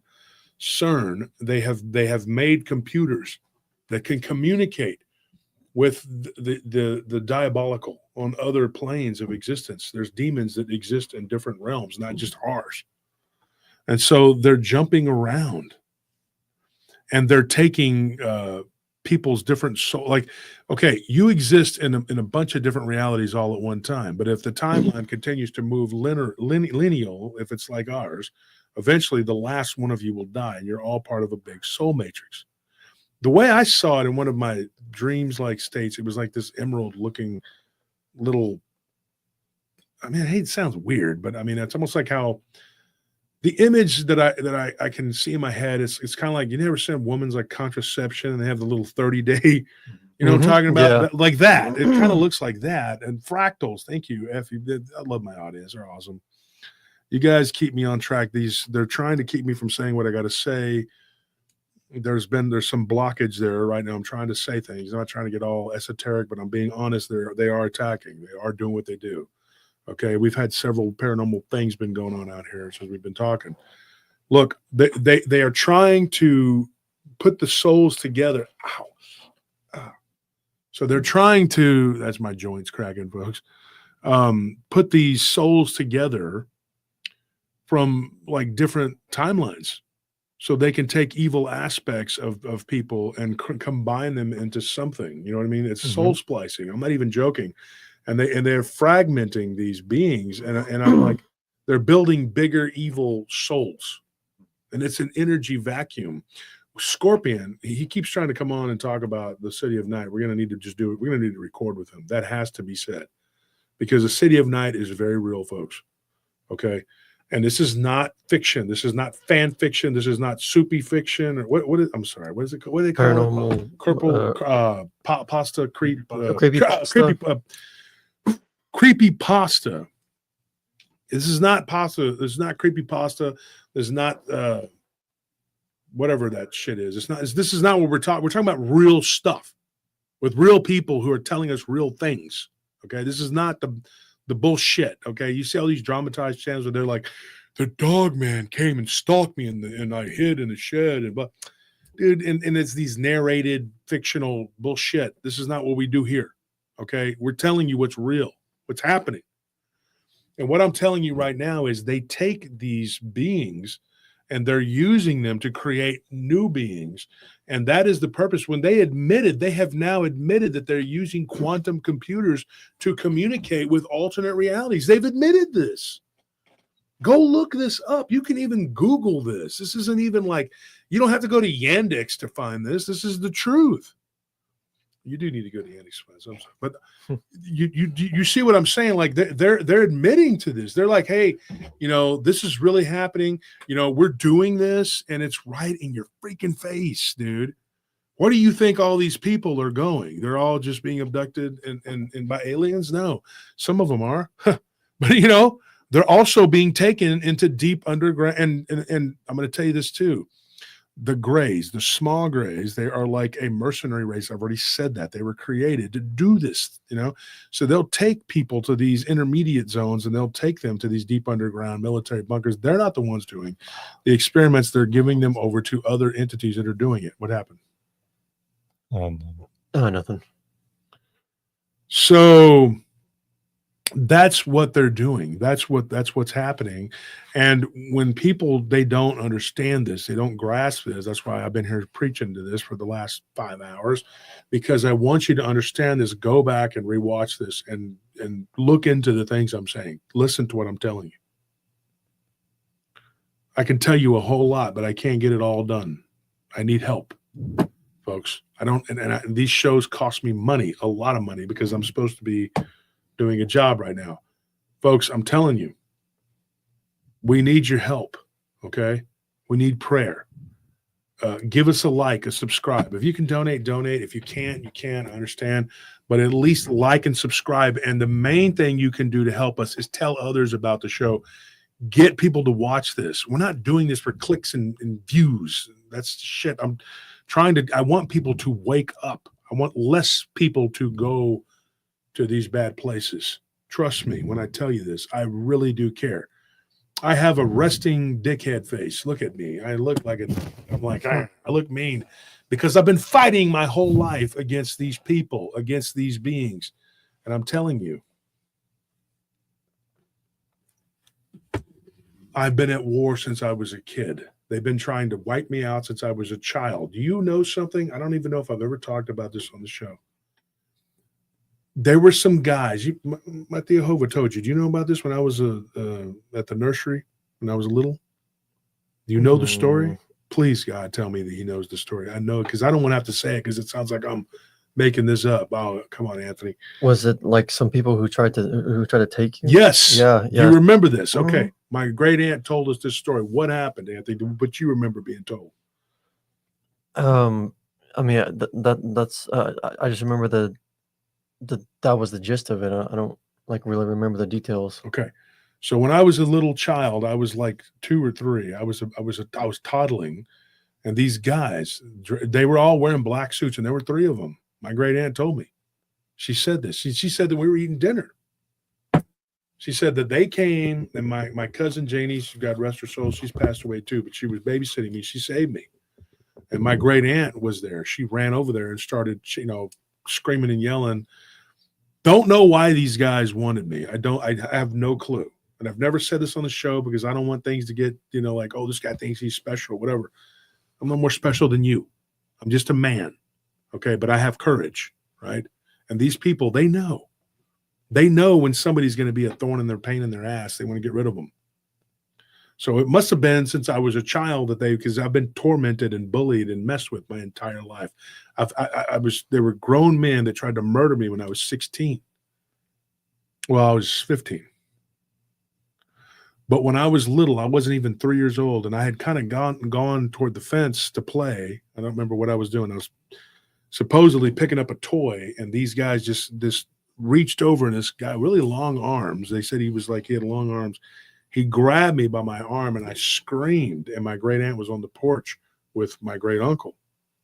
And he didn't do anything because he's one of those non-participants. He don't care. She ran over there to stop them. And she did. Her and my mom's first cousin stopped them from kidnapping me. And then these guys back and got into a car and drove away. The thing is, it was like 1977 or 1978, and they were driving a car from the 50s. And they were all dressed in black. That's a true story. I don't think I've ever talked about this on the show. It's just something there's a lot of stories that I have not told. That I've seen things. I've seen a lot of weird stuff, and I just go, Well, yeah, I mean, it's just think about things like when you discover new stuff. Like, I mean, I need to go talk with my mom because when I was younger, I've always been skinny, like an unhealthy amount of skinny. So my mom used to take me to like a doctor to see like why that was. And I remember this one doctor she would take me to. I would go in at least like I would say once a week, maybe once a month. And all they would do is draw my blood like repeatedly, just nonstop. And they took so much blood from me that my mom eventually like just stopped taking me there. How many samples are necessary? Exactly. Like, at what point is it enough? So I want to talk to her and ask her like what was going on with that, because like I just remember from when I was real young, and I just remember them taking my blood all the dang time and seeing it like in this little thing just spinning all the dang time. And like I was just like, and they would never tell me why I was skinny, why I was so skinny, and like that was the whole reason I was there. It didn't solve anything. They just took your blood and your money. Yeah, and same thing. Me and Breezy were talking about those facilities. They take your blood. They take your blood. They take your blood. They take so much damn blood that they could probably have cloned me 1,000 times, and God help us if they did. Because then, can you imagine 1,000 evil me's running around doing this? It'd be a nightmare, dude. Especially if they're in their prime and they have athletic ability too. I mean, hopefully that's not. I'm not the smartest man in the world, but I'm pretty intelligent, and you don't want that. You want intelligence. I'm saying you don't want the enemy having that. You don't want them having certain people that they can do things to, because those people have abilities. Imagine, some like a really good athlete, like I don't know why I was going to say LeBron James. Oh my gosh, never mind. I'm talking about a real athlete that doesn't flop around on the ground and pretend like he's hurt. Who's that? Some great athlete or somebody, that's a really amazing athlete, like somebody like Jim Thorpe, they would take him and use his DNA or whatever, or use somebody who's spiritually in tune, or use somebody who's mentally, like Max Planck or something, you know what I mean? Like they're going to take people that they can use, or people that if they can't use you, they want to get rid of you. It's as simple as that. But anyways, folks, that's it for tonight. I got to run, man. I know we got, still a lot of people in the chat, and I'd love to sit here and talk. If I didn't have to work so damn much, I'd stay here till 3 a.m. and just keep giving you information because I feel like right now I have to give you as much information as possible, because I feel like something's coming.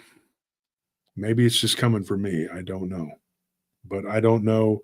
I don't want to sit here and talk all cryptic and whatever, but you never know. You're not promised a tomorrow, and I just feel like there's a sense of urgency. One of the things that bothers me is when people don't have a sense of urgency. If you're going to do anything, whether it's winning a football game, winning a war, or building something, you don't want to rush, but there's got to be a sense of urgency. Haven't I always said that to you guys? Yeah. Jimmy Johnson says that too. Or no, Jimmy Johnson didn't said say that about him. Yeah, someone said that about him, was that he had a sense of urgency in everything he did. He kept his guys, those Cowboys teams. Oh, they were complaining about what the team lacked, Yeah, and and it was a sense of urgency. They didn't have that sense of urgency that they should have had. I've said this before. You see these football games, and there'll be, 8-9 minutes left, and they're down by 2 or 3 scores, and they're still in the huddle, farting around, and then going to the line of scrimmage, and then they're over there, hut, hike, whatever, and they're wasting 30 seconds on the game clock for every down, and you're like, what are you doing?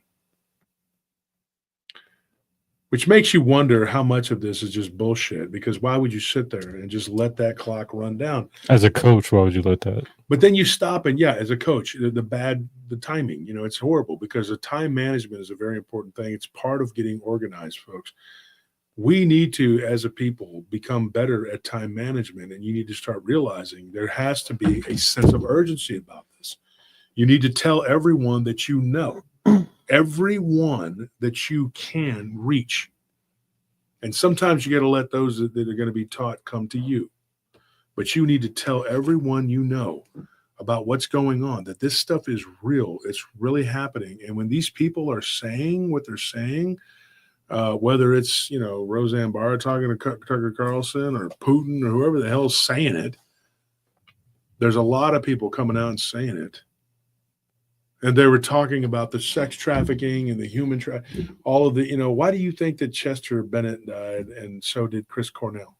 2 months from one another. Yeah. You think they both just got suicidal all of a sudden? And then they said, oh, well, they both had a history of mental illness or whatever. Yeah, okay. But yet they were both trying to form a group to rescue children from these cults. And just calling them cults is just, it's really, that's being really nice. Let's Not just going say far this. enough. That's not going far enough. We're a cult right here, right? Sure. Pretty much. We're supposedly a cult. Let's just be honest and call it what it is. It's a child trafficking, sick, vampiric, reptilian blood drinking cults. Right? Mm-hmm. You're satanic. You're satanic, and you are. You're worshiping these demons. You're serving up blood sacrifices to these beings. That's what you're doing. No, the true God doesn't ask for blood sacrifice. And I don't care what it's. He never did that. That was mankind that put that on there. They wrote that into the Bible. That is not God. God did never ask you to go kill somebody, kill your family, your friends, whatever. No. And Jesus reaffirms it all. And then they take it and they twist it and they turn it, and then they make a mockery of Christ, who is the only way. Because you're not pure. He was. He is the intermediate. You can go to him to get to the Father. You can go to him to get to the Father. He paved the way for us. And instead, what do? We spit in his face, and we make a joke out of it. And then when our overlords piss on our face, we're like, oh, thank you. We call it due. There's one country in particular that I absolutely just have there's 3 that I absolutely have a bone to pick with. There's 3 of them in particular. And they piss all over us, piss all over our backs, our faces, and we act like this is just normal. It's normal. Let's just keep giving them money. Let's give them special privileges. They're from the blood drinking cults. Let's give them the right to just destroy us. Mm-hmm. And there are good people in those places, and they suffer under those regimes because they are completely the house of evil. They dwell in the darkness. Jesus told his brother James, flee Jerusalem, for it is full of archons. He told him that. Why would he say that? And then they say, oh, well, these books you're talking about, those aren't in the Bible. Of course they're not in the freaking, they took them out, you stupid. Why wouldn't they? Why would they? Because Jesus said, he said, you die for lack of knowledge. Why would Jesus say that if everything you needed to know was right there in the Bible, right there in that little book that they took apart, and they picked it apart, and they picked it apart, and they picked it apart? Why would you even, think about it. He wouldn't need to tell you you die of lack of knowledge. He'll just be like, hey, go read this book and you'll be fine. Because the books, the Bible, the real Bible, is scattered to the four winds. There's a lot of great information in the good book, in the holy book of the Bible. There's a lot of good information, but there's information in other books too. You just don't have it. And thank God that I spent my youth and my younger years studying and learning and reading all of this and taking the time to learn about other religions and learning about other cultures and learning to speak other languages and to read in those languages. And the people who will attack us and attack us and attack us and attack us, they are not of God, because if they were, they wouldn't be attacking us. Because you're trying to reach people by spreading the word. It's not costing you anything to sit here. I'm preaching to you. I'm teaching you. I'm talking to you. I'm proselytizing, whatever words you want to use. I'm doing that for you right now. And I'm not asking for anything. You're not doing anything for me. I'm just doing this for you. This is my time that I'm losing money on to give to you. I'm doing that for you. We are all here doing this for you. And it's not because I want to be seen or I want to be heard or I'm enjoying sitting up here or I'm doing magic. They said I'll use my hands to do magic. You know who else they did? They said that about Jesus too. They said that Jesus he was doing magic. He was a sorcerer. He was a sorcerer. He went to Egypt and learned from an Egyptian magician. It sounds so stupid. It sounds like a Jerky Boys kid. The Egyptian magician. Bunch of stupid asses over there, Pharisees. Oh my gosh. I wish I could go back in time and slap every one of them. You put my Lord and Savior on a cross because he told you the truth, that you were wrong. And all he just have to repent. That's all you had to do. No, we're not going to do that. No, the synagogue is a place for money changing and usury. We're going to tax everybody and we're going to steal from you. And we're going to do every vile thing evil. And then when we kill you, then we're going to continue to do it and expand upon it. And then those of us that say, hey, man, this isn't right, let's not do this, we're going to kill them too. And we're going to keep doing it because we're antichristal. And we're going to pollute every religion, Islam, Christianity, Judaism. Every religion will be polluted by the devil and his seed. They are a bloodline, folks. Believe me when I tell you this. They are a bloodline. And there's multiple bloodlines. These archons, they all have a bloodline. And most of these dirty demons, they can trace their lineage. They're very proud. They can trace their lineage back to these archons. We're just a farm planet. 8 billion people on one planet. Anything that is around can just come and snatch us up, do whatever they want with us. It's because people are left to be ignorant and they don't know how to protect themselves and they don't know anything. And if you try to teach them, then there's going to be all these other people who think they know better who are going to tell you why you're wrong. And it's just sad. And now we're stuck on this farm planet where beings from other dimensions, beings from different planets, beings from under the ground, beings from, they could be right next to you, but they could just kidnap you and take you in and do whatever they want. And who's going to stop them? The powers that be, let them be. Only Christ can. You got to wake up. You got to protect yourself with white light. You got to be able to see what is around. Mm-hmm. Read some of these comments here, and then we're going to pick a couple people, then we're going to bounce my hand to my Father God and his Son, Jesus Christ, and the Holy Spirit. I love you all. I hate no man. The people that said the horrible, mean things about me, they go on Reddit and they just trash me. They lie. They lie and they lie. They say all kinds of craziness. They know me personally. They don't know me. They don't know me they wouldn't be saying all this if they really knew me. They lie, they lie, they lie. I don't think there's any man in the paranormal field that's more hated than me. They hate me from the bottom of their black souls. And so what they do is they're going to say the meanest, nastiest things they can come up with, that their minds can come up with. Folks, remember this: they're sick-minded, and the only way that you can really combat them, we can't do anything to them because we'll go to jail, right? You can't. You got to pray for them. I pray every day.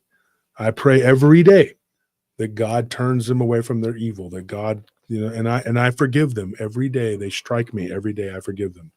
You know why? Because my Lord and Savior gets struck by our sin every day. Every day I wake up and I commit a sin that strikes my Lord and Savior, and it hurts him. So who am I to judge? Because I am doing not good things like anybody. You all have that in your heart. You have that spirit of selfishness, the spirit of strife. You want to argue, you want to be right. And we don't always know when to shut up and say, hey, you know what? It's not even worth it. Because I do it too. I'll argue with people on Facebook and I'll be like, you know what, dickhead, you're a dummy. You're a dumbass. You're a stupid person. Shut up. Go stand in the corner, you stupid.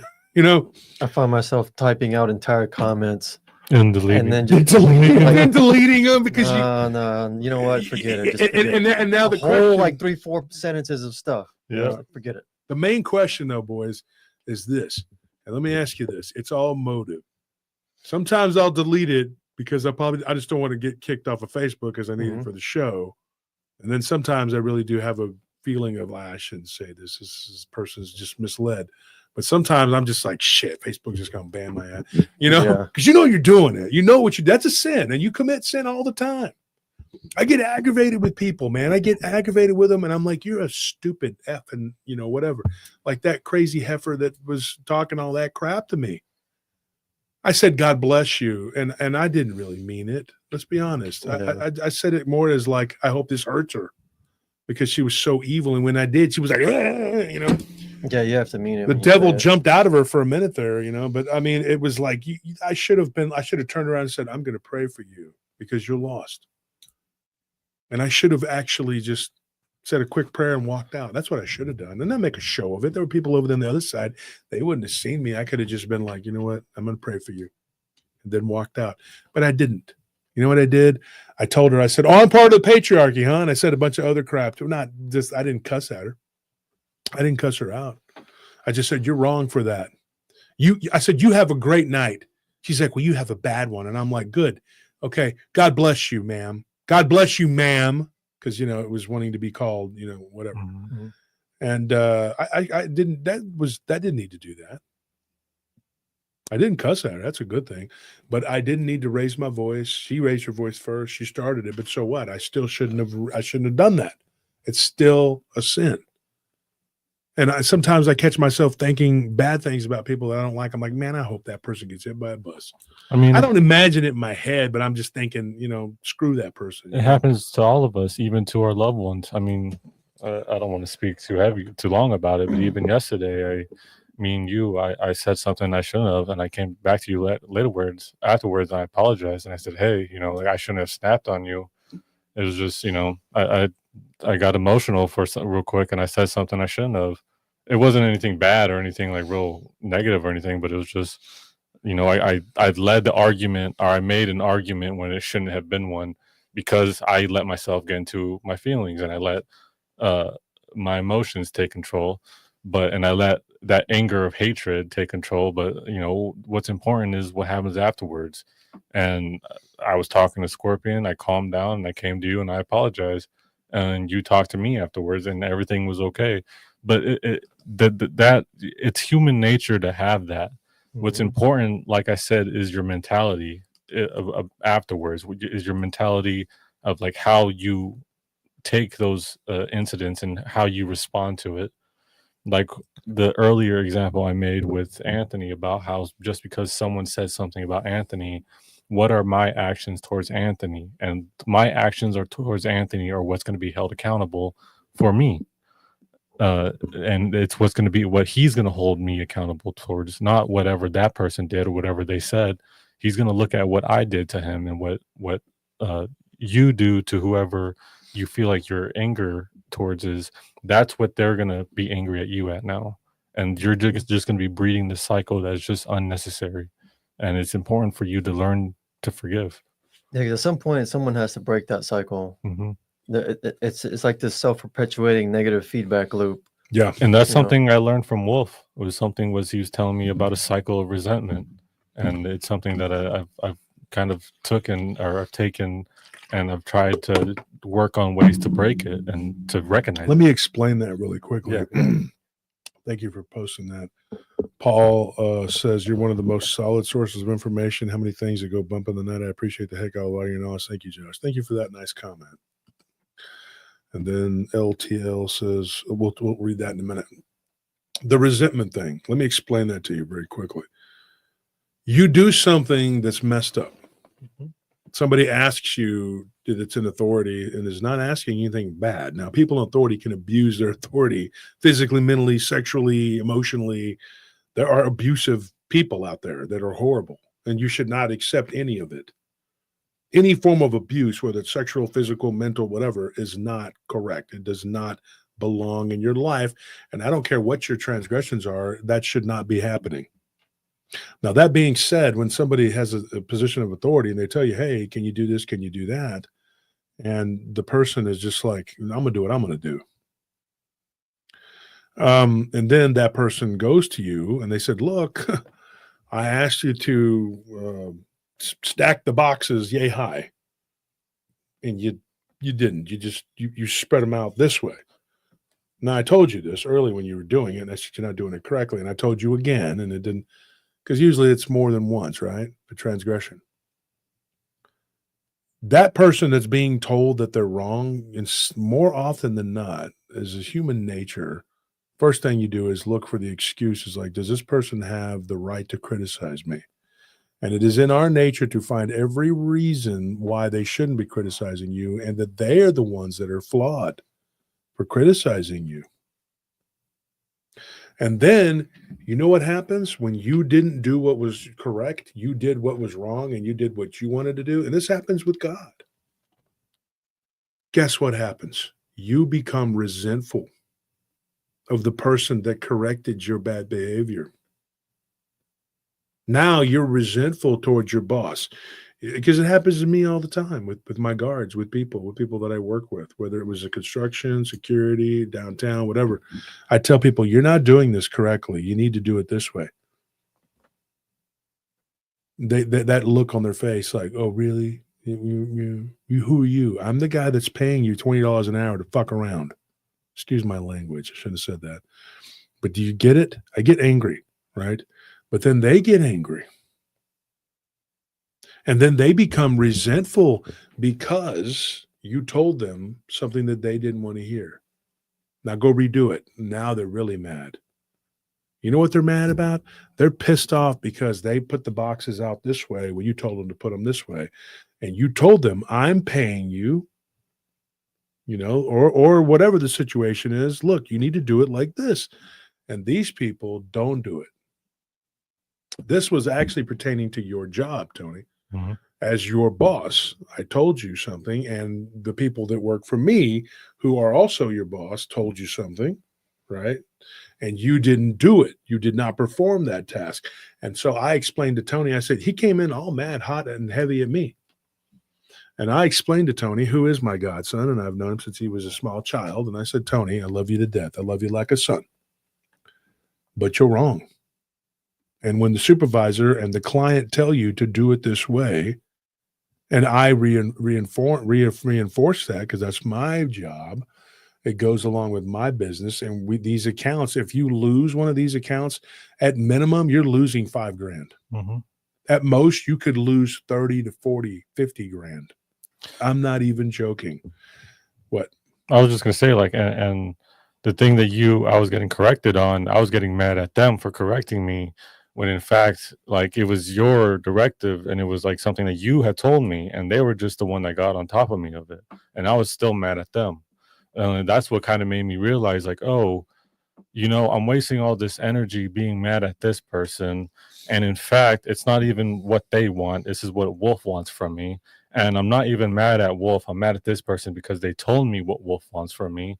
When in fact, if I would have just done what Wolf wanted for me, I wouldn't be angry. I wouldn't have all this anger. I wouldn't have all this resentment towards this person that had nothing to do with this. I would just be able to go out about my business. But that is something else more about just, doing your job and not causing hassle.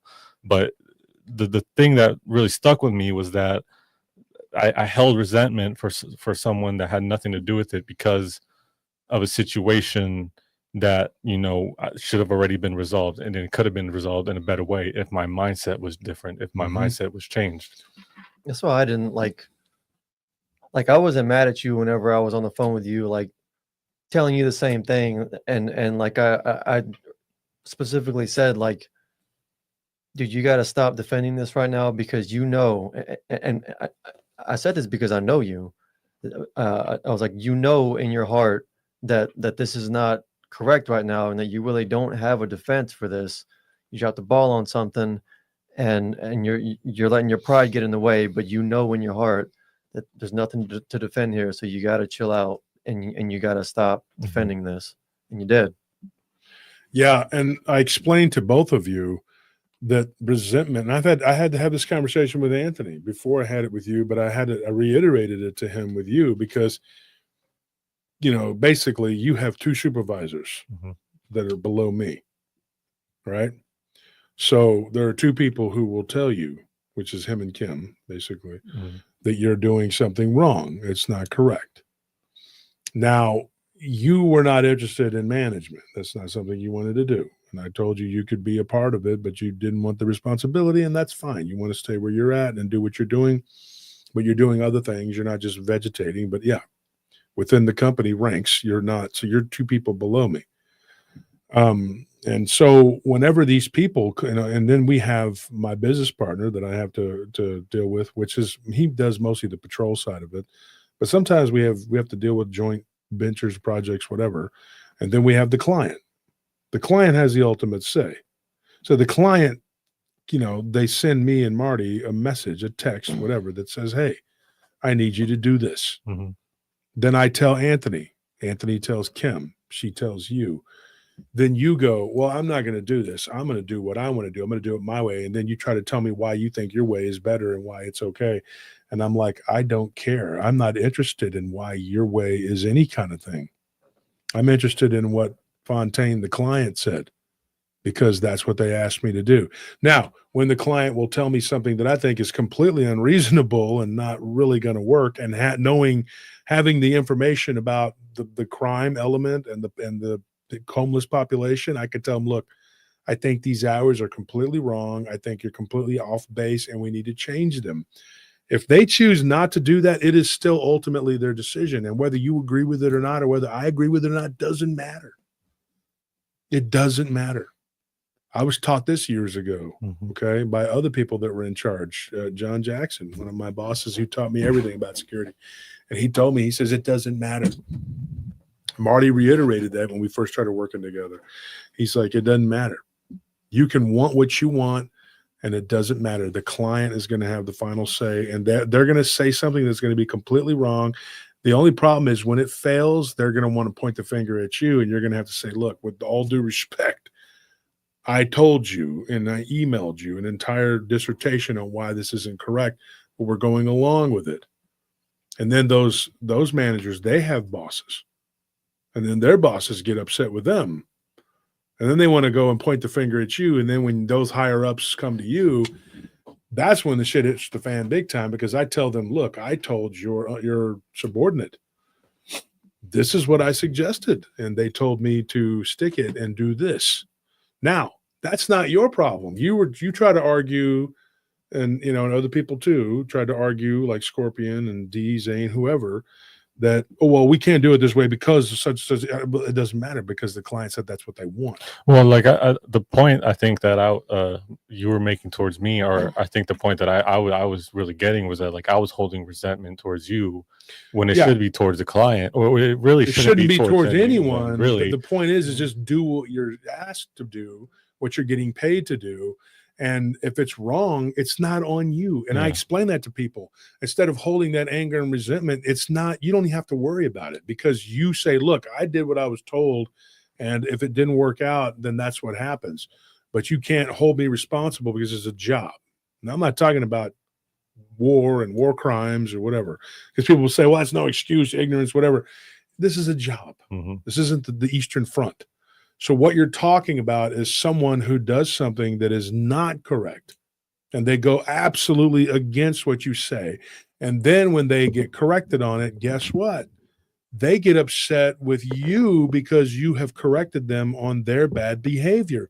That breeds a cycle of resentment. And then you get madder at them, and you're like, this person is so stupid. They're not getting the point, and they're getting mad, and they're actually building up resentment towards me because I'm telling them that they shouldn't be doing this shit. Instead of just correcting their own behavior. Yeah.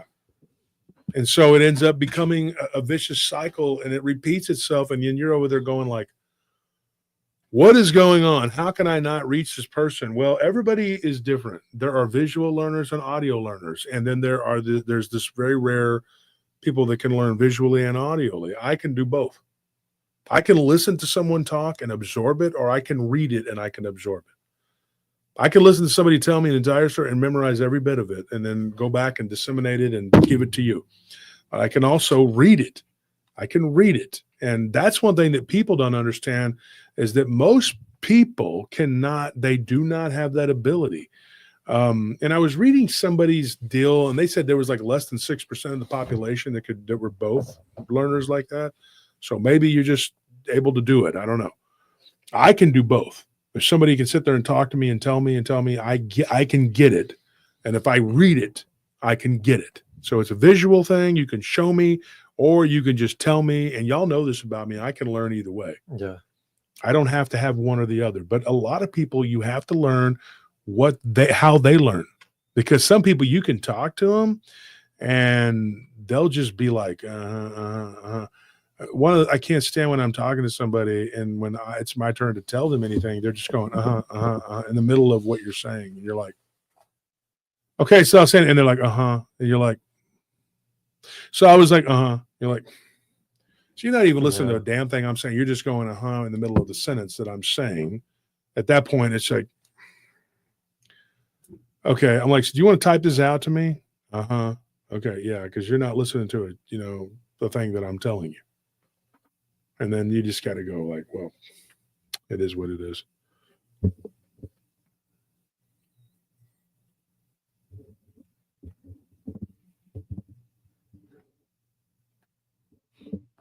I'm reading some of these comments here. Well, also though, Wolf, it happens on the flip side too, where as the employer, because this person keeps messing up, you're holding resentment towards them. And like that's where the cycle. Yeah. That's where like that was what I was saying though. It's a perpetuating cycle. Yeah, it's a finish line. I'm resenting the shit out of you. Yeah. But for whatever reason, you're resenting me for resenting you for resenting me, because we're just going back and forth. And eventually, like the whole reason that those two people can't stand each other gets lost in translation, and like all that's left is just this like resentment for the sake of resentment. It's like you don't even remember why you got into it originally. You're just like, I hate that guy. Screw him. Why? Yeah, and you don't realize how many people have. And let me say something else. Like, having been a tutor for special ed, I used to go in an hour early to school every morning, and I just also because I slept on the damn floor and I just wanted to get out. I was miserable. My home life was shit. It was horrible. It was absolutely horrible. So I would rather be at school or extracurricular activities all day and night than be anywhere near home at any time. Whether I was living with my dad, my stepmom, which was a damn nightmare. I lived with my mother, and my sister was a nightmare. My home life was always a pile of shit. It was garbage. So I would go into school early, an hour early. It was actually an hour and a half early. And I would tutor special ed children. With children, I say children, they're my age. Some of them were even older than me, but I tutored them because I knew, so I was in a lot of advanced placement stuff like that. But I would talk to the kids and I would tell them, I was like, look, you need to understand. So at the age of 16, when I started doing the tutoring thing, I did it for like 3 years or two years, whatever. One of the things I learned was these kids have special needs for a reason. They don't learn like other people. So sometimes I would have to read to them and then look at them and go, do you understand? And then they would go, oh yeah, I get it. And then I would show them math, and I would show them different ways to not common core shit, but I'm good in math. I would just be like, look, because I can do numbers in my head real fast. A lot of people can't do that. And I understand that. Not everybody's got a brain for math. But I would see these teachers getting really pissed off. My parents were both math geniuses. And when I was a child, I was in the Abeka Academy, and they put me in algebra when I was in 5th grade. Who the freaking hell is learning algebra in 5th grade?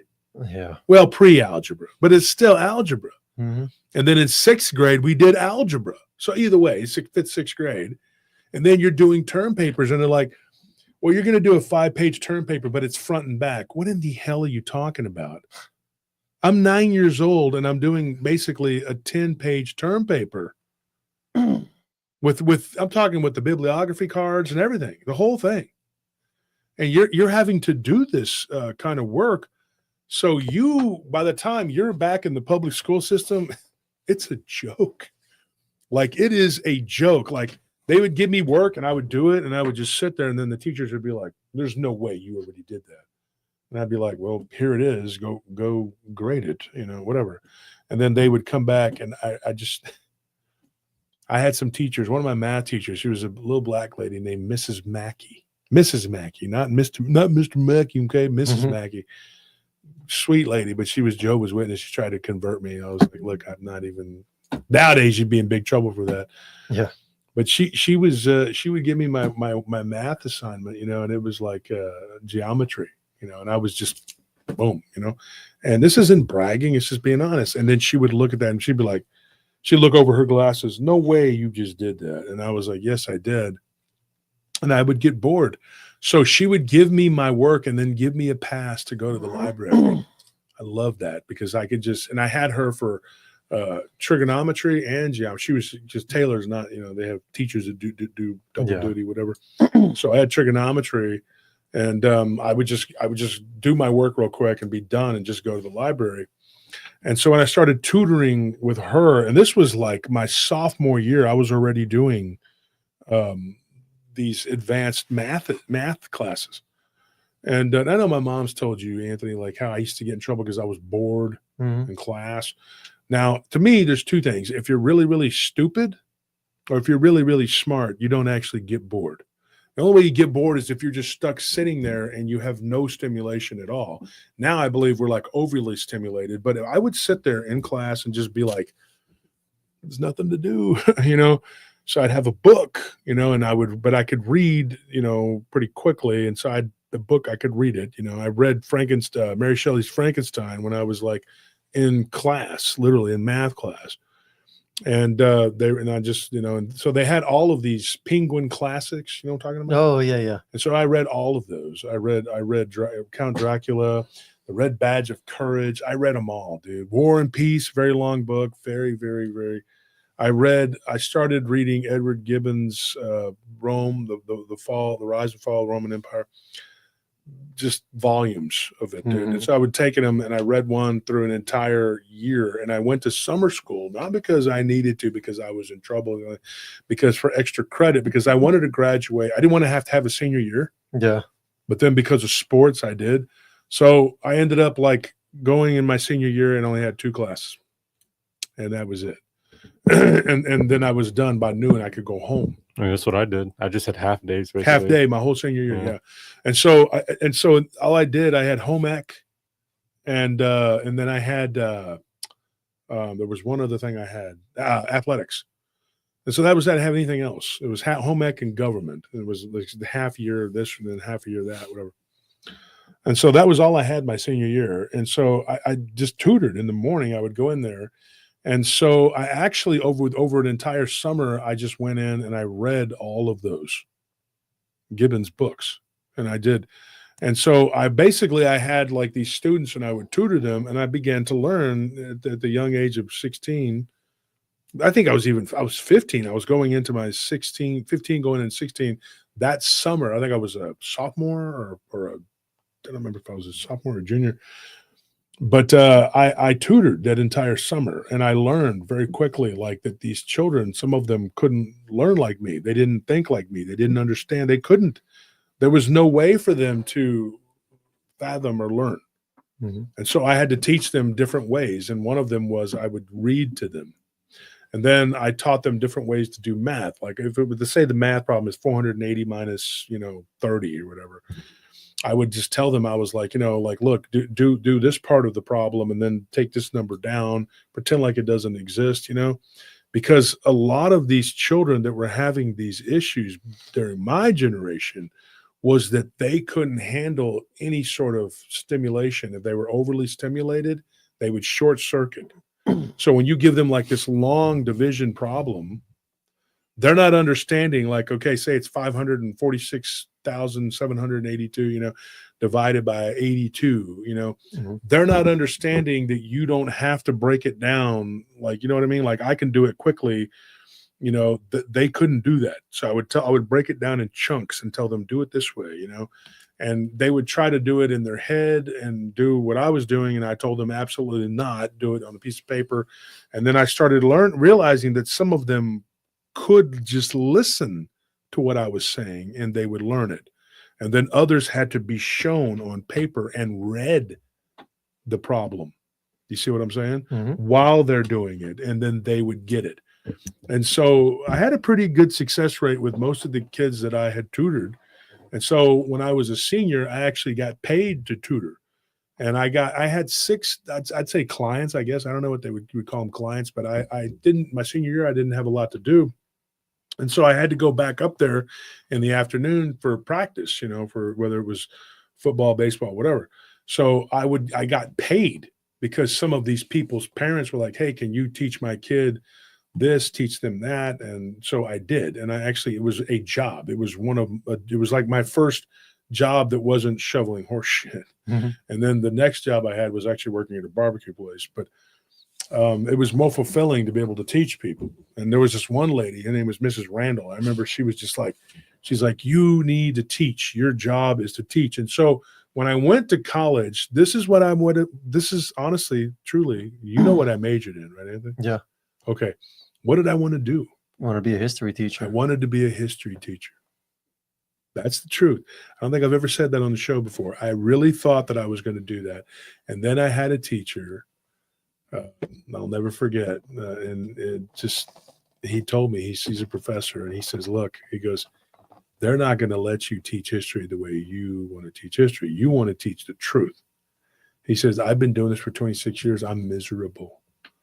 He's like, I got a couple more years. I'm retired. I'm done. This was at UT. And he was like, you're not going to, they will not. He's like, you question too many things. He said, I learned a long time ago, don't question it. It's an agenda. And you're not it. You're not a part of it. You're on the outside looking in, son. And I became disillusioned. And I was like, this is not what I wanted.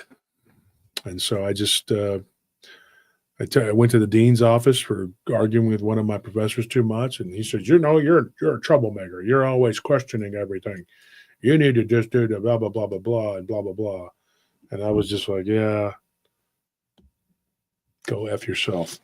And then threw my books in the trash. Little did I think at the time, I should have just resold the pieces of shit because they were like $30 a piece, which is a lot of money back then, And then I became, by our standards of the Western society that we live in, successful. But, I wish that I would have at least gotten the degree, just so I could say I had it. But the indoctrination was so bad. Our health, our health teacher, it was a health class I took. It was called, it wasn't just called health. It was called something. Human sexuality, health and human sexuality. Mm-hmm. And our teacher tried to make me go to a gay strip club. No bullshit. She did. And she was like, we all need to go. And so and if you don't, you'll flunk. Go straight to the dean. I did. And the dean told me to do what she said. And then I argued, so I ended up flunking. And I had her, and then I had another teacher that was basically just sleeping. I'm like, dude, this professor gives us an assignment, goes to sleep. I'm like, what is this? I mean, you're paying a lot of money to go to these schools. This money I didn't have. I was working my way through. I had to work a full-time job too, because I never had enough money, and I only had enough to get help for, whatever. And I just gave up. I said, this is too much. It's time to go do something else. And so, here we are. But, it is what it is. These people, they're not, the system is broken. They are not interested in helping you. They don't give a shit about you. They just want your money, and they want your children. Why do you think all these people want to do all these things? What is drag queen time for children? What is that? Oh, drag queen story time. Yeah. No, I'm saying, like, what is that though? Really? Yeah. It's more sick, effed up indoctrination and exposing children to something that they shouldn't have to be exposed to. There is no damn good reason for any of that shit. None at all. And now we're being run by mentally ill people, and they're telling us how we're supposed to, how the cow eats the cabbage. And I'm like, no, sir, no, thank you. I had a professor tried to shame me. He told me because I kind of talked like this a little bit when I was younger, and I had to kind of talk more like a person that didn't have an accent and sound like I was from the sticks, Not that there's anything wrong with that, but I just, if you want to be a man of enterprise and in business, some people are okay with that, but it depends on what your line of work is going to be. And if you just walk in there and go, look, I think this homeless problem is, we need to they're going to, these people here in Austin, they're going to go, yeah, and they're not going to like you. They're not going to like you. So you have to go in there and you have to talk like you're more cosmopolitan, right? And I had one professor who just, I still don't know whether or not he was being an ass, being snarky, or what he was doing, but he was like, very much like telling me that I needed to be more like him. You know what I mean? Mm-hmm. And I'm like, why? He wore a toupee. So, of course, being the ass that I was like, why? And do what? Be bald and wear a toupee? I said, at least if you're bald, you could be proud of what you are. Why are you hiding it? And he's just like, you got a real shitty attitude. I'd like to see where you're at in 10 years. And I was like, well, he was so fat and so out of shape. I was like, well, you'll be dead. So what does it matter? Your arteries are clogging as we speak. And this guy's like, you, whatever. Doesn't matter. I mean, these people, you get into it. I had a guy, I even remember his name too. And I worked for a company called Burns Security. And I remember him bringing me into the office at one of the 2 or 3 places I've been fired at in my life. And he's like, do you know why you're here? And he's a little short, little bitty munchkin dude. And I said, because I've been bad. And he's like, you think you're too he started like just, whatever. And I just was listening. And then at that point, I just shut down. It was just like, hello, darkness, my old friend. I didn't even listen to this guy. I was just sitting there staring at this. I just remember this mug that he had on his desk. And it was just so misshapen. And it was supposed to be like a mermaid on there. Uh-huh. And it was so deformed and weird looking. And he's like, and then I just remember him saying, did you hear me? You think you're too cool for school, whatever. And I was like, no, I'm going to school. And he goes, well, you don't act like it.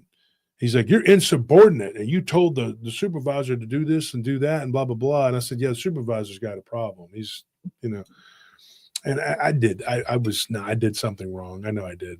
Because it was a client. It was housing, and you could get in trouble. And he says, and when we tell you to do it this way, we want you to do it this way. I said, well, doing it your way is going to get me killed. So when I tell people now, I try to tell people, look, I'm never going to tell you that's going to hurt you or hurt someone. But these people were telling me to do something that would absolutely possibly get me hurt.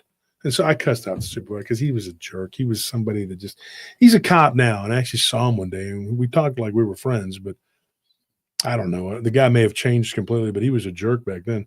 And so I told this man, this owner, well, it wasn't the owner. He was the manager of that particular branch. It was Pony Express before then it became Burns, right? Because when I watched the training film, it was Pony Express. And I was like, why am I watching this?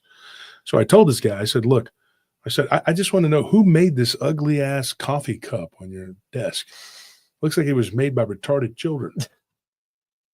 And he goes, get out of my office. And he goes, that was made by my daughter. And I'm like, and I said, is she retarded? And he was just like, dude, he got up and he started rolling his sleeves up like he was going to beat me up. Like, and I'm laughing. I was like, I stood up like I towered over this guy. And I was like, no, Munchkin land, that's not going to happen. I said, but I'm going to leave. But that is a very ugly coffee mug there. And he stops me. He stands in front of the door as I'm trying to leave. His last name was Owens. That's all I'm going to say. Mhm. You know, my dad's name, but his name is last name, you know. And then he says, I'm interested to see where you're going to be at in 5 years, 10 years. He goes, you're a effed up individual. You know that? He goes, you ain't going to do shit in life. He goes, you're going to end up dead or in prison, boy. He goes, that's all you are. You're just prison waiting to happen. He goes, you're an idiot. He was just going off on me. And I said, doesn't change the fact that your daughter made a very ugly mug that looks like a person that's blind could have made it better. And he's like, get the F out of it. And I just walked out. I walked out. So here's a true story. Here's another place I didn't get fired. I got transferred, but it was a short stop. It's right there on Old Wharf. It's a P. Terry's now. And it's funny because I worked there when it was a Mr. Getty's and as a shortstop, right? So I go there and I'm in line to go get my delicious shortstop food or whatever. And there's this guy just honking and honking and honking and honking. And I'm like, what are you doing? We're all in line waiting, dude. It's hot. It's summertime. You know, we're all miserable here in Austin. You're all in the same boat. Come on, dude. You know, I didn't have my air conditioner had gone out in my car, and I'm sitting there and I'm just like, who is this guy honking at me? And this was back, I think this was probably early 2000s or something like that, mid 2000s. I don't remember.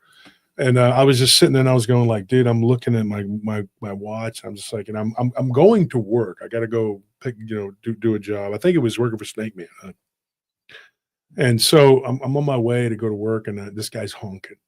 And I get out of my car finally, and I slam the door, and I was like, would you stop with the effing honking, dude? And, at that time, you know how I looked. I mean, I was like built like, dude, like the Incredible Hulk. I was big. I was very muscular. No fat, just big old thighs, big legs, big arms, shoulders, whatever. And I walked over to this guy. Not everybody had a gun back then like they do now. And this dude just started like shrinking down into his car. And he was a little bitty guy. And I walked over and I was like, would you shut up? Why are you honking? It's not going to help them make the food faster. I was like, there's like 4 cars in front of us. It's rush hour. Knock it off. And then I look in the car, and guess who it is? That guy? It was this little punk. It was the little punk. And he wasn't the car directly behind me. He was in the car behind that car. Uh-huh. And it was that little punk. I'm going to be nice and not say his name in case he's still alive. But he was, and so he just looks at me and he kind of partway rolls the window down. And he called me Turner all the time because that was, you go by your last name. And these companies are very militaristic. And he goes, Turner? And I said, Owens? And he looks at me and he goes, oh, I'm just in a hurry. I'm sorry. And I was like, gee, and I looked at my watch, like, I always make that joke. I look at my watch. I said, geez, it's been like 8-10 years now. You were wondering where I'm at, right? I said, well, I'm still around. And I looked at him and I said, I'm not in prison either. And then he was like, I said, what are you doing? And I can't believe this guy. I felt terrible after this. He told the truth. Like a lot of times people will lie about what their situation is. Like they'll just flat out lie. And this is a true story. And I asked him and I said, what are you doing these days? Are you still running security? He goes, no. He goes, I just went through a divorce. I cheated on my wife and I'm living in my car. Yes. Freaking told me that. Like he told me that. And I was so taken aback by his honesty because I wanted to slap the shit out of this guy. He was always a jerk. Yeah. And I just looked at him and I said, oh, really? I was like, that's horrible. And I was like, well, why are you honking your horn like a madman? And then he just looked up at me and he's like, he had like this, he didn't cry, but it was like he had this look in his eyes like he wanted to cry. And he's like, I'm a drunk. He just told me point blank, like flat out like he was a drunk, you know. And I look, and there in the seat, he had this bottle of freaking schnapps or whatever, and I'm just like, oh god. And I said, God dang, it just I could smell it, because at that point I didn't really notice it. And I leaned in and I was like, oh man. I said, that's horrible, dude. What the hell? And so I did something that I normally wouldn't do, and I gave him a business card of, you know, the company that I was with at that time. And I said, look, you get yourself cleaned up, man. I mean, you know, maybe call them, see whatever. So I go in there to get my check at that particular company. It was executive. Mm-hmm. And John Jackson's, I've known him forever. I came up with him. He fired me, and then years later he rehired me. He's an ex-Marine, and he had every right to fire me. I was off dicking around, wasn't on post. I got to learn my lesson after that. I learned at a young age. And so he comes to me, and John, he always had his one eye. He's like, yeah, he's an old Marine, been a lifer in the Marine Corps, and then he retired from the Marines, and then he started running security. He comes to me, he goes, you got a guy, last name's Owens. He came in looking for a job. And I was like, yeah. And he goes, that guy's a drunk. He's like, I used to work with him. He's like, yeah, me and Young, that's this other guy used to run this company. It's called Guardco. It's not even there anymore.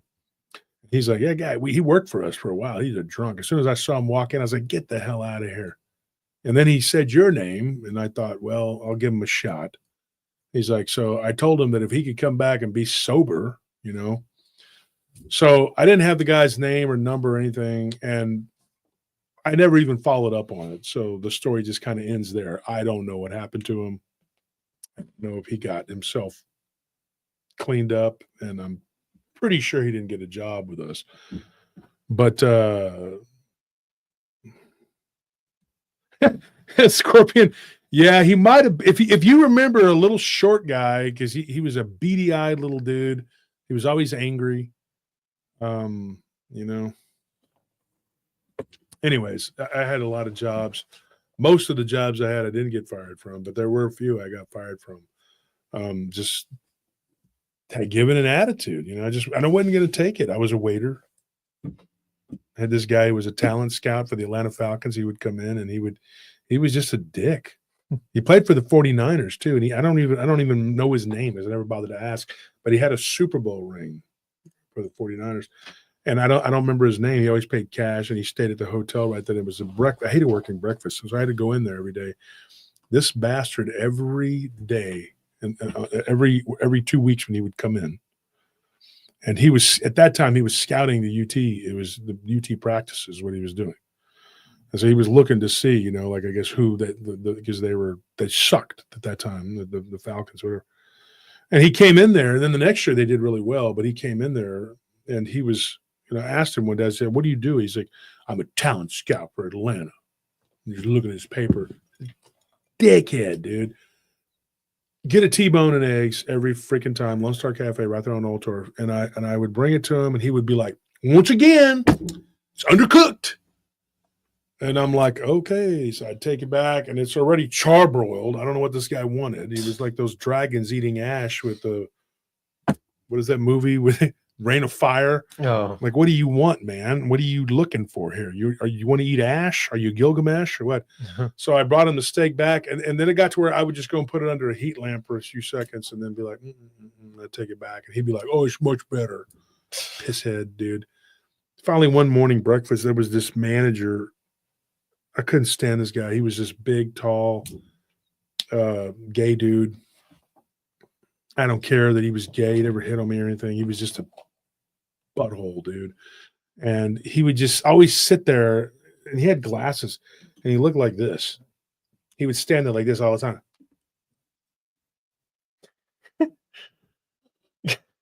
And he looked like he was completely out of his element, and he was lost. We had this other guy, a manager named Kyle, who I remember he was the biggest Houston Oilers fan. He hated the Cowboys, and I love the Oilers, but I was always talking shit with him. I liked him. He was cool. But that dude told him that I was always giving him an attitude. And so I got turned into the main manager. And the main manager, I'm pretty sure he had something going with that guy. Like I'm almost positive. So Kyle comes to me and he says, hey, man, it was 9 months I worked there. He goes, I'm going to have to let you go. I started working there as a teenager, washing dishes, then became a busboy, then a server. worked my way up. And I said, for what? And he goes, well, and this guy's name was Joel too. And he goes, Joel just says you make him really uncomfortable. He doesn't like you. And so he went to, I can't remember the main manager's name, this curly haired guy with a 70s porn mustache. Looked like Freddie Mercury. I just killed a man because I'm a gay serial killer. He looked like he was just like, so that dude, like he said, he goes, yeah, he went and complained. And I said, because the breakfast, that guy, and I was like, he doesn't know what he's doing. First of all, I'm thinking to myself, I said, this guy's nuts.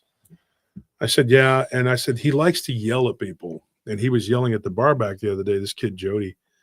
And I stuck up for him. And I knew what it was.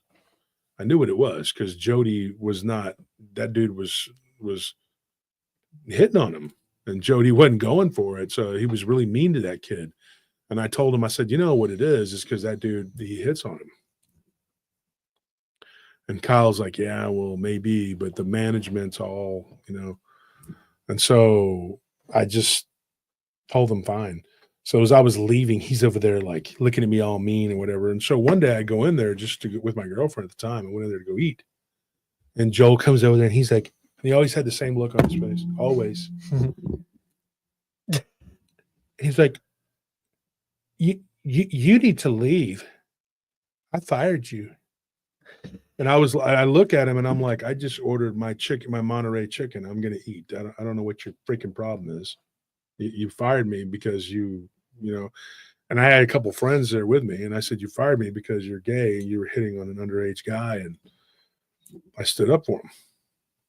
And he goes like this. He's just like, oh my God, that's totally not true. That is not true. I had a boyfriend. And then he literally said the name of the manager. And I can't remember the guy's freaking name. Ryan or something like that. And he goes, I was dating Ryan. I said, oh yeah, the manager, the main manager. Yeah, the one that fired me for you. I said, but you didn't tell him why it happened that day on the stairwell. Of course, it was a whole thing, right? And this dude gets so mad. He walks out of the restaurant. This is no bullshit. It's a true story. He walks out of the freaking restaurant, and he had this really nice Trans Am, and he was out in the parking lot just revving the engine, revving the engine. And the waiters there knew me. There was one guy, Rob. He was really cool, man. I loved Rob. He was a great guy. Rob came up, and he's just like, he said something derogatory about them. I'm not gonna say it. He goes, why did that such and such go outside and what'd you do, man? He talked like he was a hick, He said, what'd you do, man? Piss him off? And I was like, yeah, I guess I did. Rob kind of talked like Matthew McConaughey a little bit. And I've met Matthew McConaughey in person. So he kind of talked like him. And he was just like, he goes, man, fuck that guy, man. He's like, that guy's a butthole. And so he sat out there the whole time I was there. And then the police showed up. So I'm sitting there and these police come in and I'm not knowing whether or not this dude called them or what. And so they're standing there talking to Porcela. That's the girl's name that was the one that seats people, right? Mm-hmm. So they're over there talking to her. We're just eating. I'm eating my dinner. Robert came and gave us our food. He didn't give a shit. Cool place. Actually, the upstairs was haunted. There was, I swear, me and Robert saw a ghost up there. There was a woman that haunted it. And we were up there. That's where I watched the 1992 NFC Championship and with the Cowboys when they beat the Niners. And then I saw the Super Bowl there too. It was a great, cool place. I had fond memories of that place. And then I did banquet setting up too. And you get to eat the banquet food. It was always pretty cool, especially when you're poor, So I'm sitting there eating and these cops, and they start walking back toward me. And this one guy, Bo, that worked there, he's a Mexican guy from Montalbas. I used to box with him, and Bo goes, hey, psst. He goes, amigo, they're coming for you, bro. They're going to mess with you, carnal. And I said, oh, man. He said, Dahura, means police, whatever. And so I threw my fork down. I'm like, you got to be kidding me, man. This punk went out. He called the police. And the cops come in, and they start talking to me, and they pulled me away, and I went over there. There was like this little salad bar area. So I went over there, and I was talking to them. And they were like, did you threaten this man? Did you say? And he told these people the most ungodly shit I've ever heard in my life. He said that I threatened to gouge out his eyes, bite off his tongue, and do all this, and cut his pee-pee off. I'm freaking out.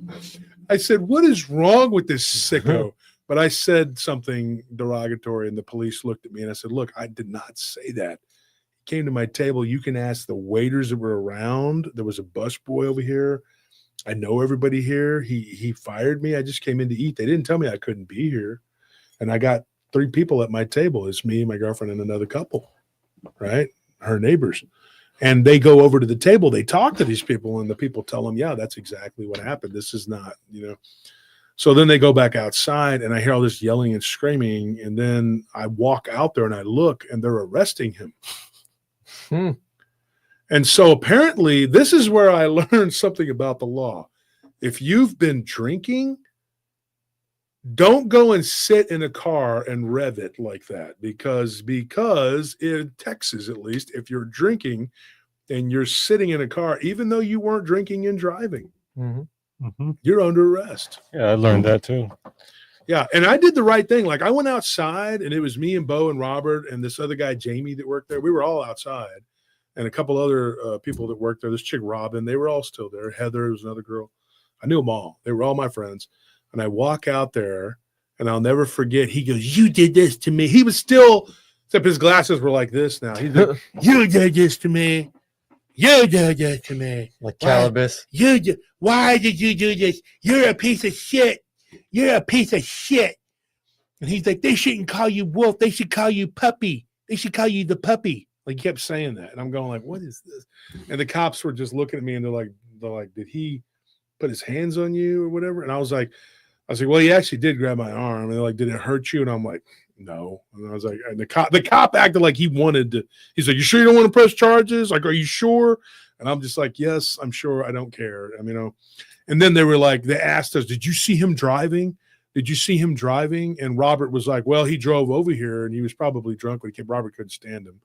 And so they asked me, and I could have literally lied and been like, yeah, I saw him drive, but I didn't. Yeah.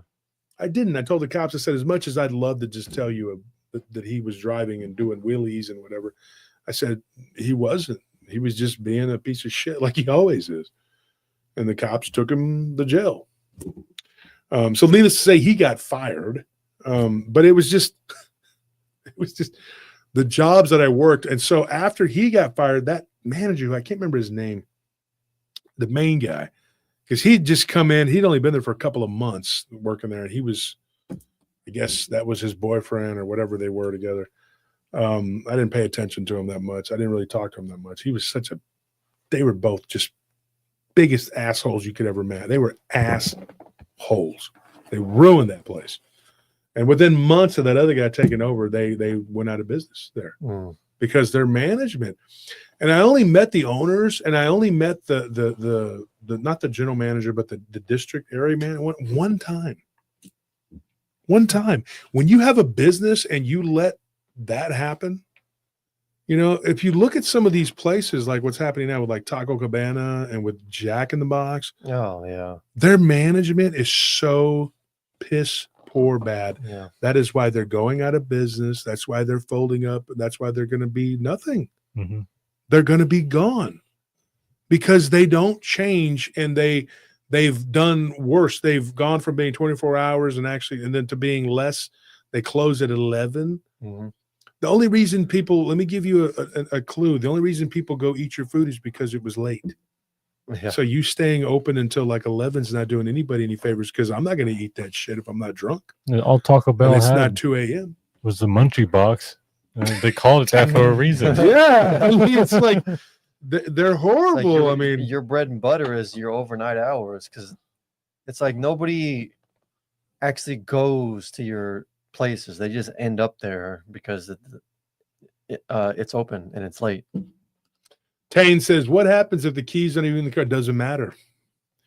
If you're in that driver's seat in particular, well, I think if you're just in the car, and because you could easily take the keys out when the cops come and throw them, and just, doesn't matter. I mean, you're in that driver's seat. Yeah, that's what my stepdad taught me, was that like if I'm ever drunk and I need to sleep it off, to just go in the passenger side and sleep in there. Yeah, so there's a whole, You just got to be really careful, man. And like I said, I've worked a lot of jobs. I've worked at a chemical plant. I worked at God, shoveled horse shit.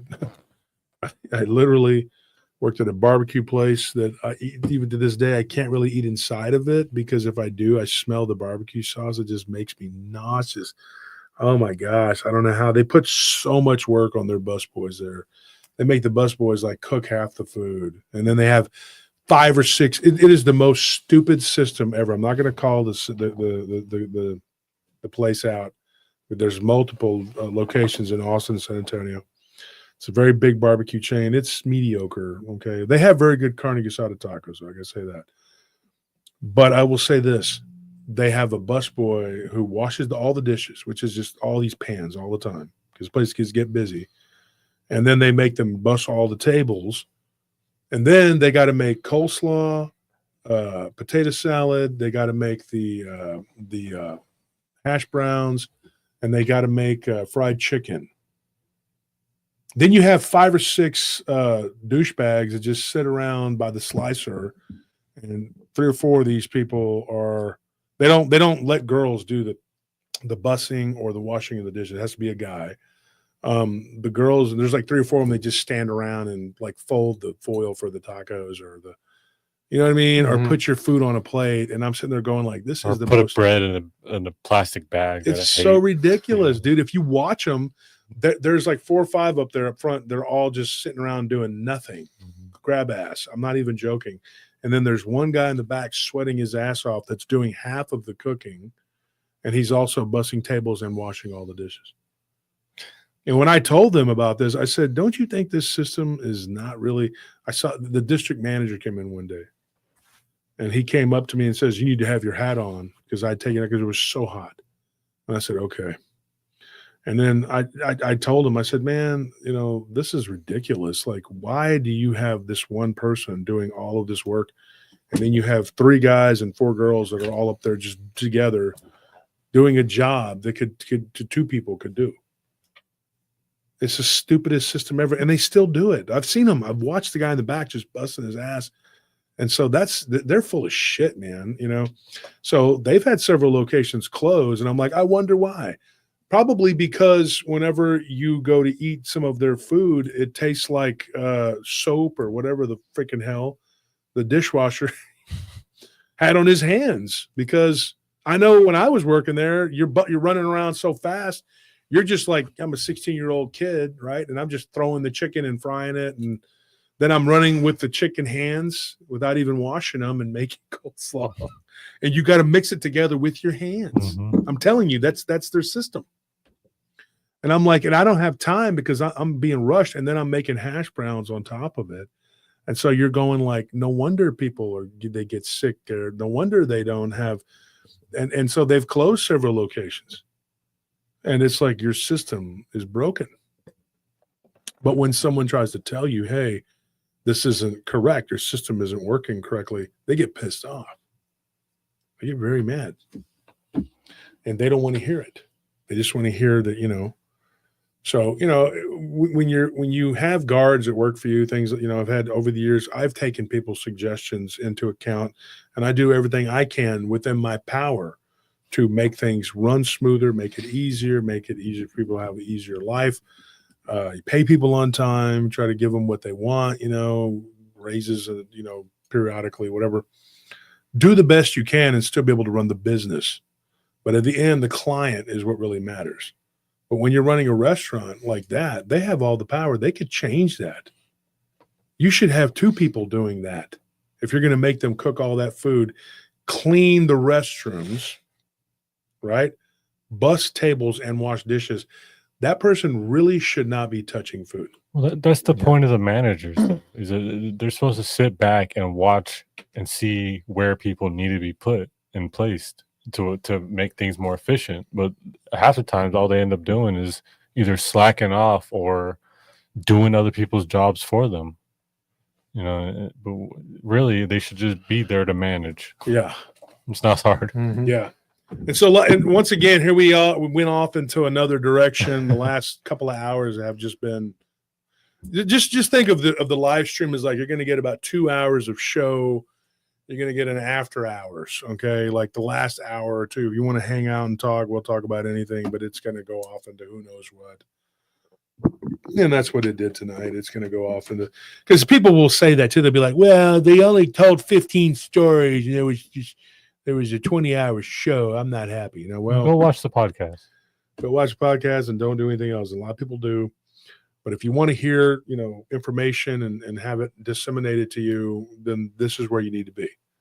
And of course, we started talking about jobs and things like that. And just, It was a bit all over the place, but it's fun. we need to do that on the random files. We're going to start going to the random files a lot more to talk about all these different kinds of things and just telling stories about just random stuff.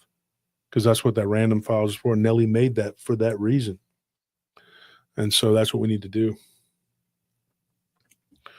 But anyway, thanks for tuning in. Thanks for listening to me ramble. Get your name in green. If you guys are not in green, you're really missing out. If somebody wants to throw their name in green right now, just do it right now. I'll give you something. How about that? What's up, Shane? He's got to work with 20-hour shift. Oh man, That's brutal. That's not good, especially when you're a sheriff's deputy, man. They got you just doing all that,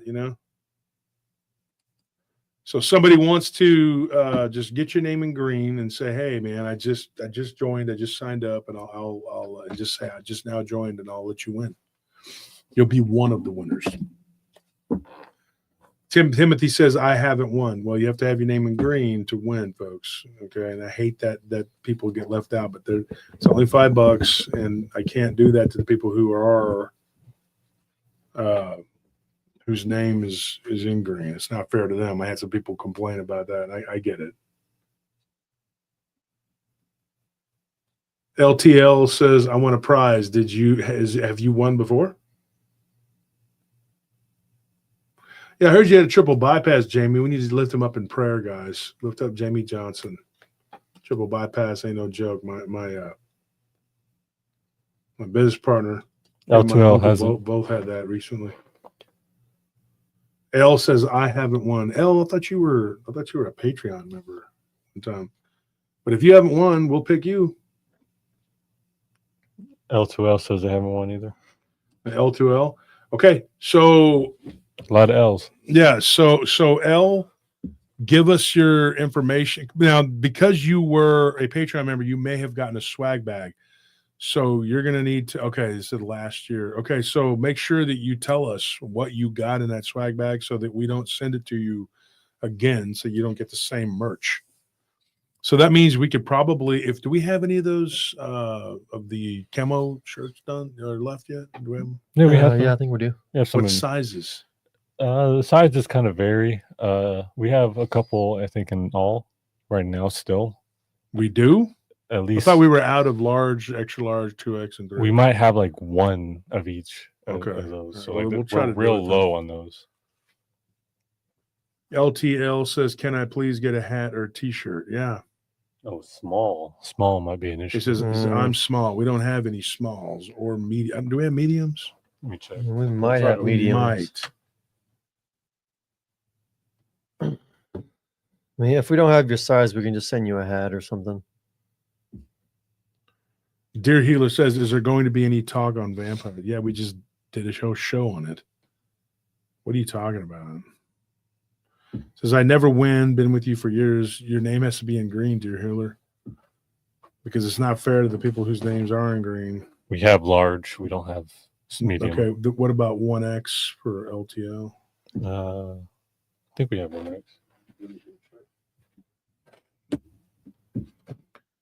Yeah, the show is 6 hours. We talked about vampires for like 3, 4, whatever. Never mind. I just found a bunch of medium shirts. You found a bunch of mediums, really? All these. Let me see one of those. Oh, these are one of those. Oh, yeah, we had these. We probably don't have any more of these, do we? Yeah, that black and silver is popular. Yeah. All We're about yeah. to make like this right here, the black and silver with that other logo. Do we have the other logo too? not in this shirt, but we have it in the hoodie. But we have it in the hoodie. Okay. So if you're a medium, we can send you this. Now, folks, you need to, when you get one of these shirts, don't wear it unless you wash it. Yeah. And I'll tell you why, because they put formaldehyde on clothes. Do you know that? Drug dealers actually use T-shirts to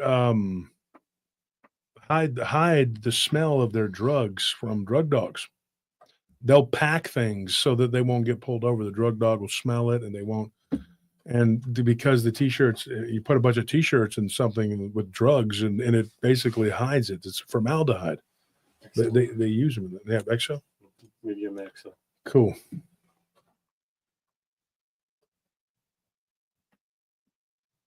Dear Healer had a cabinet. I'm so sorry about that. I hope you're okay. Spence Gibbs says just joined the Patreon. Cool. Paratrooper level. There you go, buddy. Good for you. A couple months and you'll get a swag bag. So we got to go. We got to bounce. And tomorrow we're going to try and mail. So everybody who's a Patreon member, send us your information to giveaways@prtpodcast.com. And if you've won tonight, send us your information. Nobody wants to join up and win instantly. First person to join up right now wins instantly. I'll give you the win automatically. $5, man. Get you a shirt. Be an automatic.